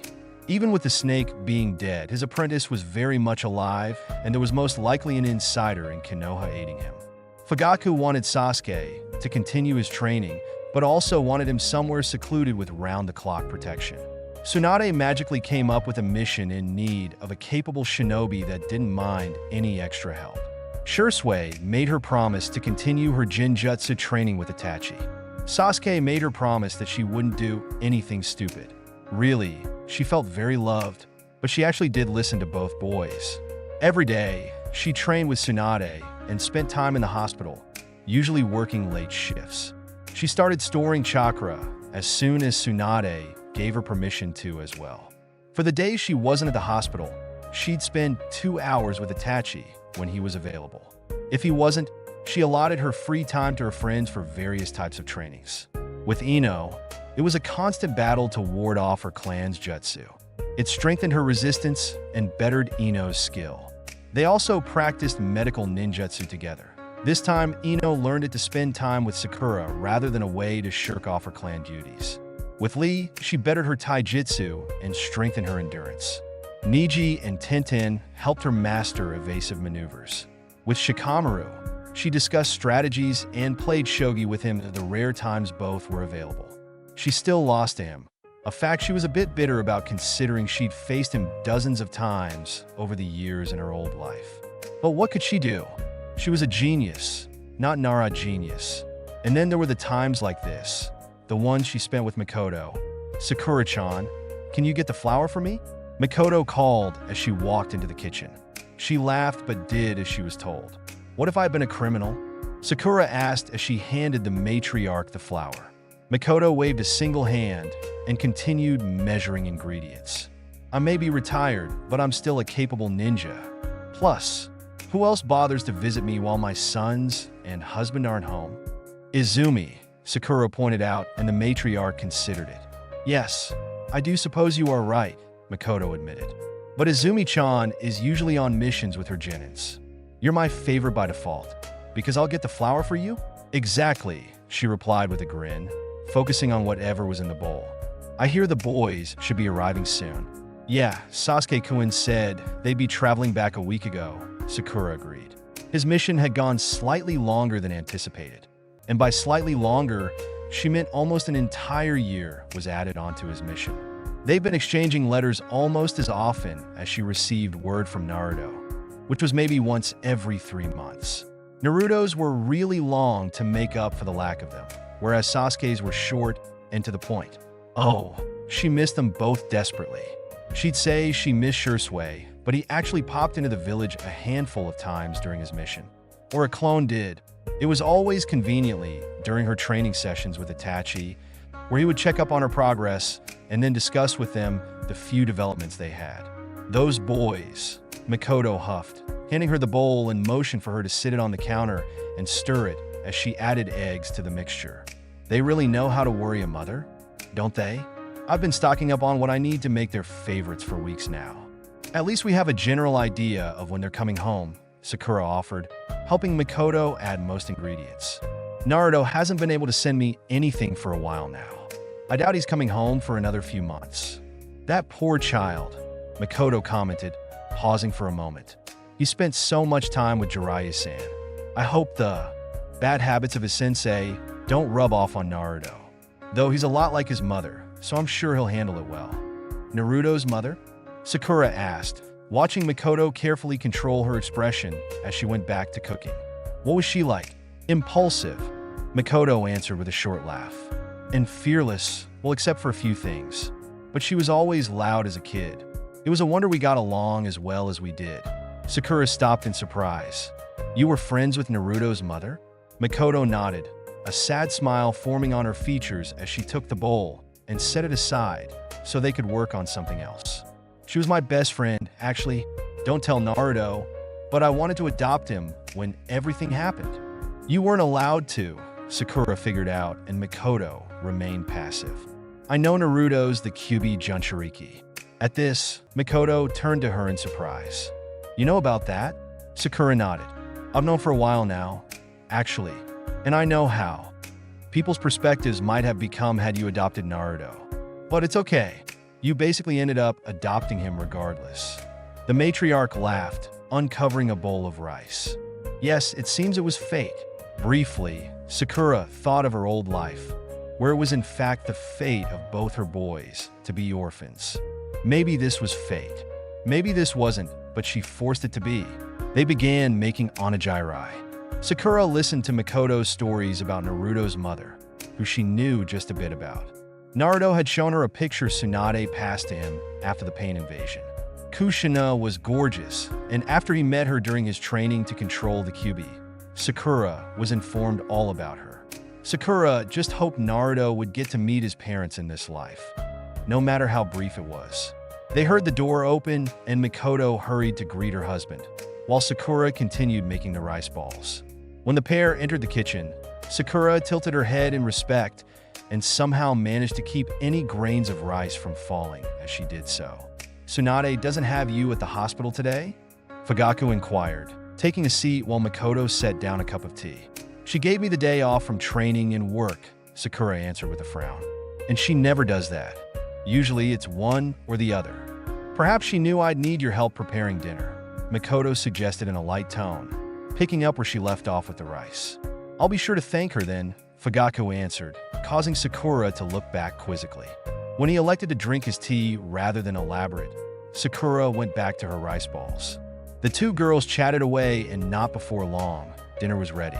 She felt familiar chakra appear outside the home, her attention drawn to it immediately. Fugaku waved her forward, and she set down the plates down in its proper place before hurrying to the front door. Sisui ni ton, Sakura exclaimed after she slid the door open, throwing her arms around the older Uchiha. She felt the glare of another Uchiha when he finally appeared, but she didn't loosen her grip. Serves him right. He made her wait, so she'd make him wait. Who knew you would miss me so much, Amuto? Shursui joked, letting her go. You're still so short. She punched his shoulder lightly, making him dramatically exclaim that he was wounded. And then, her gaze settled on the other Uchiha who arrived just a few seconds later. Sakura almost broke down in tears at the sight of him. For so many reasons. She's missed him immensely, of course. But this was also a Sasuke she never quite got to see. He wasn't the more mature version she was met with at Orochimaru's hideout in her old life. But he also wasn't the newly dubbed Chunin she waved goodbye to. This Sasuke was totally new to her, but still so devastatingly handsome. He looked like he was holding back a smile, but she saw the warmth in his eyes. She may not have known Sasuke at this stage of his life before, but she would always know who Sasuke was at his core. Before Sasuke could say anything to deter her, she launched her arms around his neck. What surprised her was how quickly he recovered from the action. He overcame his slight shock and wrapped his arms tightly around her figure, the smallest chuckle escaping him. You were always so emotional, he commented, his voice muffled by her hair. She tore herself out of his grip to point an accusing finger in his face. He looked both surprised and amused. You were gone for almost 2 years, she yelled, ignoring the tears that inevitably fell from her eyes. She was so damn happy. I prepared myself for a year without you and Naruto. Not 2. I have the right to be emotional. Damn it, Sasuke-kun. I missed you. Sasuke let himself smile just a bit at her ridiculous dramatics before he was engulfed in his mother's arms. She watched as the family reunited, Fugaku greeting his son with a mere acknowledgement before stating that he'd hear about the results of Sasuke's training later that night. When Makoto stopped fussing over the boys, she clapped her hands and said dinner was ready for them and disappeared inside. Shursui ruffled her hair before disappearing after Makoto and Fugaku. She smiled at her dearly missed teammate, gesturing for him to go ahead of her. And he did step forward, but he stopped and reached towards her face. Her cheeks grew scarlet when he quickly wiped the tears off her cheeks, muttering that she hadn't changed much. I missed you too, he told her quietly before walking into the house. She stood there frozen for a moment before she hurried in behind him. It took a couple of deep breaths as they walked to the kitchen for her to control the massive blush on her features. The dinner was almost the same as Uchiha dinner had been before both her boys left. A bit less dramatic, but still lively with conversation. Sakura couldn't help the wide grin that never seemed to leave her face. After dinner, Makoto and Sakura cleaned up and were preparing tea when someone knocked on the door outside. She already knew it was for her and excused herself from the kitchen to answer it. When she opened the door, it revealed an ANBU. Sasuke appeared beside her, a scowl on his face when the ninja pointedly focused on her. Haruno-san, you're needed for an emergency procedure at the hospital, he said, handing a scroll to her before disappearing in a cloud of smoke. She frowned, opening the scroll and started to read its contents. When Sasuke leaned over to read it with her, she pulled it closely to her chest. Sorry, Sasuke-kun, this is classified, she apologized, but his frown only deepened. Even Shursue's lighthearted joke about doctor-patient confidentiality fell on deaf ears. Why'd they summon you? He questioned, though she knew he wasn't dismissing her skills. It was more like asking why it had to be her. Sakura-chan is one of the head medics, Makoto said, the pride in her tone tinged with sadness. She gets summoned much more often on her days off than one would think. Not much of a day off, Fugaka noted calmly. No matter. It gives me more time to hear about your training results, Sasuke. Sorry, she said again, this time to the entire family. She bit her lip, trying not to let her worry become noticeable. I have to go. Now! She spared one last look at Sasuke, whose expression hardened, before she took off for the hospital. This was a patient she's has for almost 2 years now. She's been working with him ever since she mastered chakra control and basic medical ninjutsu. Because he, like everyone in her life, was incredibly stubborn and almost demanded she leave it be. And if there was one thing Sakura excelled at, it was bossing people around. She won in the end. When she arrived at the hospital, she was given a clipboard and room number. She traveled to the 3rd floor of the hospital and knocked once before she heard the strained call for her to come in. She came in quietly, shutting the door, and activated the seal built within the room. Yinbiyu cases remained confidential at all costs. And this particular Yinbiyu didn't need his nosy little brother overhearing things he shouldn't. Itai, Sakura greeted in a soothing tone, though they could both hear the sliver of disapproval in her tone. Your blood cells are rather delicate nowadays. What did you do? Track down another one of Orochimaru's hideouts, he answered weakly. His skin looked rather pale, the lights around him not doing anything to help his image. I found evidence he may still be alive. That isn't surprising, she said, setting the clipboard down on the bedside table before running a chakra-laden hand over his chest. Her frown only grew worse. He's obsessed with immortality. You have to expect that he's developed ways to extend his life, no matter what happens to him. How bad has it gotten? Itachi asked, watching her carefully as she examined him. The stress is causing your blood cells to become inflamed and burst, she informed him, allowing her chakra to soothe the cells individually. This was the tedious part about this particular autoimmune disease. She would individually heal each of his damaged cells and strengthen the formation of a cell membrane. These treatments, along with medicine, slowed the disease down considerably. But it was still a rare mutation that made it difficult to cure. If this were her old life, she would assume it was terminal with no hope of curing. That Itachi probably avoided medics and only swallowed a pill every so often to help him stay alive. But this Itachi has been receiving weekly treatments to his cells when he could. Otherwise, it was as soon as he could get back home. His condition was normally much better than this, but she assumed he exerted too much energy and relief on his eyes too much. She just needed to buy herself time while she figured out why his immune system was misfiring. It's been a question that stumped her for almost as long as her question about what happened to Sasuke just before he left with Shursui. You used it, didn't you? Sakura asked, though she knew the answer. Her one hand came to cover his eyes, the trauma evident in the deterioration of the cells. About a year ago, Itachi thought Izumi had been killed in a landslide. It was rare for the two to be on a mission together, but he was her Jounin team's escort.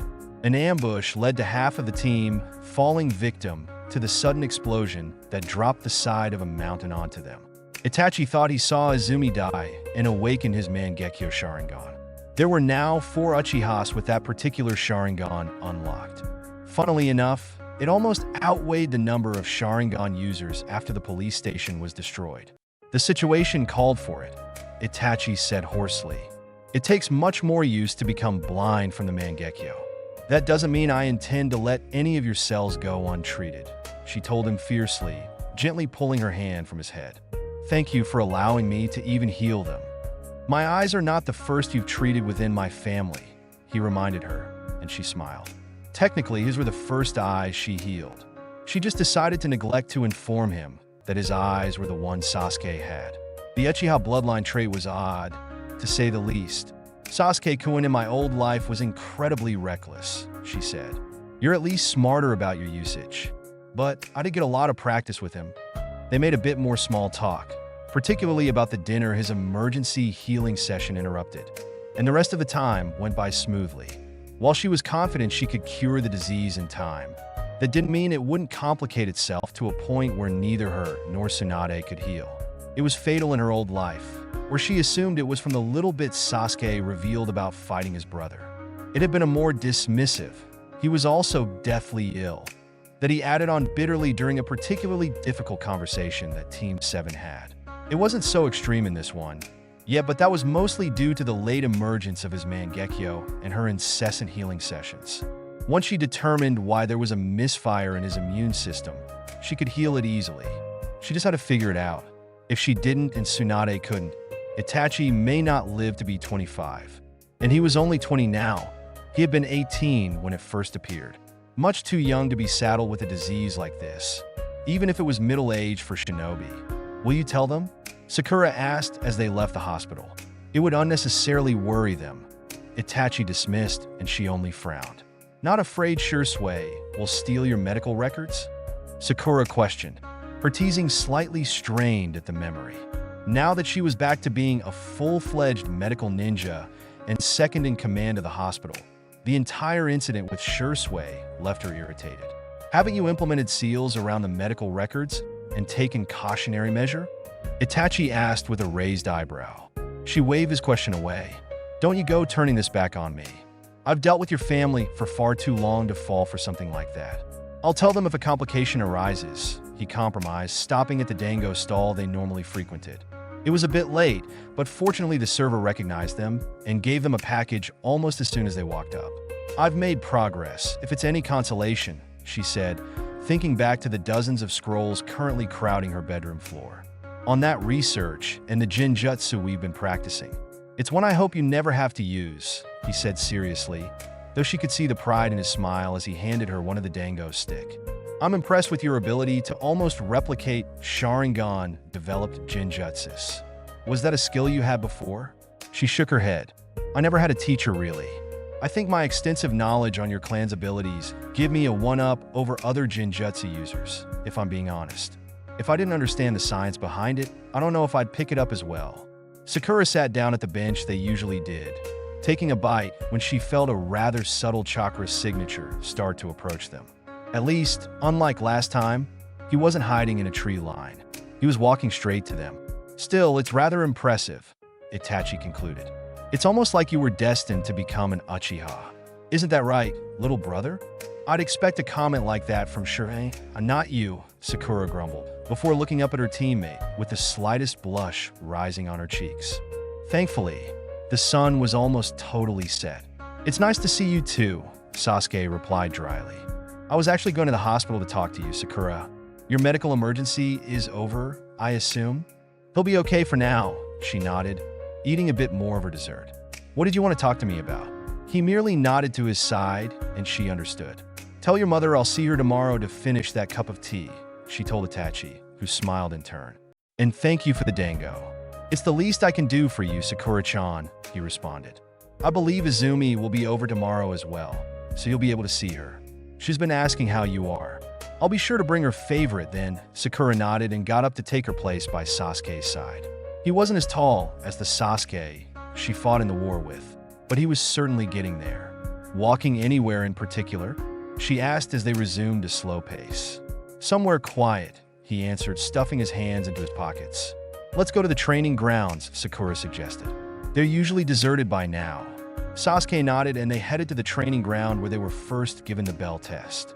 How bad was your talk with your father? Sakura asked as they entered the training ground. Sasuke grimaced and shrugged. Got it. Not great. He's holding me up to 2 standards now, Sasuke told her, staring up at the darkened sky. Itachi and clan heir?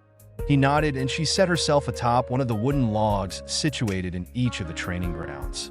She leaned back on her hands and stared at the stars slowly, becoming illuminated in the night sky. She listed a few of the constellations that she could make out, not paying attention to the boy in front of her. He would talk when he wanted. That much has never changed for Sasuke. Venispa? She asked, even if she wasn't particularly in the mood for it. Sasuke didn't always need emotional support to fall back on. Sometimes he just needed to train.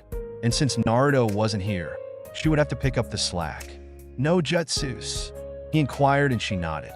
I won't even shatter the ground, she said with an innocent smile, hopping down from the log. Good, he scoffed, taking his hands out of his pocket and looked her over. We usually train here. Can't do that with craters everywhere. Not all battlefields will be even, she pointed out with a shrug. It'd be more beneficial if I did break the ground. Whatever. It started when Sasuke disappeared from her sight and appeared to her side. And though his skill was much better than it was 2 years ago, he still left a slight trail of chakra in his wake. And years of memorizing his signature made it easy to follow. They sparred for what felt like hours. The moon was fully in the sky, the crescent lighting the training field as they fought one another. Sasuke was still ridiculously fast, but her taijutsu skills probably surpassed her skills in her old life. All she was missing was the purple diamond on her forehead, though there wasn't much she could do about that. Her reverses had been a bit larger this time around, so she spared a bit more every day. It would form sooner than it had in her old life, but she wasn't particularly sure when it would. Sakura stopped after she accidentally broke his wrist. "I am Sora," she exclaimed, her attitude already swapping to that of a medic. She stepped forward with her attention fixated on his left wrist. "It's just a reflex, honestly. Tsunade-sama and I break each other's bones way too often, and I forget not everyone can self-heal. I actually don't forget. It's just weird sparring with you again, and not her. I'm so sorry, Sasuke-kun." "Wait, no!" Sasuke, apparently, hadn't stopped sparring. He hooked his leg around her and pushed her to the ground with his forearm. She landed with wide eyes, especially when she realized how close their faces were. He didn't seem fazed at all, instead thoughtful as he looked down at her. "I'm calling it." If Sasuke's broken wrist wasn't on the forefront of her mind, she might have much different thoughts on the particular situation she was currently in. But his wrist was broken because he thought he could take the hit from her elbow as she brought it down. He wouldn't make the same mistake again. Probably. Sakura swatted his shoulder and pushed him upwards. "I called it when I apologized." "You didn't say that," he retorted, getting off her and sitting on the ground. He held his left hand gingerly in his right, raising it to her when she sat up and scooted over.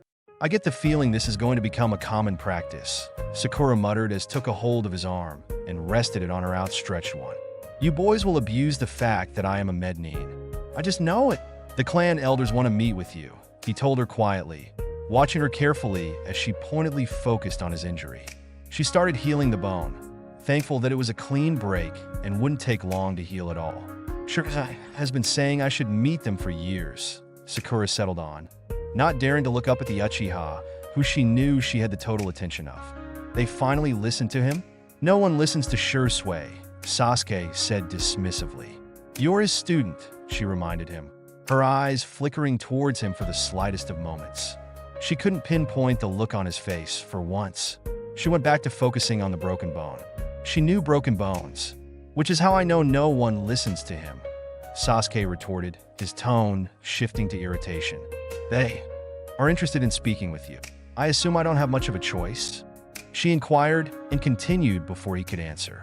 "I don't have anything against meeting with them, Sasuke-kun. I'm surprised this hasn't come up earlier. Actually, what do you think they want to see you about?" he asked slowly after a few moments.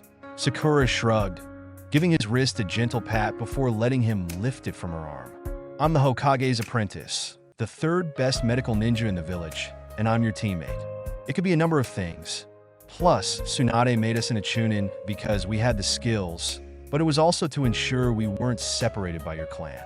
Kakashi made a strong appeal to keep us as a unit. He knows that units don't stay together," Sasuke frowned, making a fist and flexing his wrist. "They do with the Hokage's approval," she said. "Why do they actually want to see me? It's just some sort of check on individuals I'm close with," he said carefully, staring at the wrist she just healed. "Being clan heir means they don't want me involved with any unsatisfactory groups. Is this their way of deciding whether I'm good enough to be associated with the Uchiha?" Sakura asked bluntly, watching his frown grow. "They don't think anyone outside the clan is good enough," Sasuke said with a shake of his head. "Unless they can manipulate them, which is why they made me clan heir in the first place. And because Itachi refused to be placed back into that position, now they have to really begin preparing me for that future." "He said something about that," Sakura admitted, tilting her head as she watched him pull out a shuriken and casually spin it on his finger. "How do you feel about being clan heir? Before, it was supposed to be temporary," Sasuke muttered bitterly. "I know why Itachi doesn't want to be the heir anymore. So, I'm not mad at him.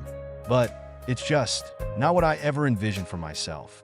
I thought you used to dream about working at the police force? She recalled, leaning back on her hands to stare up at the night sky once again.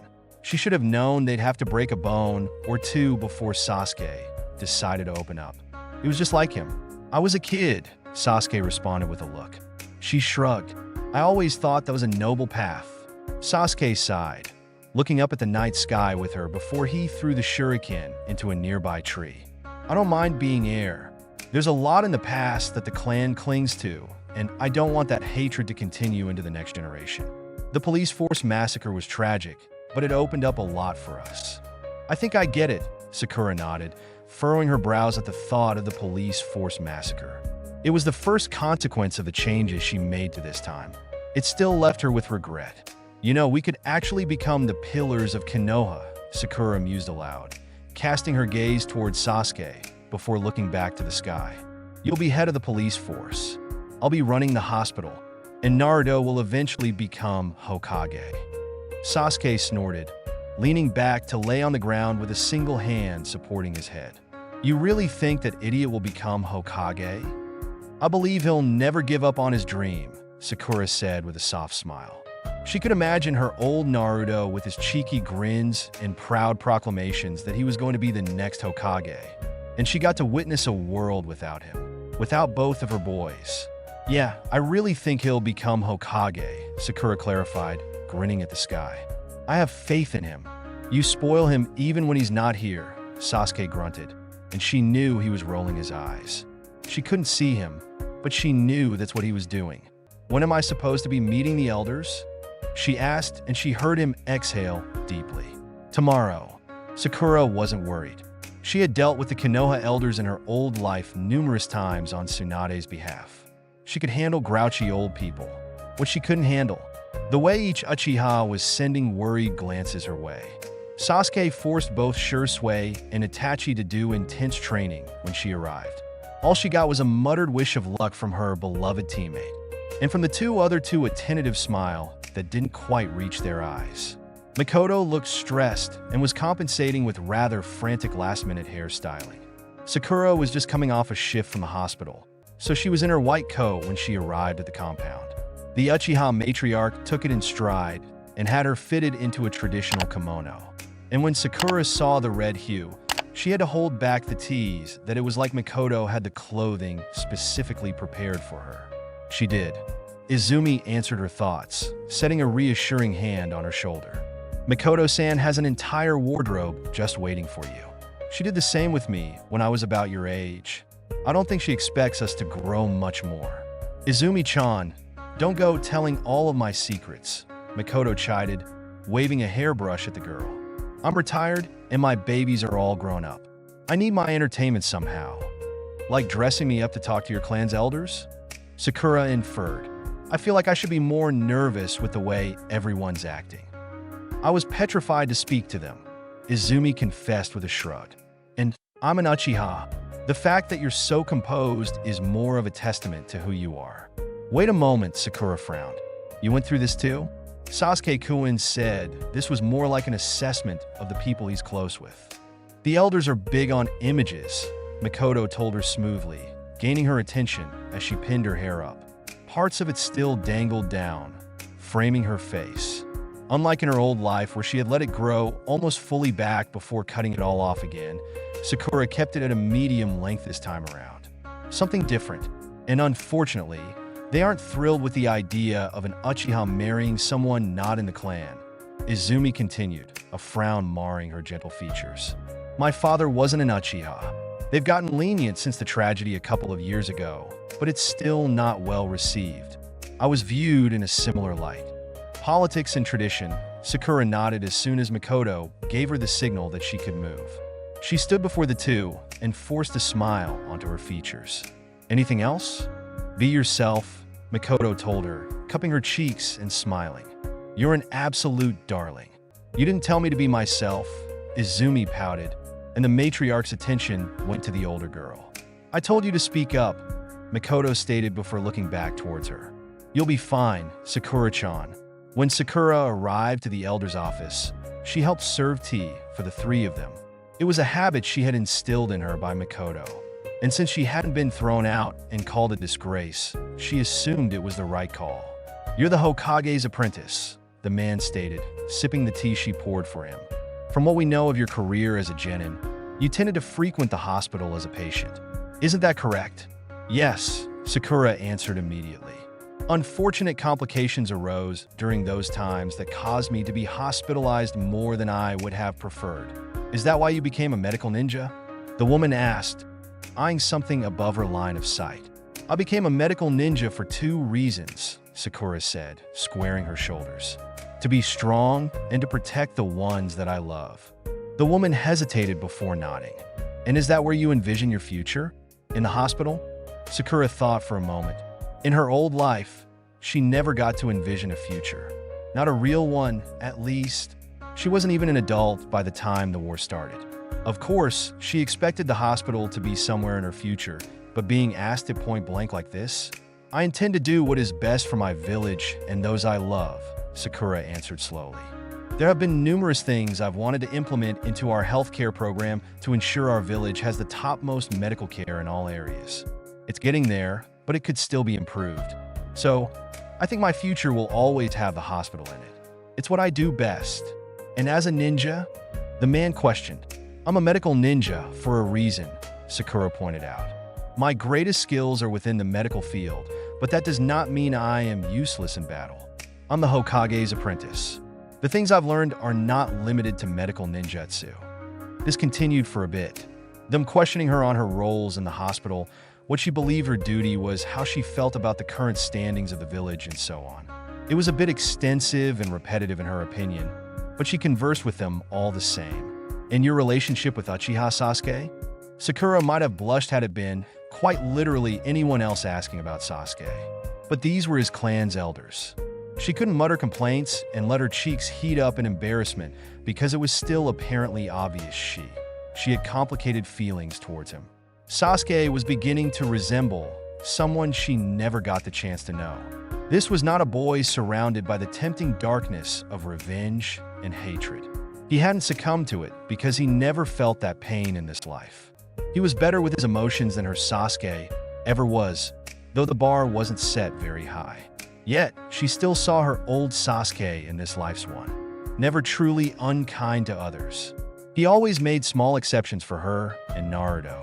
Somehow, she felt herself falling for him all over again. She was never truly sure when she fell in love with Sasuke in her old life. Had it been the moment in the Forest of Death, when she didn't feel this incessant need to shower Sasuke with affection and attention, but a compelling need to help him? Sakura saw Sasuke change.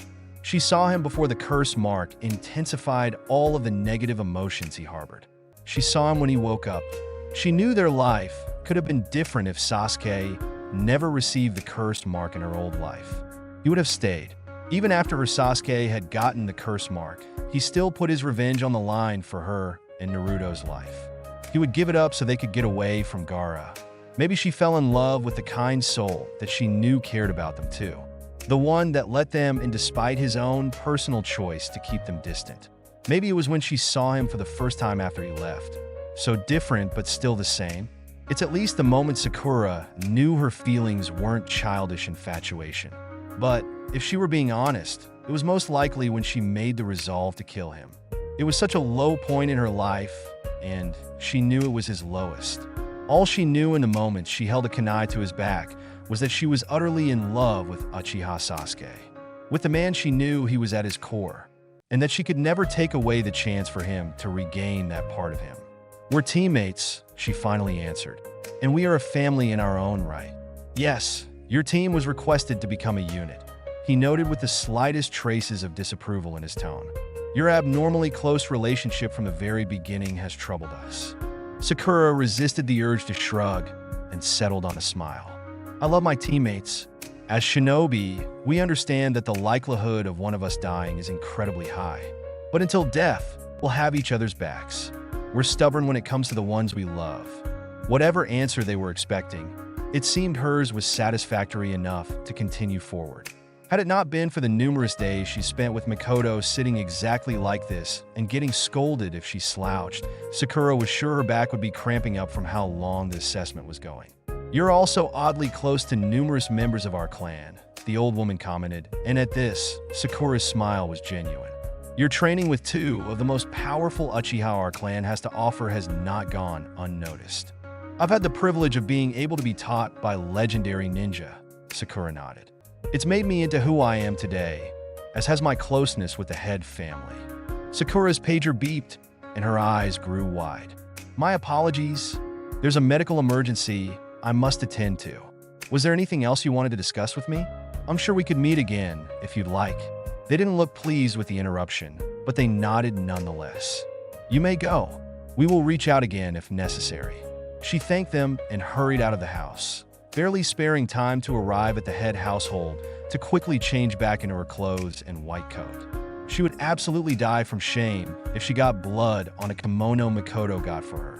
She didn't bother undoing her hair, either swapping clothes and just calling out that there was a medical emergency. And when she arrived at the hospital and was given a room number, she almost murdered all three occupants. Her eye was twitching when she shut the door and activated a seal. It didn't do well for other patients to hear her threaten the lives of others. "What did you three do?" she asked, her voice lowering to a dangerous level. "Kid broke 3 of my ribs," Imuto, Shursui groaned from his spot on the hospital bed. "So I broke 4 of his." Sasuke winced as he scoffed. "You make it sound like you're the victim." "I am." "We said arms and legs, not my damn ribs," Shursui shot back with a curse. "Just tell me to shut up next time." "I did," Sasuke reminded him, which promptly caused Shursui to close his mouth for a moment. Still a dirty move, Shursui settled on, looking over at her with a pout that could give Izumi a run for her money. "Your teammate's a dick." "He's your apprentice," Sakura retorted before finally greeting the only other standing person in the room. "Itachi and I, was this truly a medical emergency that requested me? I think I lost points with your clan's elders for getting called away. They'll be mad for a bit, but they'll eventually respect your dedication," Itachi told her with a small smile. "It's been a while. Were you really talking to them for that long?" "Yes," she frowned, settling to work on Shursui first. From the slight narrowing of his eyes, Sasuke wasn't happy with her choice. But Sasuke would take the choice in silence. Shursui would not.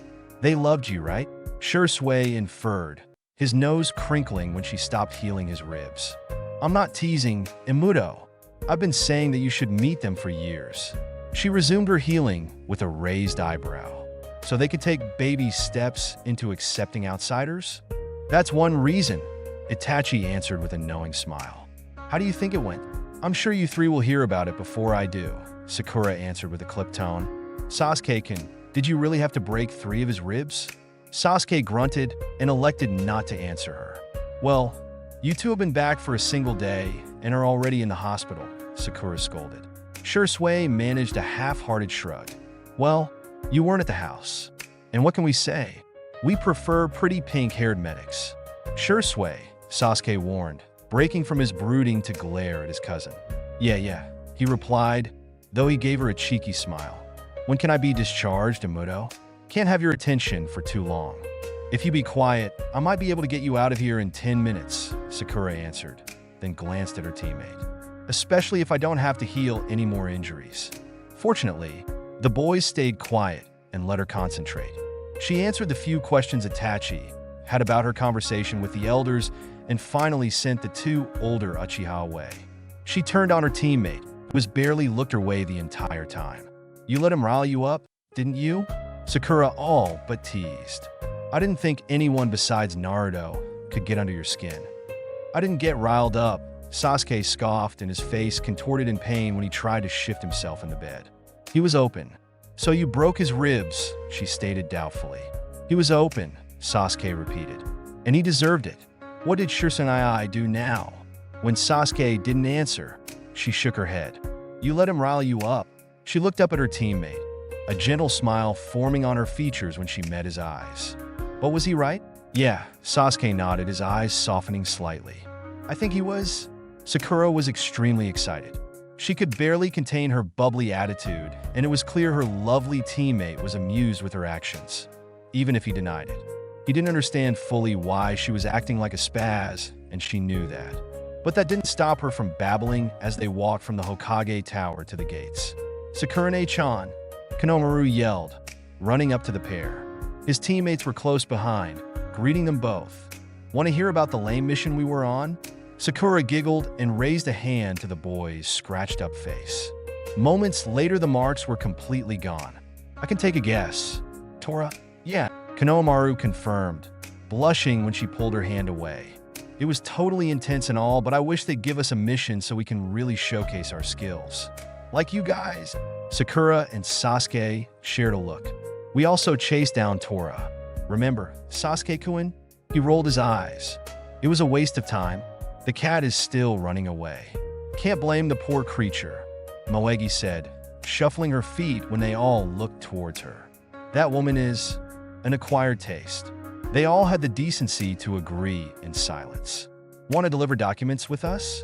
Sakura invited, pointing to the stack in Sasuke's hands. "Yeah." The group walked to the gates, the three young genin chattering about their missions and how boring they were. Sakura could sense the familiar chakra this time around, completely aware of it unlike the last time she experienced this day. But she still had to deliver papers. They reached the gates, with both Kotetsu and Izumo grinning as they handed them the papers. "You should head back to the village," the former told them, sharing a look of amusement with his partner. "You might find something interesting." Izumo agreed, and Sakura's eyes grew wide. "No way," she breathed out, tugging on Sasuke's arm as she dragged him back into the village. The three genin trailed them in confusion. "Sakura, stop pulling," Sasuke grumbled, and she did so only when she saw her best friend atop a telephone pole. She hurried to its base, the kids now just as excited as she was. "Naruto!" she yelled up, waving her arm. "Naruto, is that really you?" "Sakura-chan," Naruto shouted in response, dropping from the pole and throwing his arms around her. "I missed you so much." Sakura giggled when Sasuke scoffed, saying something along the lines of, "You're both ridiculous." "Team, don't think you're getting out of a hug," Naruto threatened when he finally pulled away from her. Sasuke's eye twitched and his lips fell into a flat line. "I will murder you." Naruto waved off his friend's threat. "You've been saying that for years, and you've never gone through with it." Fortunately, Sakura didn't need to break up any brawl in the streets. Konohamaru gained Naruto's attention, and when he performed a certain jutsu, Sasuke held back her wrist. The look of betrayal must have been blatantly obvious because he raised both his eyebrows. "If I can't murder him, you can't punch him," Sasuke said, and she frowned. "If you do, the idiot won't live long enough." Her frown turned into a pout, and he only let go of her hand when she swore she wouldn't do anything today. "Just today." "What was that, team?" Naruto dropped back into the conversation. "Threatening my life again? I would have thought you'd miss me." "I miss the silence your absence brings," Sasuke stated bluntly, before looking back to her. "We should head back to Tsunade's office." "All right," Sakura agreed, looping her arm through both of theirs. "You still need to report to Tsunade that you're back." Sasuke mumbled out a complaint as they headed towards the Hokage Tower after bidding goodbye to the genin. But he never attempted to take his arm back from her grasp. Naruto ended up taking his back, but that was so he could clearly emphasize how strong he's gotten since they last saw him. Sakura watched her best friend with a large smile. She knew that in this life, they had a very different beginning relationship. The first time around, she found Naruto extremely annoying and didn't particularly care for him. She still found him annoying when they became teammates, but she found herself wanting Naruto to succeed and become the Hokage like he's always dreamed. And Sasuke's abandonment of Konoha only tied the two closer together, and she absolutely missed her best friend. And this Naruto was resembling the one she fought in a war with, albeit not as mature as war made Naruto. But he was growing into that charming knucklehead. She hadn't realized how much she missed Naruto. She didn't needlessly worry about his return because she knew he would. Unlike with Sasuke, where she feared something would happen and he would be lost to them yet again. But having Naruto here, by her and Sasuke's side, just made her feel complete. When they arrived at the Hokage Tower, Naruto and Jiraiya reported in, and the three were called together for their first assessment. The scene played out much like her old life. The only exception this time being Sasuke's mutter that they were idiots when Naruto handed Kakashi the newest novel in the Makeout series. Sakura nudged Sasuke's side. "Be nice." Sasuke simply gave her a raised eyebrow. Then, Tsunade revealed that they'd be facing off against Kakashi in another bell test to assess all of their skills, and to see if they continue forward as a unit.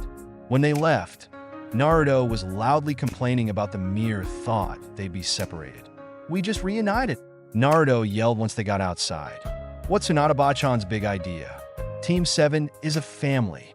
They can't separate us. I thought we were over that like ages ago." "Things are a bit complicated," Sakura told him gently, glancing over at a frowning Sasuke. "My clan still wants me to be removed from Team 7, he said bitterly. "They need me to advance as quickly as possible, and they think being saddled to a single team will take too long." "That's dumb," Naruto said, crossing his arms. "It's almost as if they don't have faith in Team 7. "They don't." Sakura cut off any more of Naruto's protests. "It's not a personal attack at us, even if it feels like it is. It's just difficult to understand from our perspective. But you got new tricks, right? Or do you not have faith in us?" Well, of course I do, you know," Naruto spluttered out. "You're right, Sakura-chan. We just gotta show him the true power of Team 7. Then, they won't even dream about separating us. You're the reason I'm going to be separated from this team, Dobe." Sasuke shook his head, infuriating Naruto once again. Sakura didn't bother interfering this time. Her boys would always be her boys. Competitions and fighting were just the fundamentals of their relationship. And now she relished in it. Maybe once she got used to it, things would be different. But for today, it was music to her ears. By the time it came to actually fight with Kakashi, she found out a few things about her comrades. Kakashi was seriously underestimating them as genin. It was incredibly difficult for them to even get close to the bells this time around, even with a solid plan. Sakura would run in with chakra-laden fists, keeping him well occupied with avoiding her moves.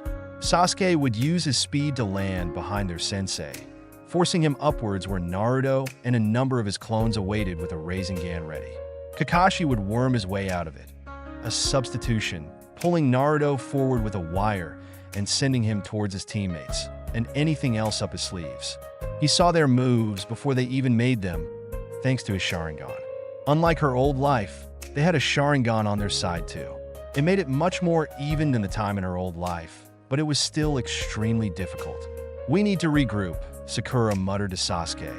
Landing beside him, a Kakashi fought off Naruto's clones with ease. "We're going about this expecting Kaka-sensei to underestimate us." "He's not." "I know that," Sasuke responded, a grimace forming once Naruto landed beside them as well. "Let's go." He placed a hand on her back and one on Naruto's shoulder, taking them with him as they landed further into the forest. "Sasuke-kun," Sakura said, nodding their surroundings. He nodded immediately. Sakura's skills with Genjutsu advanced drastically over the 2.5 years since she was a genin. She could create them so strongly. Only someone with a Sharingan could break free from it. Unfortunately, Kakashi was a part of that group, but what Sakura didn't normally have was Sasuke's chakra, helping her form the Genjutsu. He didn't care for them as much as his other jutsus, but he could easily mold his chakra to match hers and create a stable Genjutsu covering their chakra and locations. This way, Kakashi would have to actually try to dispel the Genjutsu, and by that time, they'd already be prepared for him. "What did you two do?" Naruto asked, a slight frown forming as he looked at his two teammates. "An advanced Genjutsu to keep us hidden from Kaka-sensei," Sakura answered with a smile, and Naruto's features morphed into excitement. "Really? That's so cool, Sakura-chan." "We have to be smarter," Sasuke cut in. "We got the bells before. We just have to do it again." "Easy to say, team, but not that easy to do," Naruto retorted. "Unless you haven't noticed we're totally getting beaten out there. Then let's come up with a plan," Sakura decided, leaning back on a tree before dropping to the ground. "And be prepared for Kakashi-sensei's counter." "They're doing well, aren't they?" Shursui asked Itachi, appearing by his cousin's side. Itachi hummed, pointing to their right. It looks like training Sasuke and Sakura-chan together really amped up their Jinjutsu abilities. Oh, Shursui said curiously, glancing to where Itachi was pointing. He could barely sense the alteration to reality and had to actually concentrate for a bit to break it with his Sharingan. That is impressive. I'd say that rivals any of your regular ones, Tachi. They're a good pair, his cousin stated, sparing a glance towards him. And despite being separated from Naruto for so long, the three of them work seamlessly together. Even seasoned teams would need to work out a few kinks at first. They work as though they've done it for over a decade. For Sakura-chan, that's basically true, Shursui pointed out with a shrug. Naruto and Sasuke have always worked well together, even when they're facing against each other. Sakura-chan knows them through and through too. It's not surprising that they're a force to be reckoned with even this early on. The elders are too stubborn to see that. You know why they're hesitant in allowing Sasuke to stay on Team 7, Itachi said with a raised brow. If their teamwork wasn't as phenomenal as it is, I'd agree with them. Yeah, they think Sasuke's too emotional and will just sacrifice himself for Sakura-chan and Naruto if things go south during a mission. Shursui responded with a wave. They're afraid of having an heir with a death wish. They're afraid Sasuke will put them first over the clan, Itachi corrected, then looked thoughtfully at the trip currently brainstorming ideas. Though, they might only succeed in having him relinquish his title if they choose wrongly. You think he'd give up being clan heir? Shursui inquired. I think he will if they try to shape his future even more so than being clan heir already does, Itachi said thoughtfully.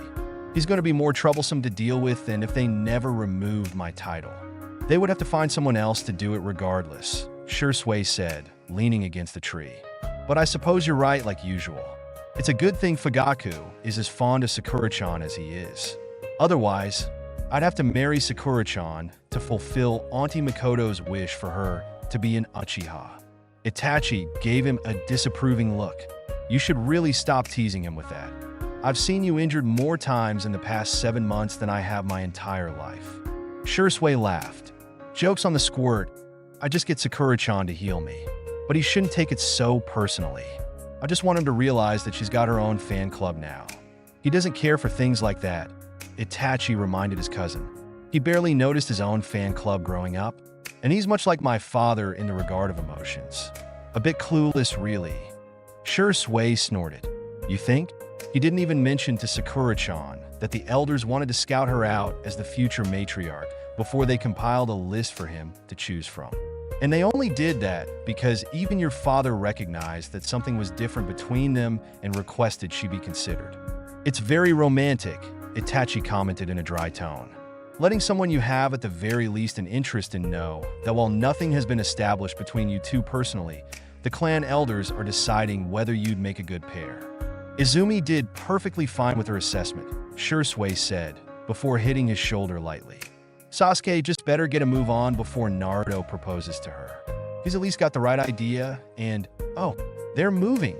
The three were indeed scattering from their spot, the Jinjutsu around the area fading away. He caught Sakura and Naruto's movements first, the two charging in with a combined force of hits. Kakashi avoided Sakura at all costs, remaining a safe distance away from her fists and only taking hits from the clones Naruto was producing. It almost looked like Sakura got a punch on Kakashi's back, but when he wasn't sent flying backwards, Shursui assumed it hadn't landed at all. Sasuke appeared in the midst, taking Sakura out of the fray before the two appeared above their teammates, showering explosive kunai with what looked to be like smaller tags drifting throughout the air. Kakashi jumped out of the vicinity immediately, allowing for all of the Naruto clones to disappear into the cloud of smoke already forming.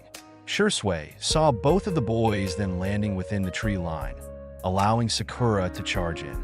Shursui almost didn't catch it, but he saw the level of smoke remain present for a bit longer than it normally would. He looked over at his cousin. Did Sakura-chan just poison the battlefield? He asked, and his cousin shrugged. I doubt it's poison, Itachi answered vaguely. Sakura-chan uses a variety of medical-based bombs to infect the immediate air. She's crafted cures to everything she's created, and they're joining antidote. So poison, Shursui repeated, but Itachi shook his head. Not necessarily, he said, then nodded towards Sasuke and Naruto. They're forcing him into it, though. Shursui watched as Naruto and Sasuke charged into the fray from behind, forcing Kakashi to jump back after an attack from the boys. But when he got too high up, Sakura appeared with a pulled-back fist. Shursui knew this tactic wouldn't work on Kakashi, but that's when the smoke cleared and they saw Kakashi forced back onto the ground. He looked a bit caught off guard, especially when he was forced to jump back up as Sakura's fist met the ground and the entire field erupted.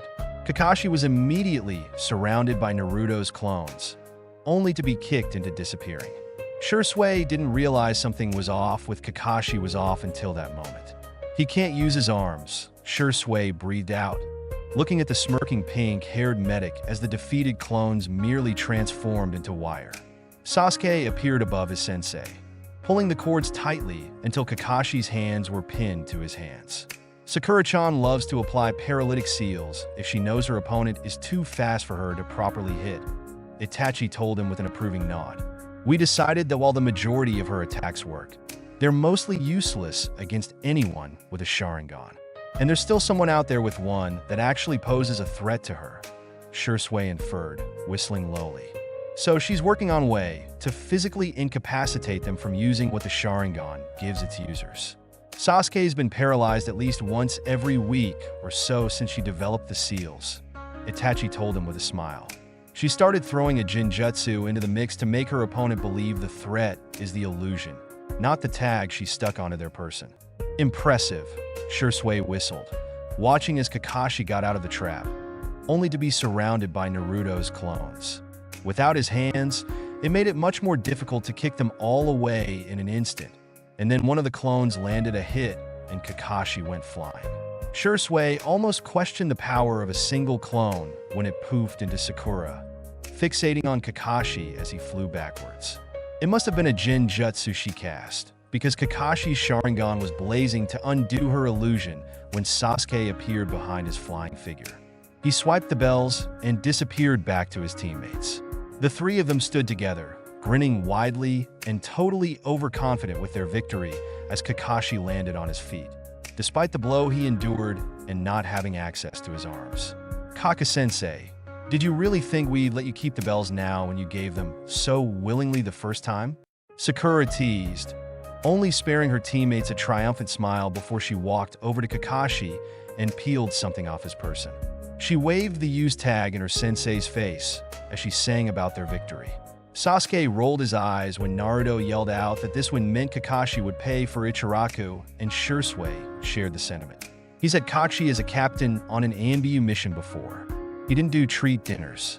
Then again, these were his favorite kids ever, so they might stand a chance. They're a good team, Itachi stated, pointing over to the other side of the clearing. They'll end up surpassing their masters. Shursui stretched his arms. The day Sasuke surpasses me, I want you to put me out of my misery. Itachi merely smiled. You'll be proud. Of course I'll be proud, Shursui agreed. But I remember when he got winded using my jutsu a single time. If he surpasses me in that, just take me out, Tachi. No, you're gonna be a horrible Hokage one day. Shursui shook his head. Can't even make your people happy. I'll become a Hokage without an advisor if I do what you want, Itachi said with a small smile. We can't change the shinobi world if you leave it, Shursui. Yeah, okay. Guilt tripped me into living. I get it, Shursui muttered, but then began to wave as Sakura caught their presence and beamed towards them. Sasuke scowled when he saw who she was smiling at. You're right, Tachi. Even if the squirt surpasses me, I'll still be Sakura-chan's favorite. Her favorite is actually my mother. Just put me out of my misery, Tachi. I feel like all of my children are finally home. Mikoto sighed happily. Well, it certainly sounds like it, Sakura replied with a laugh, as Sasuke and Naruto began to loudly argue over something. They're always like this, huh? Izumi asked, setting cups onto a tray. Sakura nodded, pouring in the tea Mikoto gave her. I don't think they'll ever grow out of it. Well, I'd hope not, Mikoto said, placing her hands on her hips. This place will be much too quiet. Unless, there were others filling up my home. Izumi and Sakura shared a look, the girls not missing what the matriarch was hinting at. Was that a hint for me to marry Itachi-kun and have children? Izumi asked her, and she nodded. I hope so, because I'm still way too young to be thinking about that, Sakura answered, and the matriarch pouted. Don't look at me. I'm not the one in a relationship with one of your sons. Though it was rare for Makoto to scowl, her displeased expression was hard to miss. I thought you two would be on my side. We should bring the tea out, Sakura told her in a soothing tone, picking up the tray before they left the kitchen. Naruto and Sasuke-kun need someone to ensure they don't kill each other. The rest of the evening went by smoothly. Naruto and Sasuke devolved into frivolous fights. Izumi and Makoto were discussing her new role as a teacher at the academy, and she spent her time talking to the two older Uchiha boys about new training techniques. When the time came to leave, Naruto refused Sasuke when he came to walk them home. I want to walk Sakura-chan home alone, team, Naruto told him with crossed arms. I haven't gotten to in ages. Sasuke's eye twitched, and he looked beside him for some backup. She placed a gentle hand on his arm. I'll be by the station tomorrow morning. His features only softened slightly when she gave him a reassuring smile and grudgingly accepted it. Be safe, Makoto called after they said their goodbyes. Missed me, Sakura teased after they left the compound, holding her hands behind her back as she looked at her best friend. Well done, Naruto said with a cheeky grin, locking his hands behind his head. You know I missed you, but I don't know, things are a bit different, you know? Like everything feels the same and all, but I can't explain it. We're growing up, Sakura supplied. I guess. Her best friend's nose scrunched up. I mean, I'm so much cooler now. I have to show you the cool tricks I learned on the road. When we get our first mission tomorrow, I'm sure you can show a bit of your skills, Sakura assured him, frowning at the thought. Sakura wasn't sure if she wanted anything to change in the mission they'd inevitably receive in the morning. But the thing was it somehow would. Sasuke would be with them this time. And she didn't know if that change would be beneficial or not. In her old life, Itachi had been the Akatsuki member that confronted their team. In this one, she wasn't particularly sure how the Akatsuki was faring without Itachi. She was unsure if Obito joined early because of lack of people or not. Shirsue's been scouting the Akatsuki and meeting with Jiraiya over the past few months, but she hasn't gotten the chance to discuss anything with him. Sasuke tended to stick around whenever she was interacting with any Uchiha. Really, he's been by her side more often than not since he arrived back. It was rather endearing, but there were things she just couldn't explain to Sasuke, not yet. She had no idea she would ever tell anyone that she traveled back in time. If they figured it out, she wouldn't dare deny it. But she didn't think she'd be the one to say it first.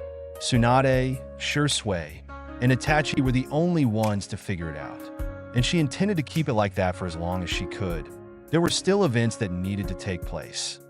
This mission fully solidified the alliance between Konoha and Suna. She couldn't risk it. She'd just have to hope the inevitable changes didn't mess with the outcome. Nah, Sakura-chan, are you listening? Naruto asked, interrupting her thoughts. She smiled apologetically. What were you saying? That I haven't had a Chiraku since we got back, Naruto exclaimed, now waving his arms. It's been 2.5 years, Sakura-chan. We just had dinner, she reminded him, and he pouted. But there's always room for ramen, he said, giving her wide, dopey eyes. Come to Ichiraku with me. Naruto, she told him in an unsure tone, and he was quick to continue. What do you say, Sakura-chan? He asked, clasping his hands together. It can even be like a date. Or not, of course. I just want to hear how awesome your training was. Itachi and II says you basically run the hospital. That's mega cool. Better than Team saying he learned how to fight with a sword. He'll skewer you if he hears you say that. She commented and laughed when Naruto began to protest.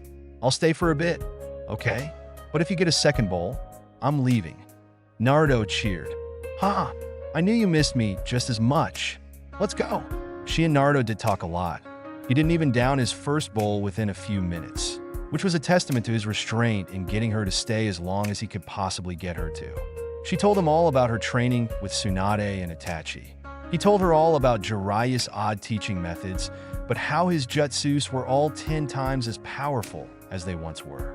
Sakura ended up leaving Ichiraku's when Naruto finished his first bowl and Iruka-sensei came in to greet them. That relationship wasn't exactly the same as the one in her old life. And while Naruto did have her and the Uchihas to lean back on, Most of the stigmatism in the village remained. Iruka had been the first person to risk his life for Naruto, and that meant while the relationship between them was a bit different, Naruto still looked towards Iruka as his own fatherly figure. Sakura had to reassure Iruka that she was perfectly fine leaving and that she wasn't hungry at all. She left to Chiraku and wasn't even surprised to see Sasuke waiting on the other side of the street. "You knew he wanted to get to Chiraku and would sucker me into it, didn't you?" she asked as she walked up to him. "I know you both," he nodded. They fell into step with each other as they started to walk. "I knew the moron would want a Chiraku, and I knew you would spoil him and say yes. Figured he'd forget to actually walk you home. I left early," she pointed out, and it didn't seem to make a difference in Sasuke's eyes. "He's still an idiot," Sasuke said, then glanced over at her. "They've come to a decision. Are they making you leave?" Sakura asked, keeping her stare on the dirt below them. "They agreed to allow me to stay on Team 7, but they reserve the right to request I be put on missions without you two as well," Sasuke answered, his lips drawn to get her in a tight line. "My father isn't thrilled with whatever they have in mind, but he told me not to fight it. He doesn't want me embarrassing the clan because I'm not happy with the elders. So, it's more like you're partially on Team 7, isn't it?" She inferred, and from his growing frown, she assumed she was correct. "It's okay, Sasuke-kun. They'll have to do much more if they want to actually separate us." He grunted, shaking his head. "You two are stubborn. Your mother also loves us," Sakura pointed out with a smile, watching the sky above them as they walked through the near deserted streets of Konoha. "I'm not worried about it all. Everything will work out." "How do you know?" he asked, watching her carefully.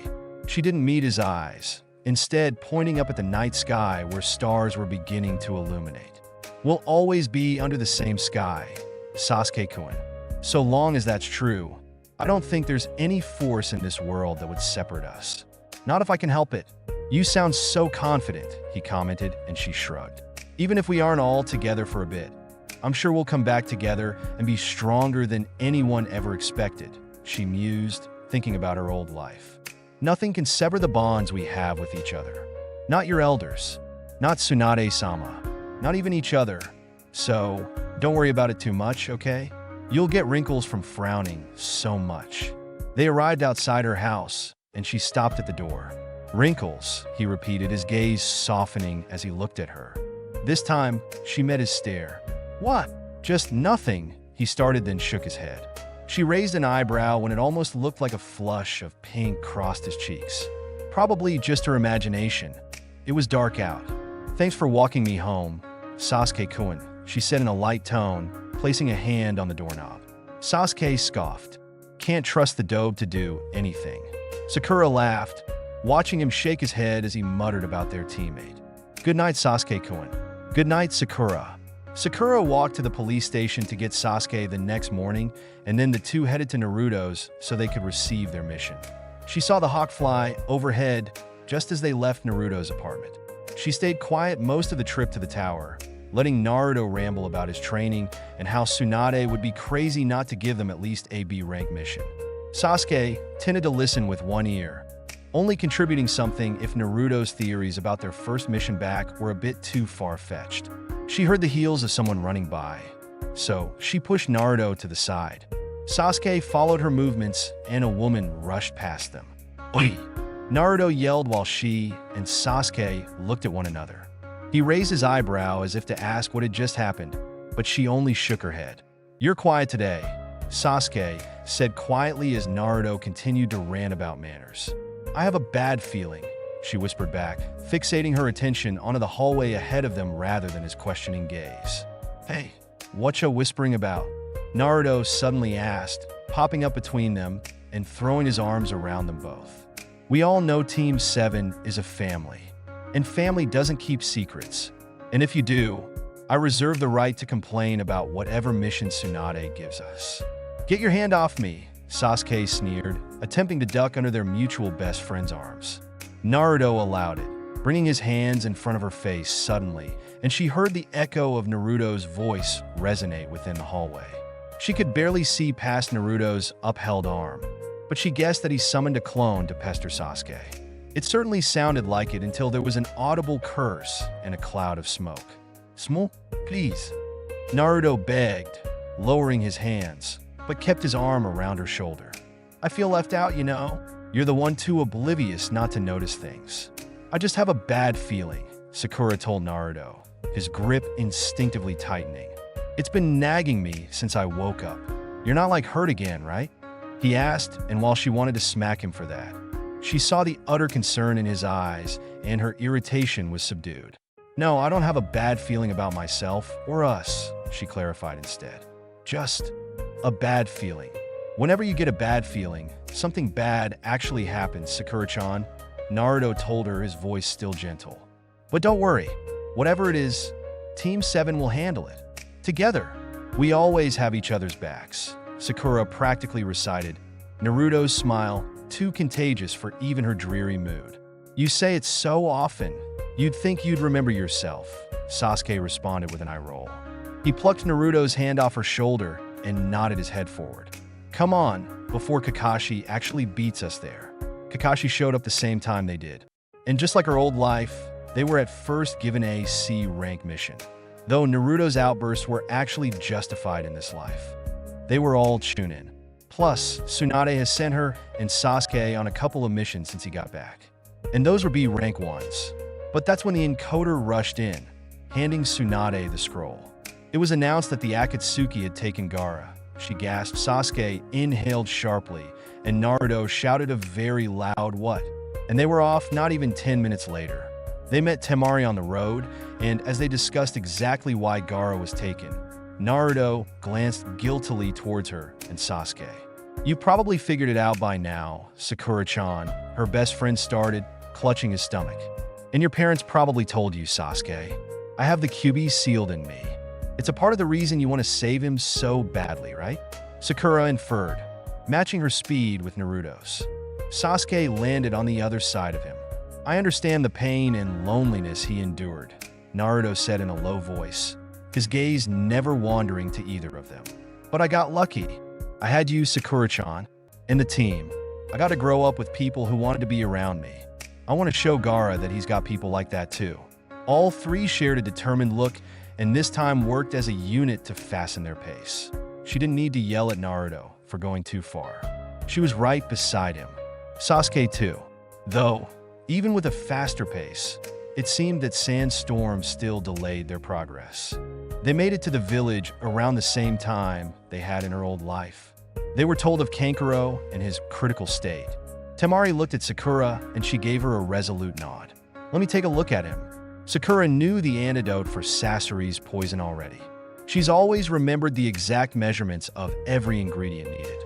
But she also knew she couldn't just magically show up with the exact antidote that they needed when Suna had yet to even tell the leaf of Kankuro's state. It was a poison that stumped Chiyo in the limited time frame they had. So she didn't prepare an antidote in advance. She ordered her teammates out of the room and controlled the situation much like her old life. She had to preform that crude process on Kankuro again until he was finally out of Death's hands. Temari slumped against the wall once she stated that Kankuro was going to be fine. She ordered the doctors to prepare her a list of herbs and to fill vials with the poison so she could test it out. When she was done ensuring the doctors could keep Kankuro stable, she looked back at her team, who had come back into the room with Chiyo. Sakura-chan's like. Naruto paused, staring at her with unfixed adoration and amazement. Super cool. She smiled at him, and before she could even turn to Sasuke, Chiyo approached her. You remind me of the Slug Princess, the old woman said, a mixture of suspicion and reluctant respect in her gaze. Sakura paused for a moment as she looked at Chiyo. This was a woman who had no idea how impactful their short time fighting together was. It molded her into the ninja she was in the war and the one she regrew up to be in this life. Tsunade trained her battle, taught her all the tricks up her gambler's sleeves. Tsunade taught her to be a killer and a healer at the same time. But Chiyo taught her that the battle is never over. That time may pass by, but it is always there, warping the minds of children and pitting shinobi against each other. And that, in the end, all that violence doesn't matter. Hope for the future is what endures, and that's what Chiyo finally believed in when she died. Well, of course, Tsunade-sama is my master, Chiya-san, Sakura finally managed to say, giving the old woman a small smile. It's an honor to meet you. An honor? The woman repeated incredulously. I'm from Suna. What honor does it bring someone born and raised in Konoha? She's read all about your work regarding poisons, Sasuke told the woman, barely looking towards her. Sakura nodded, casting her boys a rather apologetic stare. I used to keep them up during missions talking about the poisons you concocted during the Second War. Chiyo only seemed more suspicious of her character as Sakura was handed a clipboard by one of the doctors. She examined the list compiled and happily stated that she could make the antidote and have it ready within the hour. She watched as Sasuke picked up her bag and gestured for her to leave and make the antidote. She smiled and waved at her team before she followed a doctor to the greenhouse. The antidote was created, tested, and used on Kankuro once again. And just like last time, she only had 2 more dosages of it. Once they finally departed from Suna, the next day, to head towards the Akatsuki hideout, she felt her anxiety creeping back in. She knew she could defeat Sasori. In fact, the battle might be a bit shorter this time around. But she had Sasuke to account for now. What would his addition to this mission cause? Surely it would be beneficial, no? There was a warning shout from Kakashi, and all of them grounded themselves, landing directly across from the Akatsuki member she feared the most. Her eyes grew wide at the sight of the orange mask, and both of her boys, not so conspicuously, shifted to move in front of her. It's you, Sasuke said through gritted teeth, and Obito tilted his head at the words. Me? You know me? Obito asked in a teasing tone, so unlike the deep voice she knew he actually had.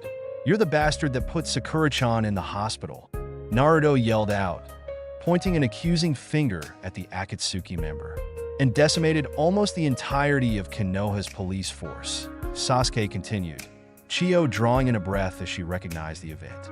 This man murdered an entire force made up of Uchihas? Chiyo questioned, and Kakashi gave her a grave nod.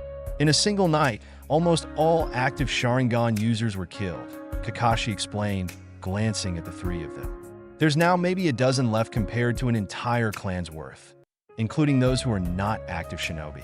To accomplish a feat like that, he'd have to have visual prowess himself or something like it. Whatever you do, do not look into his eye. Even you, Sasuke. Faces tend to blend together when they're insignificant to me. Obito told them with an exaggerated shrug, and while they couldn't necessarily tell where he was looking, Sakura knew his attention shifted to her. But you. I remember. For someone who's not an Uchiha, it seems there's always one near you. Sakura stilled under his stare, and Sasuke moved to block her from Obito's sight. Hey, that's not fair. Obito cried out. I only have one eye to see from. That's playing dirty. Sasuke-kun, it's okay. Sakura finally managed to say, placing a hand on his arm.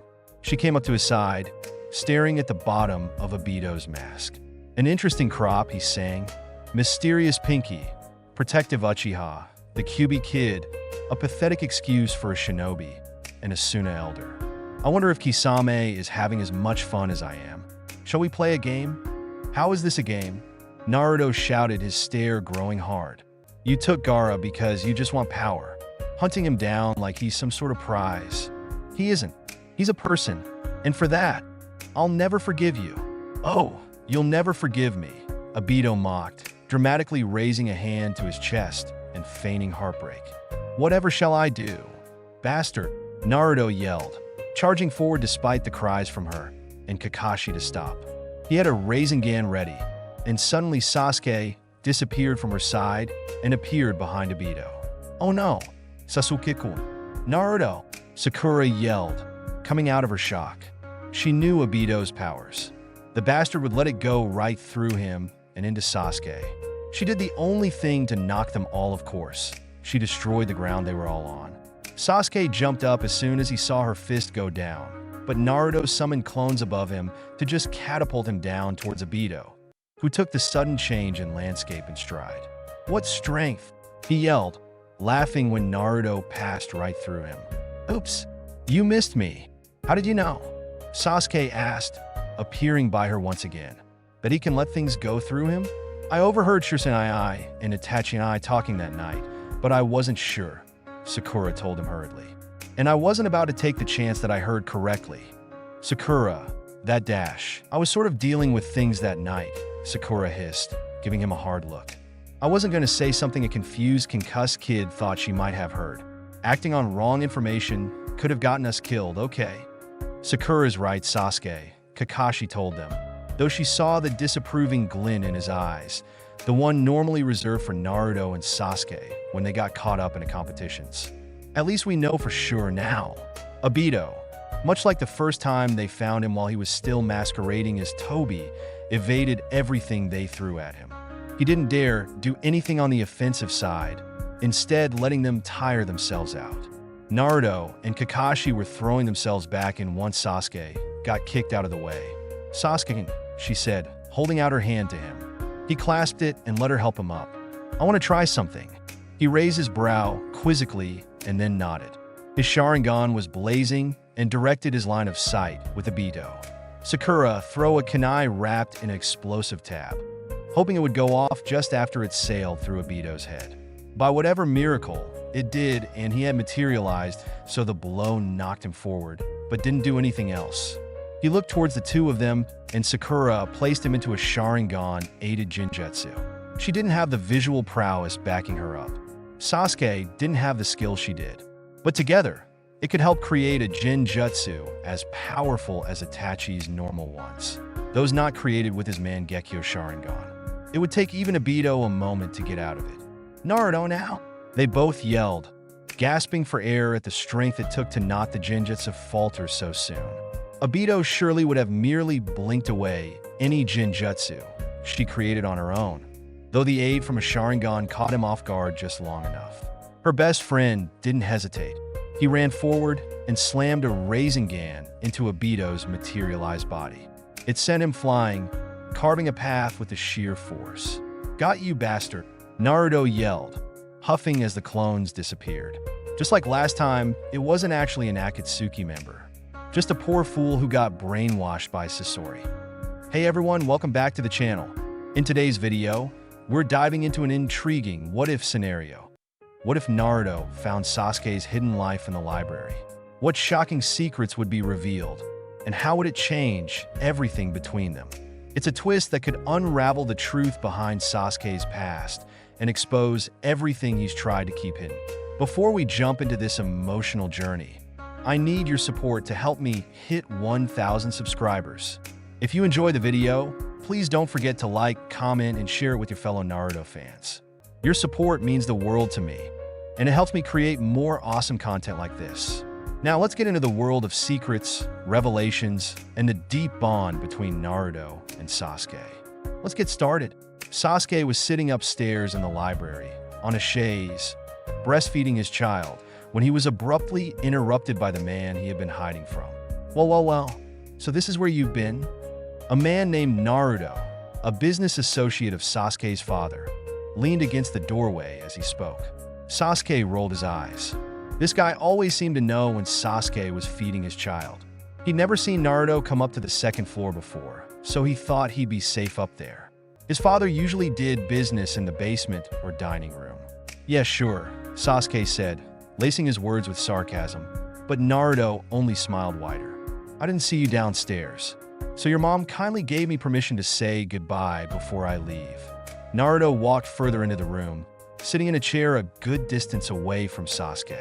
Sasuke used to grab a blanket to cover himself when feeding, but for the past 2 months, he saw no point.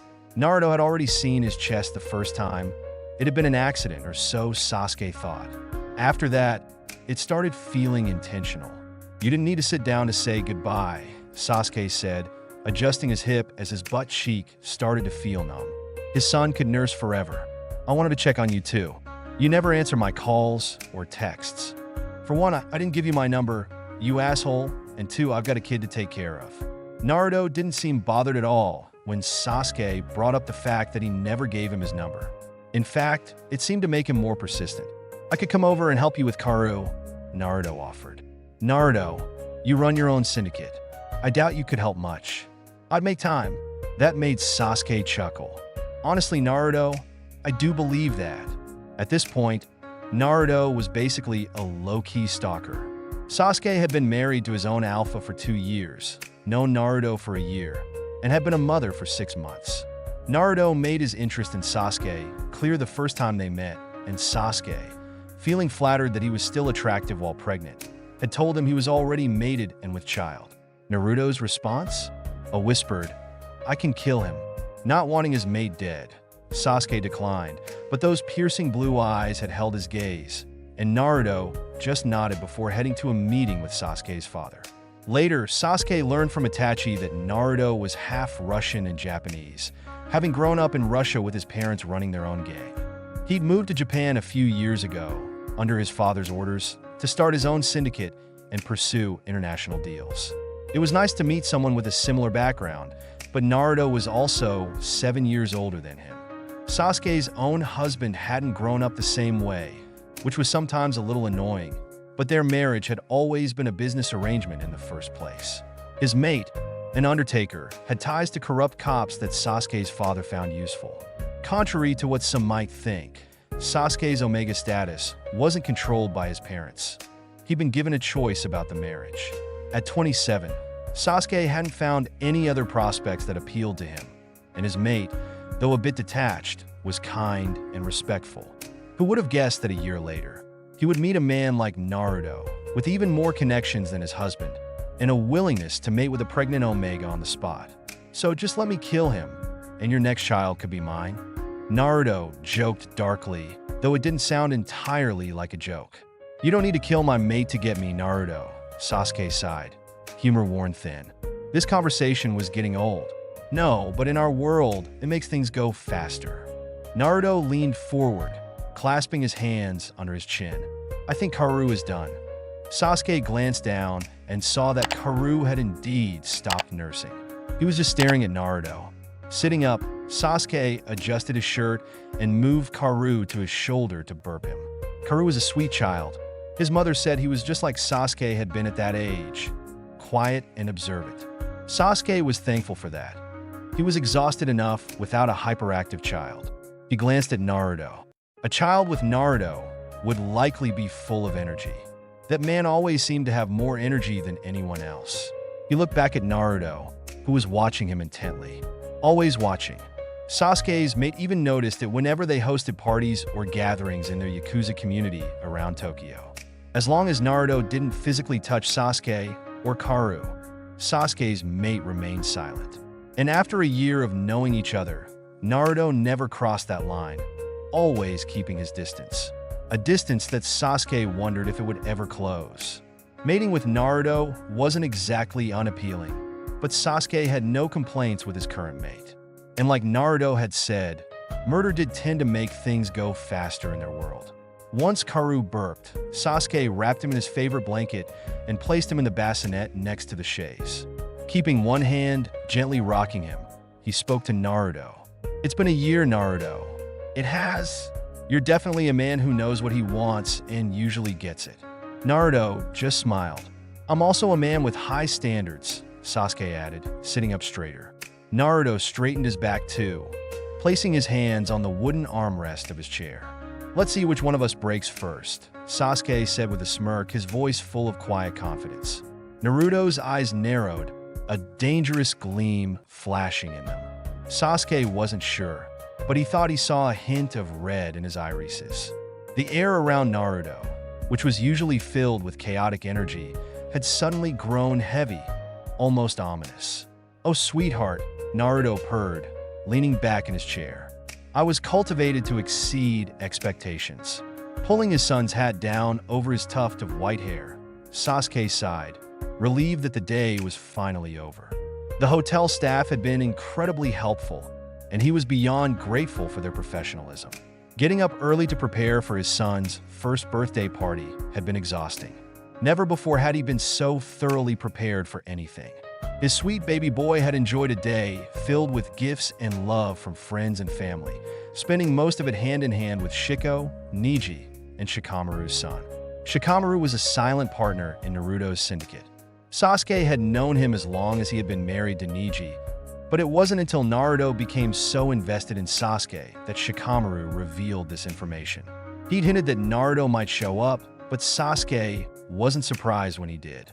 Although he'd sent Naruto an invitation, he hadn't received confirmation, so he assumed the competition between his husband and Naruto would have to wait. His husband was outside, warming up the car and packing away presents with Itachi. Itachi, who was becoming Naruto's best friend after meeting his cousin Kyuubi, an enigmatic, feral man with a long red braid. Itachi, an alpha, had wanted nothing to do with Kyuubi, but in classic Uzumaki fashion, Kyuubi had claimed him on sight. Itachi and Kisame had gone to Naruto's house to exchange documents, with Kisame updating Naruto about some recent foxes he'd found. Kisame was part of the Seven's clan, which bred and sold exotic animals. Itachi was about to knock when he felt Kisame's hand on his shoulder, followed by the sight of Kyuubi holding a golden gun to Kisame's head. After a tense exchange, Itachi was assured that his life wouldn't be in danger, and they were invited to dinner at Kyuubi's place. Itachi and Kisame stayed politely and left, and the next day, $2 million were sent to their father for Itachi's involvement. Sasuke's mother was excited, having recently been added to a group chat with Kyuubi and Naruto's mothers, planning a girls' trip. Mama, his sweet baby boy's voice pulled him back from his thoughts. Yes, Sasuke replied, tying the hat securely under his child's chin. His son pointed behind him, and Sasuke followed his tiny finger to find Naruto standing there, a big present in his arms. "I missed the party," Naruto said. Sasuke zipped up his coat and stood up. Karu immediately waddled over to Naruto.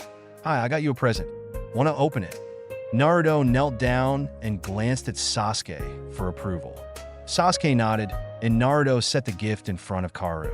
With a little help from Naruto, Karu tore off the wrapping, revealing a life-size version of his favorite character. The toy had a voice-activated feature that Sasuke specifically told his family not to get, and the moment he heard it, his face soured. Karu, thrilled by the gift, hugged the box and begged in his broken Japanese to open it. "No, we'll do that at home," Sasuke said, trying to avoid the noise. His son pouted, but Sasuke quickly added, "He doesn't need to get dirty. Don't you want him to be clean when he sleeps with you later?" Karu gave a small nod. Sasuke kissed his son's cheek. "Do I get a kiss? Seems like I got the best present ever," Naruto asked with a grin. Sasuke covered his son's ears. "What you got was the devil." Naruto looked confused, and Sasuke elaborated. "The voice, it's like nails on a chalkboard." Naruto blinked. "Don't you mean nails?" Sasuke chuckled. "No." Naruto bit his lip, clearly remorseful. "Please don't. This is the best gift." "You did good, Naruto." Sasuke smiled. "Can I get a reward?" Naruto wagged his eyebrows playfully. "Is my praise not enough?" Sasuke teased. "Your existence is honestly enough." Sasuke stuffed his hands in his coat pockets. "Need help getting that into your car?" Naruto grimaced. "No, Kabuto can do it. I saw your husband and Itachi outside," Sasuke said. His back was to me, though, as I slipped in. "Good. I haven't touched you. Don't know why he doesn't like me." Sasuke smirked. "Oh, I wonder." A small yawn interrupted them. "Best get the little guy home," Naruto said. Sasuke agreed. "Even when you're tired, you look beautiful, Sasuke." "I'm always tired, and I'm always searching rooms just to get a glimpse of you." Naruto's poetic side was showing again. Sasuke wondered how long the cat-and-mouse game would continue. When would it all come to a head? His intuition wasn't giving him any answers, and the proximity to the Uzumaki clan thanks to Itachi and Kyuubi wasn't making it any easier to figure out. "I told Kyuubi not to have a kid before us." Sasuke rolled his eyes. He didn't answer, just kissed Karu's head. "He pistol-whipped me for saying that," Naruto added. Despite his exhaustion, Sasuke let out a belly laugh. The absurdity of it all had him almost dropping his son. "Naruto," Sasuke said, wiping his tears on Karu's hat. "Yes, beautiful?" Naruto asked. "Pick up the present. I'm ready to go." Naruto grabbed the gift. "Thought you didn't want your husband and I to meet. He knew you were coming. So, be useful and walk me to my car." Sasuke started walking toward the parking lot. Every time he walked next to Naruto, the energy between them felt different from what he had with his husband.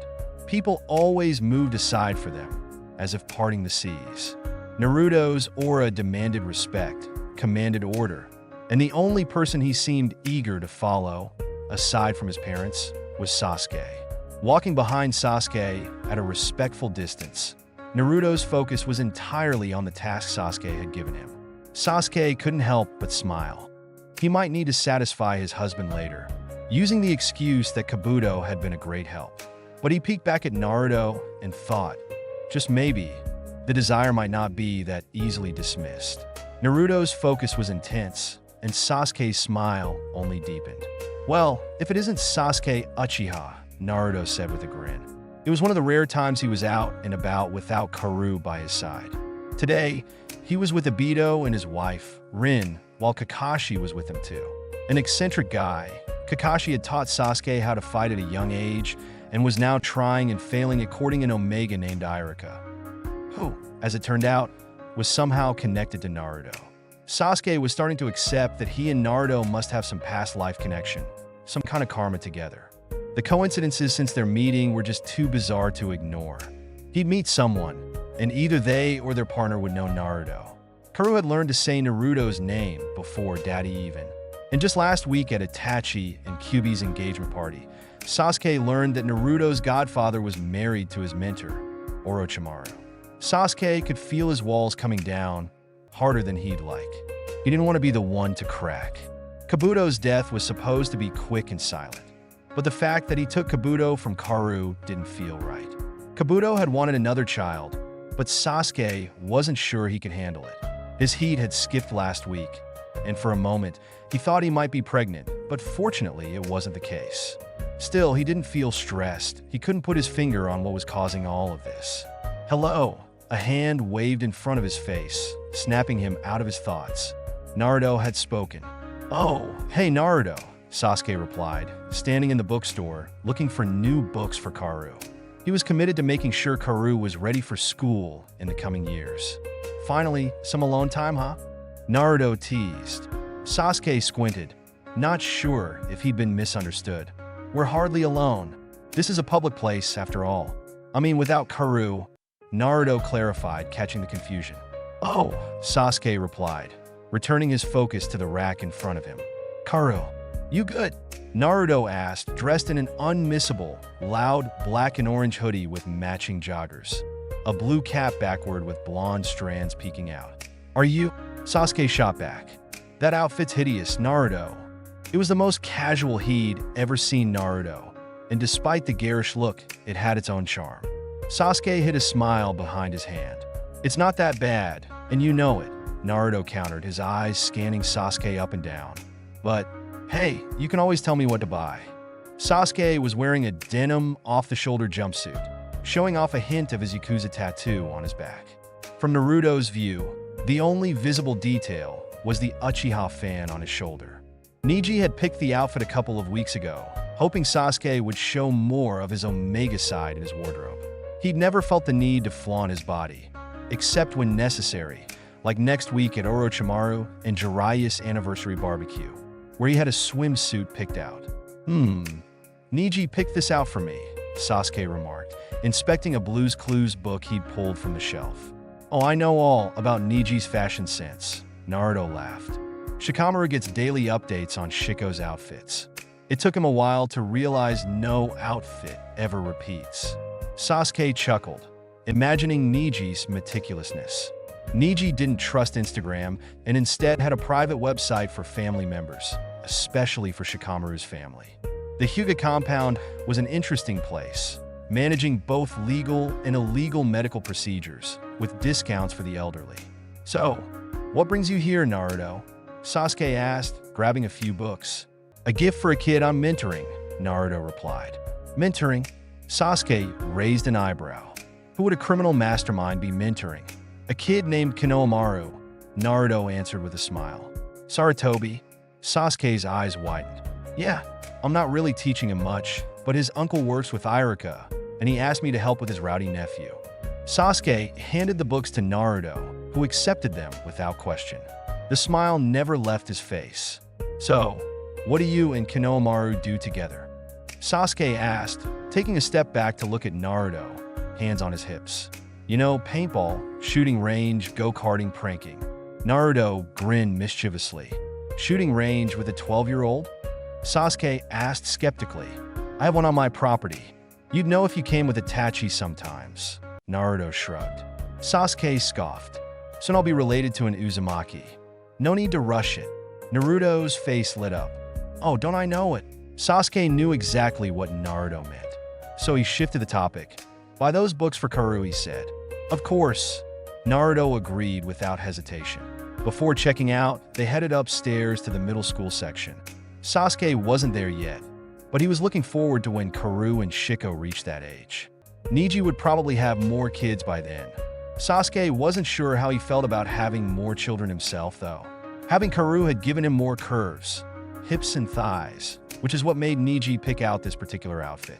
Neji insisted Sasuke show off his body more, but Sasuke only did so when necessary, like for next week's party.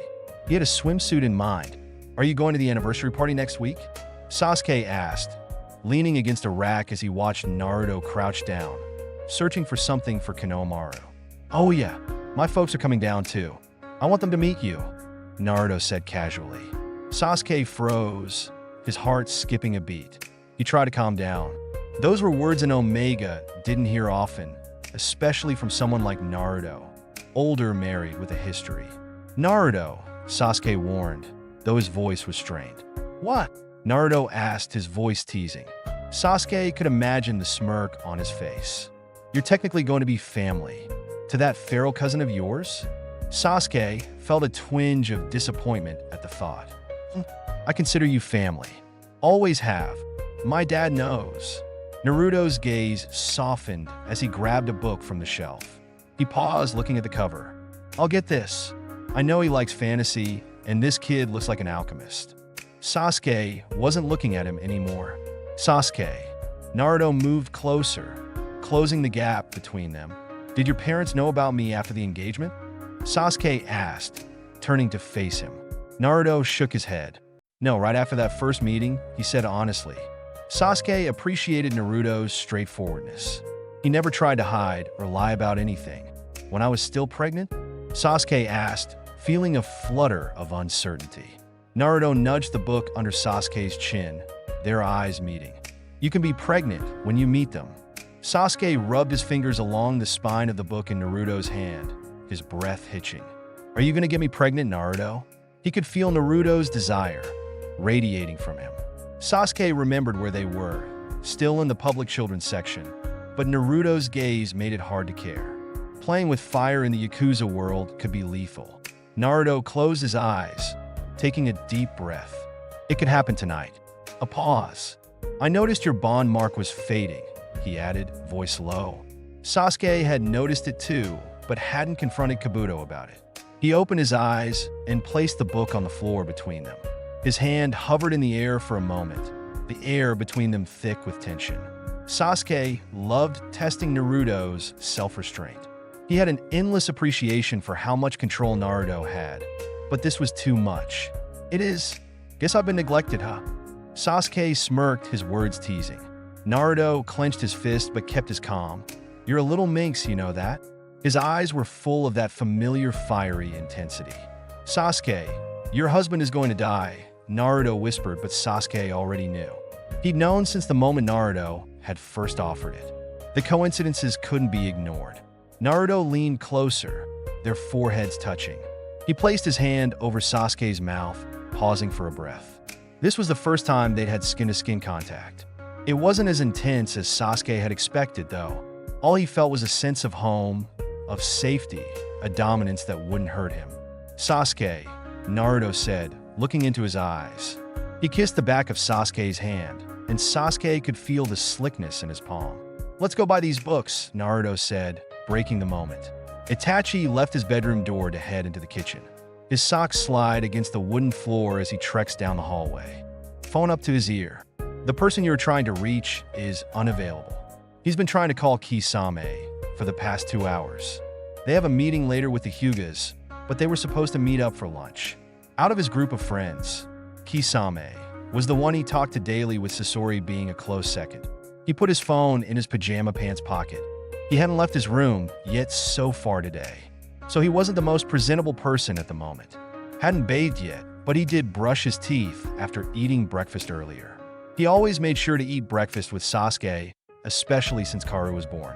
Watching his progression from nipple to feeding himself has been fully documented on his phone. Sasuke was probably somewhere on the property. Kabuto too. Karu was not. He was with his other grandparents for the weekend. Knowing his mother, she was out shopping to distract herself. She took her role as grandmother seriously and felt some jealousy that she refused to admit out loud when Karu was with his other family. Before entering the kitchen, he was surprised to hear his mother's voice, and upon going over the threshold, he was even more surprised to see Kyubi. "Oh, Itachi, have you bathed yet?" Years of being in the underworld helped him school his features, but he could have whined like a 13-year-old when his mom said that in front of a man who keeps trying to court him. Even though he doesn't want Kyubi, he likes to keep up appearances. He sighed and ignored his mother in favor of the fridge. He heard his mother whisper, "Oh, he must not have." She giggled. Both of them were sitting at the table eating cake with tea. Itachi just wanted to grab something since he might be going over the Hyugas by himself later. He hopes there are some leftovers from last night. "Won't you say hello to our guest?" Placing food in the microwave, he turns around. "Hello, Kyubi-san." He bows slightly, then turns back to his food. "Sup, Itachi-san. You are looking very beautiful today." Looking over his shoulder, he sees the man grinning. Red eyes, red hair with a body full of tattoos that are covered out of respect for his mother. His suit was nicely tailored, looking like a model compared to Itachi's Akatsuki 2014 tour t-shirt that his friend Conan is in with a pair of sweatpants he has had since his volleyball days in college. "Oh, ignore him. He's just moody like always, but tell me more about your mom. I'm so excited to meet her." That caught his attention. "Why are you meeting his family?" "Don't worry about it. Mommies being moms." He smiled, sipping more of her tea. "She's excited as well," said Kyubi. Itachi tried not to think too much about it. He's long learned that the Uzumakis are interesting people. The microwave beeps, and he takes the place out. Turning toward the door to go eat on the patio, his mother stops him. "Itachi, don't be rude. Come sit with us. Kyubi even brought a cake," she said joyously. He paused to take a deep breath. He's never been dismissive of his mother before, and he won't start now, even with Kyubi in his presence. Turning away from the door, he sits next to his mother. It's been 2 weeks since he's last physically seen Kyubi and him offering the $2 million for Itachi's hand. Since then, he's been contacting Itachi to set up a date to get to know each other. Itachi doesn't want to mate an enigma. The power that they carry is very intimidating to alphas. It makes them feel vulnerable, so he ignores the calls and the texts. He asked Naruto if he gave his number to his cousin, but he denied it. After talking to Sasuke, he told him Naruto is probably telling the truth. Also, his father hasn't given the money back to Kyubi. Hasn't even said anything against their possible courtship. Mating with Kyubi could tarnish their reputation. Their feral nature could cause ruins. But when he was at Naruto's, watching the way Karen and Kyubi interacted was nice. Their bond was obvious and strong. He saw a less feral side than the gun cocked at his best friend's head. Itachi listened to them continue to chat as he ate his food. Kyubi didn't seem interested in talking to him today, so maybe he came over to get his money back. He hoped so, trying to steal a look at the man from the corner of his eye. It's hard not to notice him. His hair wasn't in its usual braid today. Seeing his red locks cascade down his back is a very beautiful look on the short man. He knew he was a very handsome man as well. Been told it countless times, but his home was supposed to be the spot where he could be unkempt. He tilted his head to the side and thought. Pulling his phone out, he tried to call Kisame again, while stuffing more food into his mouth. Still no response. He huffed. His mother paused in her speech. Turning to look at him, she said, "What's wrong?" He signed, placing his phone on the table. "I can't get a hold of Kisame. We have to go to the Hyugas later." She didn't say anything for a pause. Then she looked at his phone. "Did you pay for your phone this month? I tried to text you today, but I just assumed you were busy." He stopped for a moment. He did forget to pay it sometimes. Flipping his phone over, he checked his account and saw that he didn't pay. "Oh, he'll have to do that. Didn't pay it, dear?" She chimed in with a smile. She grabbed their plates and went to the sink. "Hold on, I'll go get my phone. I know how you are without Kisame around." She walked out of the kitchen. "Kisame does seem to be pretty important to you." said Kyubi, once they were alone. He is. Why don't you mate him then? A tone was there. Itachi couldn't place it. He leaned into the palm of his hand. He's just a friend. Also, I don't date alphas. He answered. Kyubi smiled. I don't date enigmas either. He said. Kyubi's smile is still in place. Itachi, all I'm asking for is a chance. He shrugged. I want you. Itachi chuckled. Even like this, Kyubi-san? He watched Kyubi clasp his hands together over the table. Well, since you're gonna have my kids, I feel it's best to know all sides of you. Our many kids. He says like the future is already spoken. He doesn't know many alphas bitched by enigmas, but the rumor is that the process of growing a uterus for an alpha is lengthy. He shudders at the thought while this maniac looks at him with glee. The last maniac that showed interest in him was Ichidan before they became good friends. It took Kakuzu to intervene with his stalking for it to stop. Now they were mated. Itachi knows it's love since Kakuzu gives Haiden money to keep his cult up to date. Itachi just rolls his eyes, looking to the doorway wondering what is taking his mom so long. Hey, do you like cats? Said Kyubi, pulling his phone out of his pocket. He does, but why does that matter? I got a cat from Kisame recently, and I wanted to show you a video of it. He makes a gesture to move closer, and Itachi nods his head to agree. Kyubi moves into the chair that his mother used to occupy. He keeps his phone out of view as he pulls up the video. Got it? He brings the phone into Itachi's view. Itachi waits to see a cat show up. Help! That was not a cat. Please, someone. The voice groaned. It was Kisame. Itachi felt his eyes widen. He sounded as if he'd been talking for hours. He looked like he was in a cabin. He looked unharmed. For now. He looked away from the phone to Kyubi. Kyubi stares back at him. Those deep red eyes. His enigma aura feels more intense. He's not my mate, he said stiffly. But I want to be your mate. He replies. He puts the phone face down on the table. Letting go of it, he balls it into a fist and leans his cheek onto it. I want you, and he seems to be the best way. This is way too far. He is unharmed and will continue to be as long as we can try the courting process. After one day, he will be released. But go back on your word, and I'll find him. We can just hide him once he is released. Itachi countered. Kyubi frowns. Eyes still blank. I have eyes everywhere, was all he stated.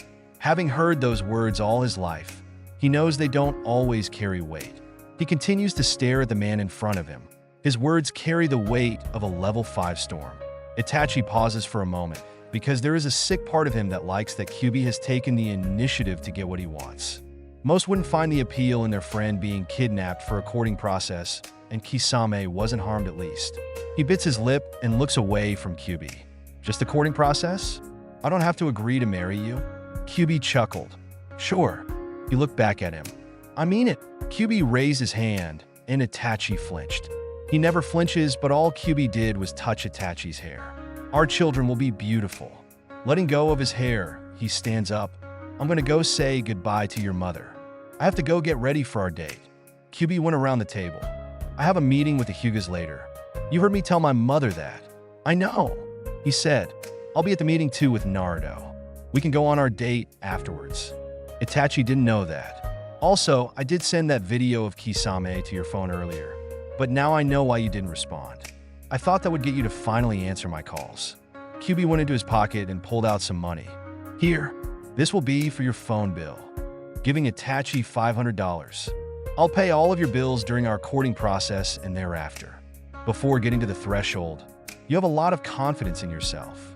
My dear, in our lifestyle, you have too. And he walks out.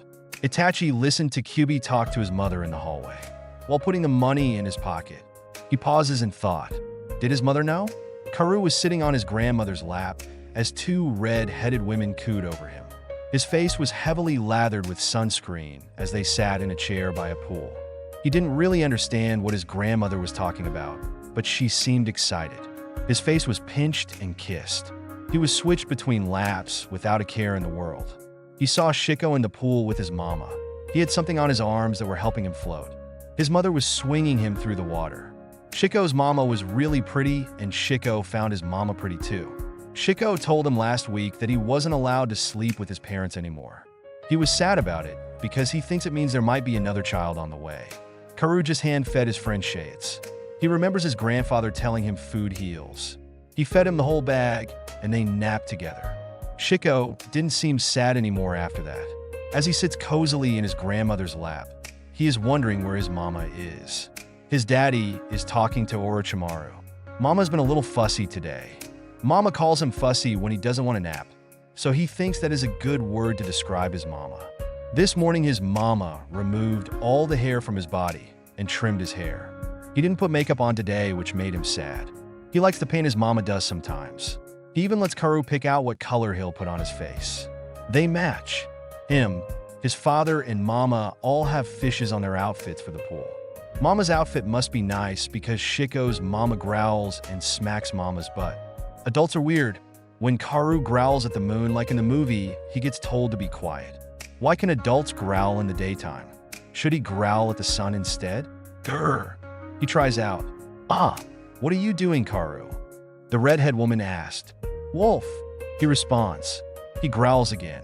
They both squeal, and his grandmother rubs their cheeks together over his shoulder.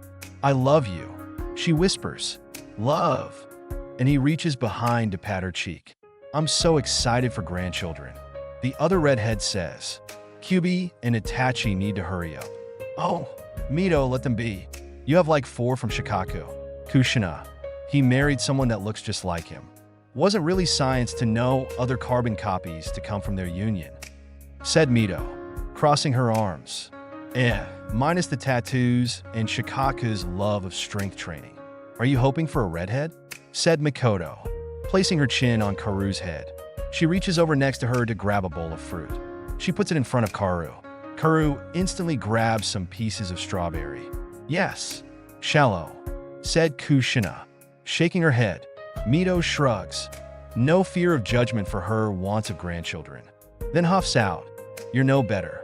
Not putting your foot down with Naruto. Karu sees her point at him. He has a whole child, and as she mouths a word, Karu doesn't know what she says. Kushina waves her off. I don't encourage it. You don't do nothing, said Mito, then turned to Mikoto. How is all of this for you? Karu feels his grandmother shake her head. Then she backs up to rub her fingers to his hair. I like Naruto a lot, but his flirtation with a married Omega isn't putting him in the best light with me. But Fugaka doesn't really care. Trying to save face. Naruto swore he has never touched Sasuke and doesn't intend to unless a union is broken, said Kushina. Or if Sasuke allows it goes unsaid. Mikoto blows a raspberry. I believe that. I do. I've always taught my kids to value marriage. Even marriage is a business. Mito and Kushina nod in agreement. Clapping her hands happily, Kushina said, Hey, enough about that. Let's talk about the wedding. Mikoto, you and Fugako have to stay longer in Russia. We'd love to show you around after the boys leave for their honeymoon. Karu stops listening after that. The women start to talk too fast, and they keep saying words he doesn't understand yet.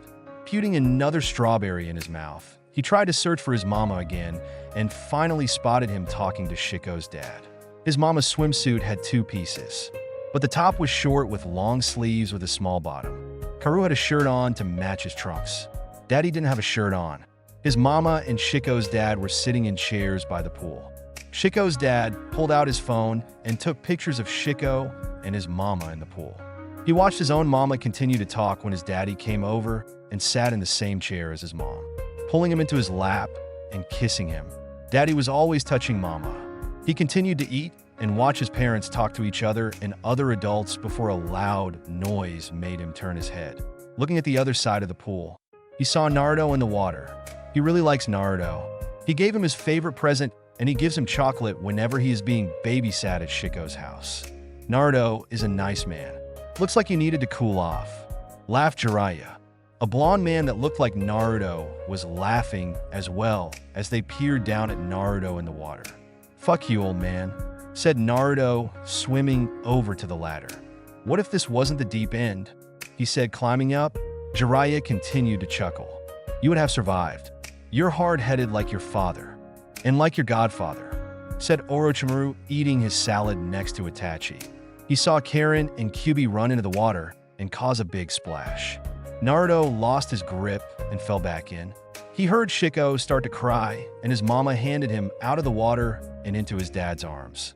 "Play with us, Naruto," Kyubi and Karen said, circling their arms around Naruto, holding him hostage like in those Western films he watches with his grandfather.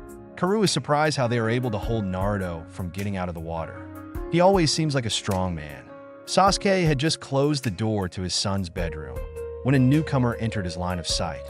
Sasuke crossed his arms and glared at the man. "What are you doing here?" He was already in his nightshirt and was preparing to go to bed, so he wasn't the most protected at this moment.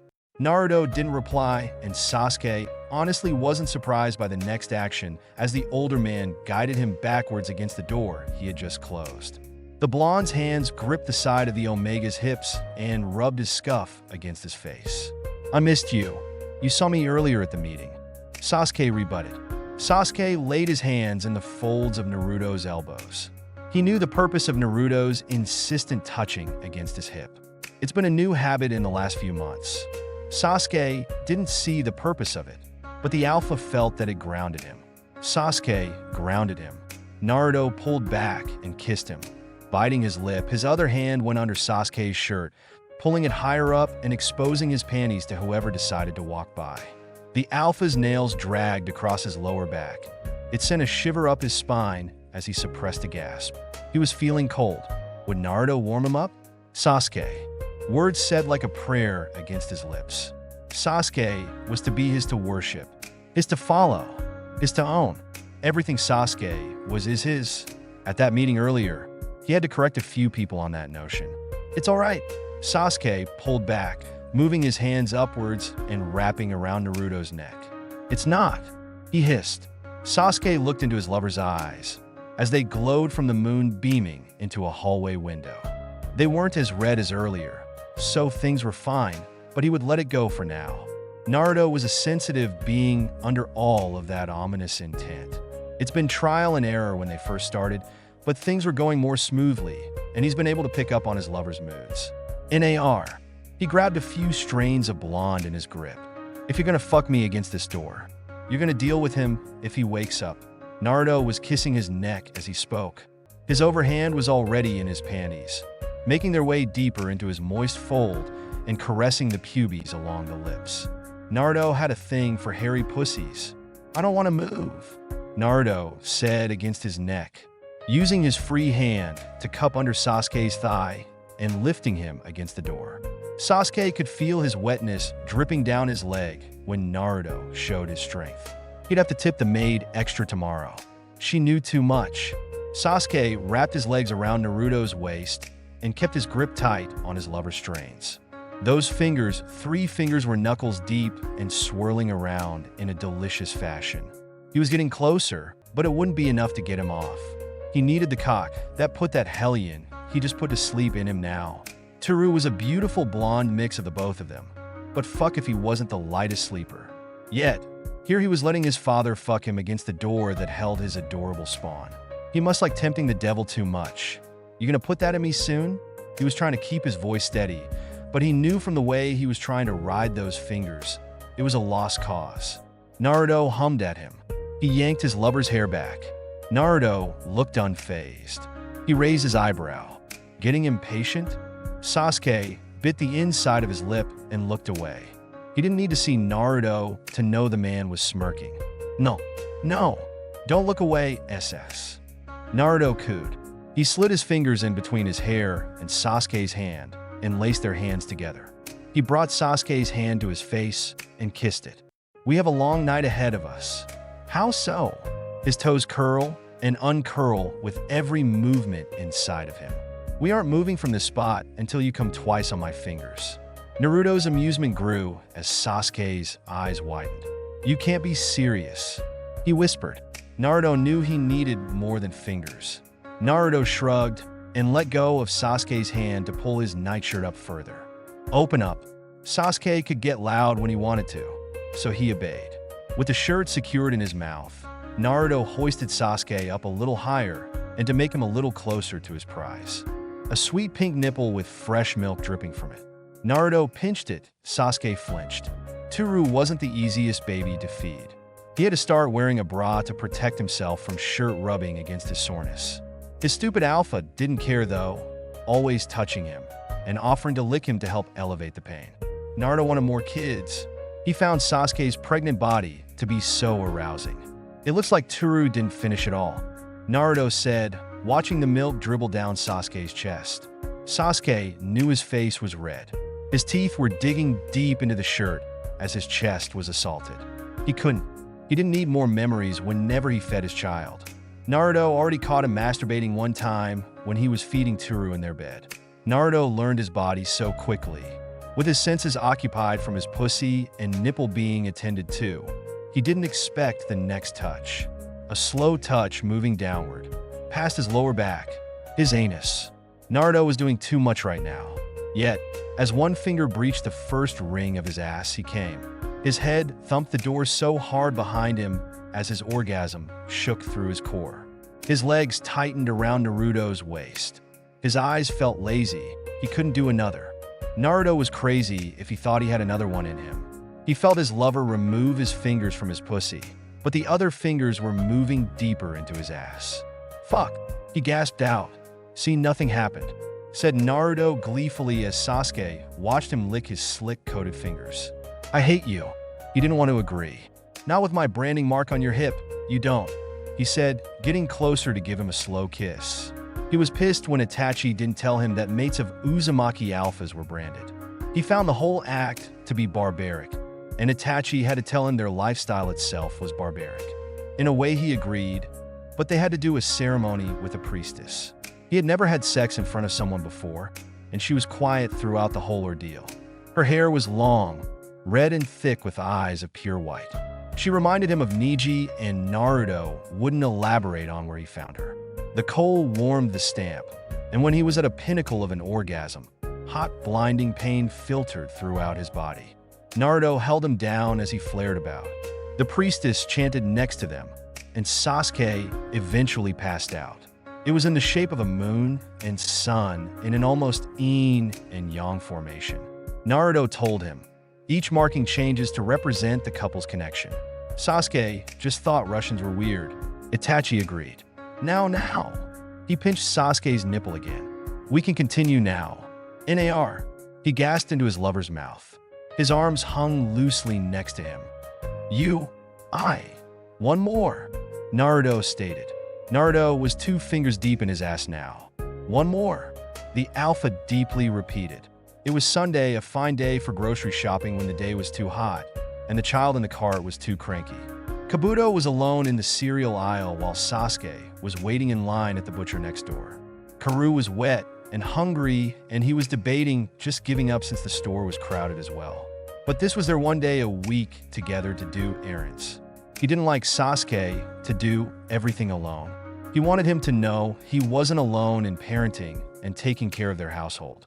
Sasuke was important to him. Sasuke was important to a lot of people, and he seemed to attract a lot of unwarranted attention. Taking a bag of chips off the counter, he opened it for Karu.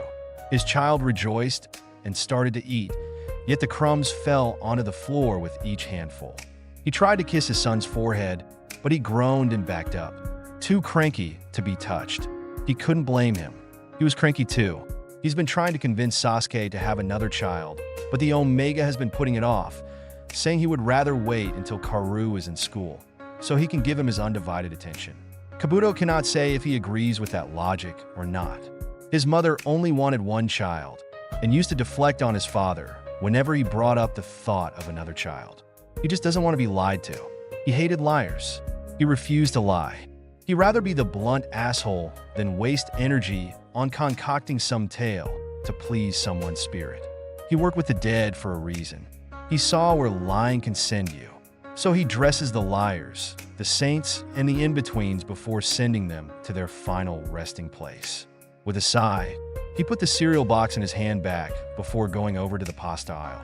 They were getting low on rice. He pushed the cart. His child continued to eat, and he was stopped by an elderly woman as she cooed over her son. Karu ignored her, but she didn't mind. Kabuto told her thank you, then turned the corner into the next aisle. Kabuto got to the middle of the aisle before looking around for the voice. With a look over his shoulder, and down he realized he passed Naruto Uzumaki, who was squatting down in front of the pre-packaged ramen. Naruto was someone that he wasn't sure he liked or not. He respected Naruto greatly. The empire he has created from being born in Russia to coming to Tokyo is nothing to turn their nose up at, but he was single with no kids. Naruto has made his interest in Sasuke very known, and as much as he has to be stoic in the presence of others when their family does business with Naruto, he has had dreams of Naruto's dead body being on his table. Naruto, he said as the Alpha stood up. He noticed Karu doesn't acknowledge the Alpha, so he must truly be hungry. Naruto wore a pair of gym shorts with a matching orange top with the Adidas logo all over it. It was loud and obnoxious to look at compared to Kabuto's all-black outfit. Is Sasuke with you? He shifts his eyes around looking for his mate. Kabuto snorted. His hands are tightening on the bar of the cart. Shouldn't we talk about business instead of my mate? Naruto raised an eyebrow.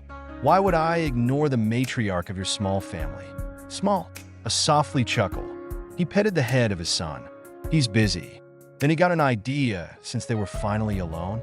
Naruto, when are you going to find your matriarch? You're older than us, but I think Sasuke and I can give you dating advice if needed. Naruto's facial expression didn't change, but did hear a small crunch of the styrofoam ramen cup in his hand. Naruto huffed a laugh. Aren't you and Sasuke in a business relationship? If I wanted a marriage as bland as that, I could have married a Russian princess in my home country. He really didn't have time to entertain Naruto. Sasuke should be closer to the butcher counter by now. A Russian princess, you say? Yet, you sniff behind my Omega like he's the only person in existence. He'd rather die than give Naruto an opportunity to have Sasuke in his arms. Naruto moved closer to him when the elderly woman he spoke to early asked Naruto to move out of her way. She wasn't too kind in her words, but Naruto moved without resistance.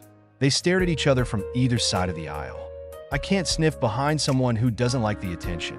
You must be slacking in your duties as a mate if an old man like me can capture Sasuke's attention. He's being polite. He was raised properly, unlike you Russians apparently. He's heard about how Kyuubi finally got a date with Itachi. Those Uzumakis aren't twisted tight, immature with no class, thinking they can barge their way into what they want. Naruto looked furious. Kabuto was excited to finally get that highly entitled mask of his to slip. Money or not, he was still a human that was alone. Pathetic. He needed to work on getting Sasuke pregnant sooner or later. He wanted to throw it in this man's face how united Sasuke and he were in this relationship. Doesn't matter if they started as a business deal or not. He loved Sasuke with all of his heart. He loved Karu, his little copy. No matter how much he'd enjoy the thought of Naruto laying dead on his workbench, he doubts he could kill the man. He's been trained in ways that Kabuto can only imagine. The Uzumaki's kill, and Kabuto buries the kills they drop on his front porch. Just because he knew his place in the underworld doesn't mean he doesn't have a defense. Fugaku gave his blessing for him to marry Sasuke for a reason. Mommy! His son whines from the cart, the chip bag long forgotten next to him. He reaches his little arms out for the mate he didn't even notice enter the aisle. Sasuke looks pissed. He walks right up to Karu, ignoring the alphas surrounding him. Sasuke picks Karu out of the cart and into his arms. The meat from the butcher must already be in the car. Why is he wet? Kabuto had no answer, so he stayed silent under the scrutiny of Sasuke's gaze. His son curls his arms around Sasuke's neck. Did you not notice because you were talking business with Naruto-san? Is business more important than Karu's comfort? Karu is everything to him. I'm sorry. He is. He bows his head in shame. I'm hungry, mommy. Sasuke scoffs. I'm going to change him, and then I need you to finish shopping as quickly as possible because you're going to feed us. He raises his finger in front of Kabuto's face. Do you understand me? 30 minutes, Kabuto, or I'm taking the car home. Kabuto knows he's pushing the boundaries of Sasuke's anger. He kisses the finger in front of his face. I'm here to please you. Sasuke looks reluctant to acknowledge Kabuto's sweet attempt as he watches a blush arise on Sasuke's face. The Omega ignores him and leaves the aisle, not speaking to Naruto at all, who he surprised stayed and watched their small family interaction. He looks at the older man. I have a family to make happy. He says, have a good day, Naruto. He smiles gleefully even though he knows this conversation between him and Sasuke about Karu's comfort isn't over. Sasuke is a mother hen. Naruto nods at him before walking the other direction out of the aisle. When I imagine the first step of our courting process, this was not it, said Itachi. So, you have dreamt about it? If enigmas could wag their tails, Kyuubi would be doing it right now. Only in my nightmares. So I take that back. This is accurate. Itachi sits on the plastic chairs in their rented space of the bowling alley. The balls hitting the pins right loudly throughout the building. Itachi is in an Armani suit with well-used bright orange rented shoes on his feet. When Kyuubi told him to dress nicely, he did as asked. Looking at Kyuubi in his Under Armour sweatsuit, he now knows it wasn't extended to himself. I love your jokes, Itachi. Save some for our wedding reception. Kyuubi gathers all of his hair into a high ponytail. Go pick a ball, he tells Itachi. Itachi looks at the family bowling next to them. Go pick it for me. He didn't want to walk around this place more than he had to. He was doing this for Kisame. During the meeting, he kept being asked where Kisame was. He had to lie, saying a scenario about being with family tonight. Everyone else understood. Naruto knew the truth. Kyuubi smiled throughout the meeting. Will do. 10 minutes later, Kyuubi returns with a bottle of wine and a green ball that fits his fingers perfectly. Itachi tells him thanks. I know your ring size. Kyuubi admits, pouring the wine into 2 paper cups. Itachi chuckles a bit, amused that he is drinking cheap wine out of a Pepsi-designed soda cup.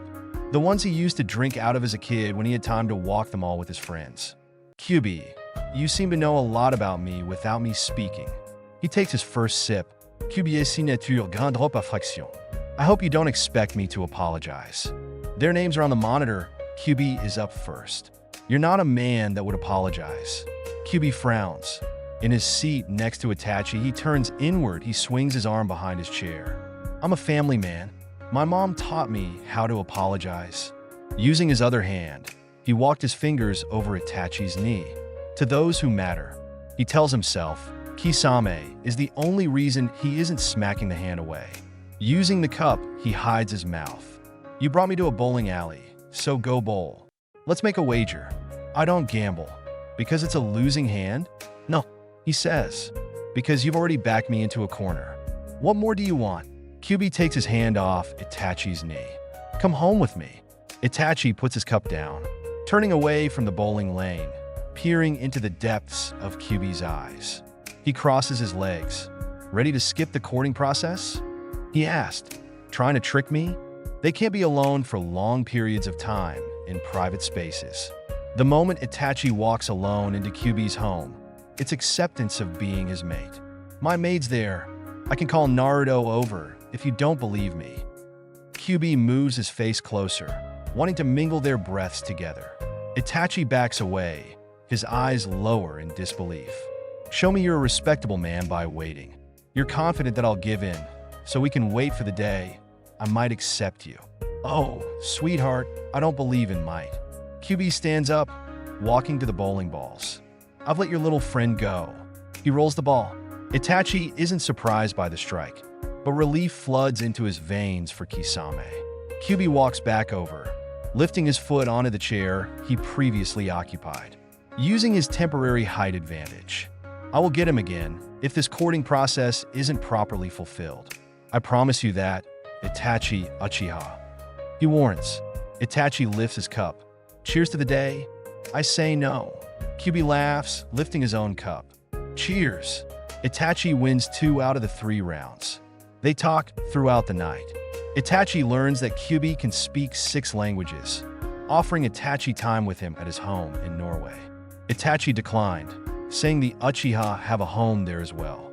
He realizes that the night has gone better than he initially imagined when he's sad he has to return those shoes. Slipping his loafers back on, Kyuubi offers his home again. Notri, he says to Itachi, I drove you here, and you're pretty far from home. He didn't know where Kyuubi lived. He thought they came to this bowling alley because the one closer to his home was closed on Tuesdays. Sounds like a trick. Give me your hair tie. Itachi responds instead. His tie broke during the second game. Without a second thought, Kyuubi slips it out, depositing it into Itachi's hand. Itachi takes it, gathering his black locks into a low bun. You look good, Kyubi says, his red mane free across his back. I'll accept this as your first courting gift. He smiles. Kyubi frowns. I had a meal waiting for you as a courting gift. I thought so. He smirks. Otherwise, why would a maid be working at this time of night? He walks closer, curling a red lock around his finger. There's always next time. He purrs. Kyubi keeps his hands to himself. Are you ready to go home? Kyubi's demeanor has changed. With one more tug, Itachi lets go. On the drive home, Kyubi doesn't speak. Itachi takes it as a win, choosing not to engage in conversation either. In front of his home, Itachi begins to unbuckle his seatbelt.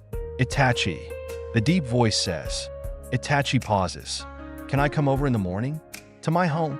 The dark sky looks good on Kyubi's features. Yes, there will be more than enough people to chaperone us. And I can cook you a meal since you ruined the one I had prepared for you. Itachi tucks a loose strain behind his ear. That is acceptable. He feels good. The thought of a potential mate feeding him sends a pleasant feeling down his spine. Also, this meal is not a courting gift. Kyubi rested his hand on Itachi's. Itachi doesn't acknowledge the warmth. One of the courting gifts is a meal. That has to be one. Not this one. I want the meal gift to be at my house. Alone in the lion's den with you. Lifting Itachi's hand to his mouth, he lays a soft kiss upon it. Uzumakis are demons. He unlocks the car door. You'll learn soon enough. I think something's going on with Kabuto. Why do you say that? Sasuke turns on his side, focusing his attention on Niji from their positions in their lounge chairs. I just feel like he's hiding something. Niji pulls his shades up, resting them on his head. Has he been acting weird to you or Karu? He's been wanting to have sex more. Get me pregnant. I'm not on birth control, but my heat refuses to happen. I may have to go to the doctors, he says. And with Karu, he's been bringing him to work more often. Karu was excited after seeing his first dead body the other day. Now, half of his stuffed animals have been ripped open. Niji grins. Kids are weird. He begins. But do you want more kids? Eventually. I'm in no rush. Kabuto knows that, but we've been having sex non-stop. Niji sits up, shifting sideways on the lounge chair. His feet smack against the concrete of the pool area. Boo-hoo! Sasuke's mate wants to fuck him, and now he doesn't know what to do. Niji mocks him. Shut up. Sasuke throws a lime slice from his drink at Niji, who continues to laugh at his suffering. Niji waves his hands in surrender, inhaling a few times to calm down his giggles. I'm not sorry. He moves out the way again when a lemon slice is thrown. Says, what's really going on? Are you regretting this arranged marriage? No. Do you regret your and Shikamaru's? This isn't about me. And no, I don't. His ass is lazy, but he's the only alpha I've met on my level intellectually. He is smart. Sasuke mumbles. Niji takes pity on him. Maybe you should start working again. Since having Karu, it's been home living. Maybe your inner Omega feels smothered by him, and that's why your heats aren't coming. He has thought about putting Karu in a daycare or leaving him with his mother more often, but the thought of leaving his child to another person makes him sad. He wanted to wait until Karu started school to try again. That felt like a reasonable age difference for his kids. Though, these irregular heat have him concerned. Could too much mothering and stagnation be the culprit? Remember back in college, you wanted to be a tattoo artist? Sasuke does. Niji was his first guinea pig. In their college dorm, he tattooed a small sun on Niji's ankle. He was an apprentice for a while before giving it up to focus on economics. His father chose that for him, thinking it would be a good asset for the family business. After getting his master's, he was married off, only using it scarcely during meetings. He retained the information, but no motivation to use it. This would be a good chance to return to his first love, Ido. Wondering if the shop he used to work at was still open. I have an anonymous account where I post my artwork. Charcoal was his favorite medium. Niji raises an eyebrow, reaching under himself for his phone. On Instagram? Yeah. He coughs slightly in embarrassment at the screen name he chooses. Mom with the cakes 0223. Really Sasuke, and with Karu's birthday. Niji is looking through his phone. Got it. He was silent for a moment. Sasuke didn't know what to make of it. Is that a picture of your ass in bikini undies? He's laughing again. I remember when I had to fight you to buy Omega clothing, and now you're posting it online, showing the cheeks. He purrs. There are 2 pics on there of that. He knows his ears are red. I gave you that to show my artwork. Now ignore that. Niji dismisses him with a wave. Hold on, mama cheeks. He snorts. All right. Sasuke sits upright on the chair, mirroring Niji's posture. He rested his elbows on the armrest, waiting for Niji to say something. Niji turns the phone toward him. I like this. It's a drawing of a canyon with someone looking down from the top. What inspired this? I had a dream of myself looking down into a canyon. There were figures down there calling out to me, and I felt drawn to jump down. But I was scared. What about this? It was a picture of a demonic beast with a samurai slicing their soul. This would be a good Yakuza tattoo. Niji looks away from his phone. What? Sasuke wants to facepalm himself for not thinking of this sooner. I didn't even think of doing Yakuza tattoos. My goal was to open a small shop, tattooing drunk people. Niji levels him with a stare. You've been sheltered too much. Sasuke is upset to not have more fruit at his disposal. I'm following you now. Tattoo me first when you're certified. I have to talk with Kabuto about it first.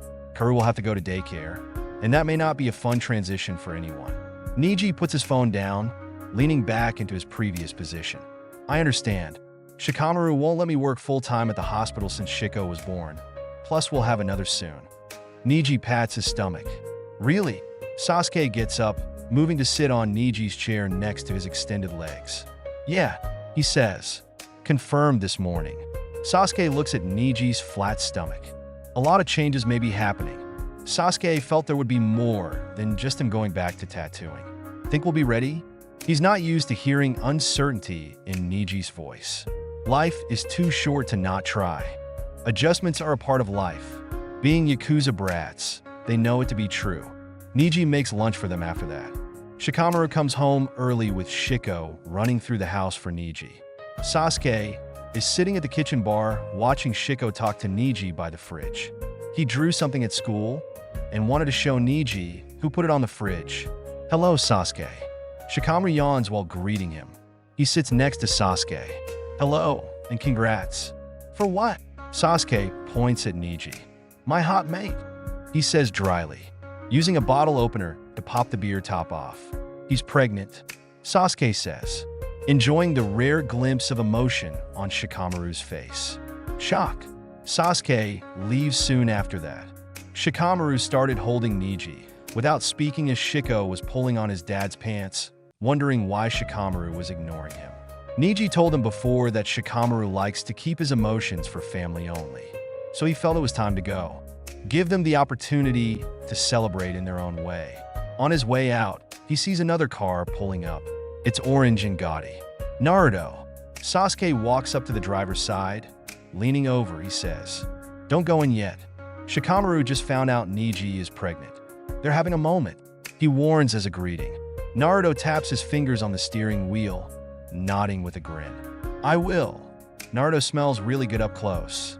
Do you need a ride home? Sasuke shakes his head, running his fingers through his hair. I drove, but thank you for offering. He means it. I keep telling you. Just ask and you'll have it. He reaches out, resting his hand on Sasuke's wrist. He's starting to feel warm. He thinks of his and Niji's earlier conversation. Naruto would easily know Yakuza tattoo artist, but the longer he stands here, the more he knows he needs to leave. Naruto, can I call you later? His stomach is starting to cramp. Naruto looks at him with worry. Sasuke, of course. Is it serious? Sasuke straightened his posture. When Naruto's hand fell from his wrist, the cramping subsided. What the? I have something I want to talk to you about. Naruto's eyes are shining. You can't leave me like this without knowing. He pleads. Naruto. He begins, resting his hand on his stomach. I need to go. Through gritted teeth, he walks to his car behind Naruto, starting it up quickly and driving off. It isn't until he's home that he realizes there was a wet spot on the back of his pants. His heat started. I didn't know you were into tattoos, Kabuto said. They were cuddled together on the couch after putting Kaoru to bed. Sasuke pulled the blanket up higher. I'd forgotten about it myself. It wasn't until I was talking to Niji that I remembered I used to be into it during college. Why'd you stop? I thought my focus was better suited to economics. Not that I use those skills much now. Kabuto glanced at Sasuke's sketchbook on the coffee table, tilting his chin toward it. Can I take a look? Sasuke followed his gaze and shrugged. Sure. He felt a brief twinge of annoyance when Kabuto moved to grab the book, exposing him to the cooler air. He much preferred the alpha's warmth. Kabuto settled back into their previous position, wrapping an arm around Sasuke and kissing his forehead. Resting the book on his lap, he flipped it open. Inside were drawings of Kaoru, Itachi, and mythical creatures. These look Yakuza-inspired, Kabuto observed. Sasuke nodded. That's the kind of clientele I want to work with. Wouldn't it be better to step away from the Yakuza for a bit? Maybe expose yourself to a broader audience. Like what kind of opportunities? Kabuto kept flipping through the pages. If you found the right shop, you could travel, go to conventions, even tattoo celebrities. That'd mean being away from home a lot. I'd prefer part-time travel. Doing that would delay having another kid for sure. Kabuto closed the book with a sigh. It's already delayed. Maybe it's worth stepping away for a bit. We could even travel together as a family. We can travel now. You know, I've been wanting to go to Thailand. I can't afford that right now. If I could, I'd have taken you and Kaoru already. Sasuke rolled his eyes. He was starting to consider asking his father or Itachi to fund the trip. For all the resources Kabuto had, Sasuke couldn't figure out how his finances didn't add up. Okay. Sorry for bringing it up, Sasuke said, turning back to the movie they'd half-watched. I still need to find someone to apprentice under. I know a few tattoo artists who focus on the Yakuza. Is that okay? At least for now? For now, yes. I'll allow it. Sasuke smiled and leaned up to kiss Kabuto's cheek. Thank you. Kabuto smiled back. I'll find a daycare for Kaoru. Sasuke chuckled, already imagining Kaoru's resistance to his first day at daycare. I'd appreciate that. Pulling a hand out from under the blanket, Sasuke smoothed his thumb over Kabuto's eyebrows. "Wanna have sex?" he asked sweetly. Kabuto guided Sasuke onto his lap. You know, I'd never say no to that. He groaned as Sasuke shifted, brushing against him. Knocking on the door, Sasuke was greeted by Kyubi. Sasuke, welcome. Sasuke nodded in greeting as Kyubi stepped aside. Where's Itachi? In the kitchen. Let me take you, Kyubi said, closing the door behind him. Itachi had recently moved into Kyubi's home since their wedding was just a month away. Sasuke wasn't used to waking up without his brother's presence at the estate. In the dark wood kitchen, Sasuke spotted two others besides Itachi. Sasuke, Itachi said warmly, standing and holding out a hand. Sasuke walked into his brother's embrace. I missed you. Me too, Itachi replied before pulling out a chair for Sasuke. Come over whenever. It's strange being apart like this. Kyubi smirked from across the table. You two are a little codependent. Huh? It's cute, Karen chimed in. The conversation shifted as Sasuke caught up with the group, eventually discussing his plans to return to tattooing. I know a couple of artists, Naruto offered. I can introduce you to Deidara and Sasori. They're married with 4 kids, Karen added, swooning over their eldest. Sasuke hesitated but nodded. All right, let's meet tomorrow. How about breakfast first? Friends eat together, Naruto said with a warm smile. Sasuke agreed. Sure. Thanks, Naruto. Naruto placed a hand on Sasuke's shoulder. 10 a.m. 10 it is, Sasuke replied, resting his hand on Naruto's. Thanks again, Mother. Naruto's deep voice filled the cabin of the car as he spoke into the phone, seated in the passenger seat. Shikamaru, in the driver's seat, leaned one arm out of the window, a cigarette burning lazily between his fingers. They hadn't seen each other in a month. Normally, Naruto didn't involve Shikamaru in these kinds of meetings, but this was different.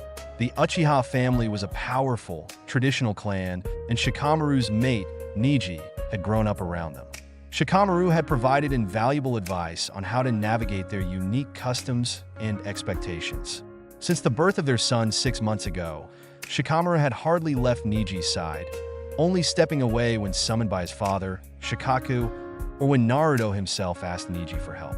Naruto couldn't fully understand this maid obsession Shikamaru had developed, but as long as the syndicate's work got done, he couldn't complain. "Yes, mother," Naruto said, sighing softly. "I'm heading into the meeting now." His parents have been pressuring him to work with the Uchihas for months. "Good," his mother replied from 30,000 miles away, her voice crisp. "Let me know if Neji's advice holds up." "It should." Shikamaru chose his mate well. Naruto rolled his eyes. "I'm not here to discuss my love life." "You should be," she snapped. "You're 35, Naruto. You should be thinking about finding a mate. I won't be young enough to hold your children forever." "Father doesn't care," Naruto shot back. "He cares, trust me. I'm just more vocal about it." Naruto silently thanked the gods that he was far away from her in-person lectures. "I'll think about it," he said diplomatically, though the idea of finding a mate was far from his mind. "Good. I'm chalking up your lack of success to high standards and not to your inability to attract anyone," she teased. "Is your accent slipping again? That could be a turnoff." Naruto smiled despite himself. "Thank you for the advice, mother. I'll call you and father later." "All right. Love you, my precious boy." Naruto grimaced at the term, but managed to reply, "Love you too, mother." After the call ended, Naruto stepped out of the car, following Shikamaru into the estate's private parking. The meeting had been arranged through Itachi Uchiha, the eldest son of the Uchiha main branch, a respected alpha with impressive assets. If Naruto had been into alphas, he might have pursued an arranged marriage with Itachi. But that wasn't the case. Inside, a young woman in a kimono greeted them and directed them to the meeting room. Along the way, Naruto spotted Itachi speaking with someone shorter. He raised a hand to wave, but the shorter man turned, and the world seemed to stop. The young man, arms crossed, looked at Naruto with disinterest before turning back to Itachi. Naruto's mind was made up. He wanted him. "Shikamaru," Naruto whispered, pulling him into a corner. "I found my mate." Shikamaru raised an eyebrow, unimpressed. "Brilliant. Let's talk to Itachi and figure out who it is." Naruto ignored him, stepping out of the corner and approaching the man. "Hello," he said, his voice steady. The man glanced at him, his face unreadable. "Hello, I'm Naruto Uzumaki. May I ask your name?" The man looked at him like he was crazy. "Sasuke Uchiha." Naruto grinned, already forming a plan. "You're very handsome, Sasuke." Sasuke chuckled softly, covering his mouth. "I hope you're just being polite and not actually flirting with me." "I'm 100% flirting," Naruto replied, his tone unapologetic. "I'd even like to meet your patriarch to offer a dowry." Sasuke raised an eyebrow, clearly amused. "You're not serious. You don't know me, and I doubt you can afford me." Naruto leaned closer, lowering his voice. "I can afford anything. What kind of alpha would I be if I couldn't take care of you?" Before Sasuke could respond, the woman from earlier announced that the meeting was starting. Sasuke nodded politely to Naruto before disappearing down the hall. After the meeting, Shikamaru filled Naruto in on the details. Sasuke was the youngest of the main branch, married to a mortician with police connections, and expecting a child. "I offered to kill his mate," Naruto said casually, back at the Hyuga estate. Shikamaru stared at him, beer in hand. "Are we going to?" Naruto smirked. He said no, but I say yes. Shikamaru sighed. "You barely paid attention during the meeting, didn't you?" "I listened enough," Naruto replied, his tone confident. "Give me 2.5 years, Shikamaru. Sasuke will be mine. It's a given." Shikamaru raised his beer. "Here's to your insanity, Naruto. Good luck, you'll need it." Naruto's patience with Sasuke is running thin. He's been single for a long time, no intimacy, no companionship, and the only Omega who seems to pay him any attention is family. He needs things to move forward fast. "Would you like to order, sir?" the waitress asks, her tone polite. Naruto continues staring out the window, scanning for any sign of Sasuke. "No, thank you," Naruto replies, his voice curt but calm. He hears her retreating footsteps. Sasuke is late. 15 minutes late. Naruto wishes he had confirmed their plans this morning before leaving. Sasuke is worth it, he reminds himself, though his frustration is evident in the frown on his face. He decides to wait a little longer. Then he'll call. 30 minutes pass. Naruto walks out of the cafe with a to-go box in hand. Crossing the street, he finds himself at the park. No one acknowledges him as he trudges over to a bench. His frown deepens. Sitting down, he places the box next to him, spreads his legs, and sinks into the seat.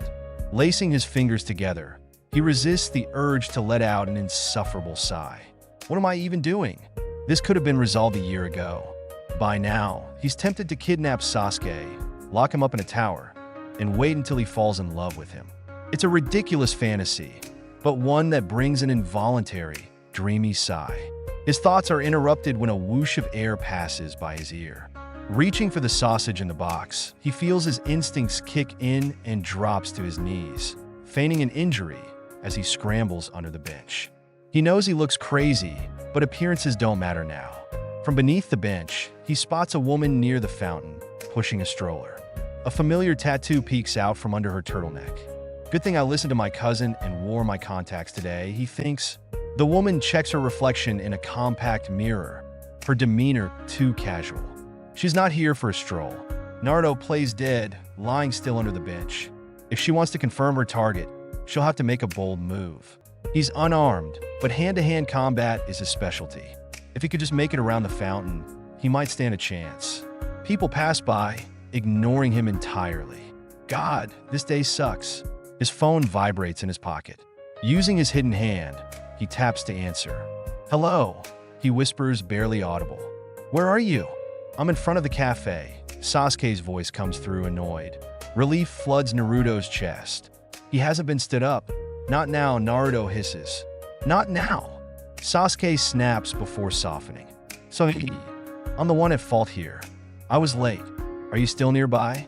I can explain. Naruto closes his eyes, the tension briefly easing. Home. Just go home. As he shifts slightly, pain explodes in his arm. Shit, he mutters under his breath. He's been shot. The old wound in his arm has been reopened, and the pain is blinding. Naruto. Sasuke's voice cuts through his haze. He hangs up, gritting his teeth. She's good. The group she's with is skilled. He would know. He's hired them before. Naruto stays still. If she comes to check, he'll fight. Then a voice breaks through. Naruto-san. His eyes snap, open to find a young boy crouched beside him. Grandpa, Naruto-san is under the bench, the boy exclaims. Naruto groans inwardly. Great. The mayor himself crouches down, pipe in hand, to peer at him. Do you require assistance, Uzumaki-san? Naruto wants to say no, but his pride is outweighed by the blood pooling under his arm. Yes, he manages, his voice slurred. The old man smirks knowingly. All right then. 15 minutes later, Naruto is in the back of an ambulance. The bullet is removed, and he's bandaged up, though he's fuming. A nurse steps into the ER. Uzumaki-san, your family is here. Naruto looks up as Itachi Uchiha enters, his face calm, but unreadable. Where's Q? Naruto asks. In the waiting room. Talking to your parents, Itachi replies. Naruto sighs. I'll call them later. How are you feeling? Tired. Naruto mutters, sliding off the hospital bed. He's unsteady, but Itachi steadies him with a firm grip. You're coming home with us, Itachi says. There are things we need to discuss. Naruto leans against Itachi as they leave. Have you heard from Sasuke? Itachi hesitates, choosing his words carefully. He'll tell you himself. Naruto frowns. Tell me what? Itachi gives him a sidelong glance. For now, focus on yourself. My brother has a right to his privacy. Naruto doesn't argue, but his unease grows. Whatever Sasuke has to say, it's bound to complicate things even further. Let's go, Naruto said once they all got their bearings back. Gaara needs us. V.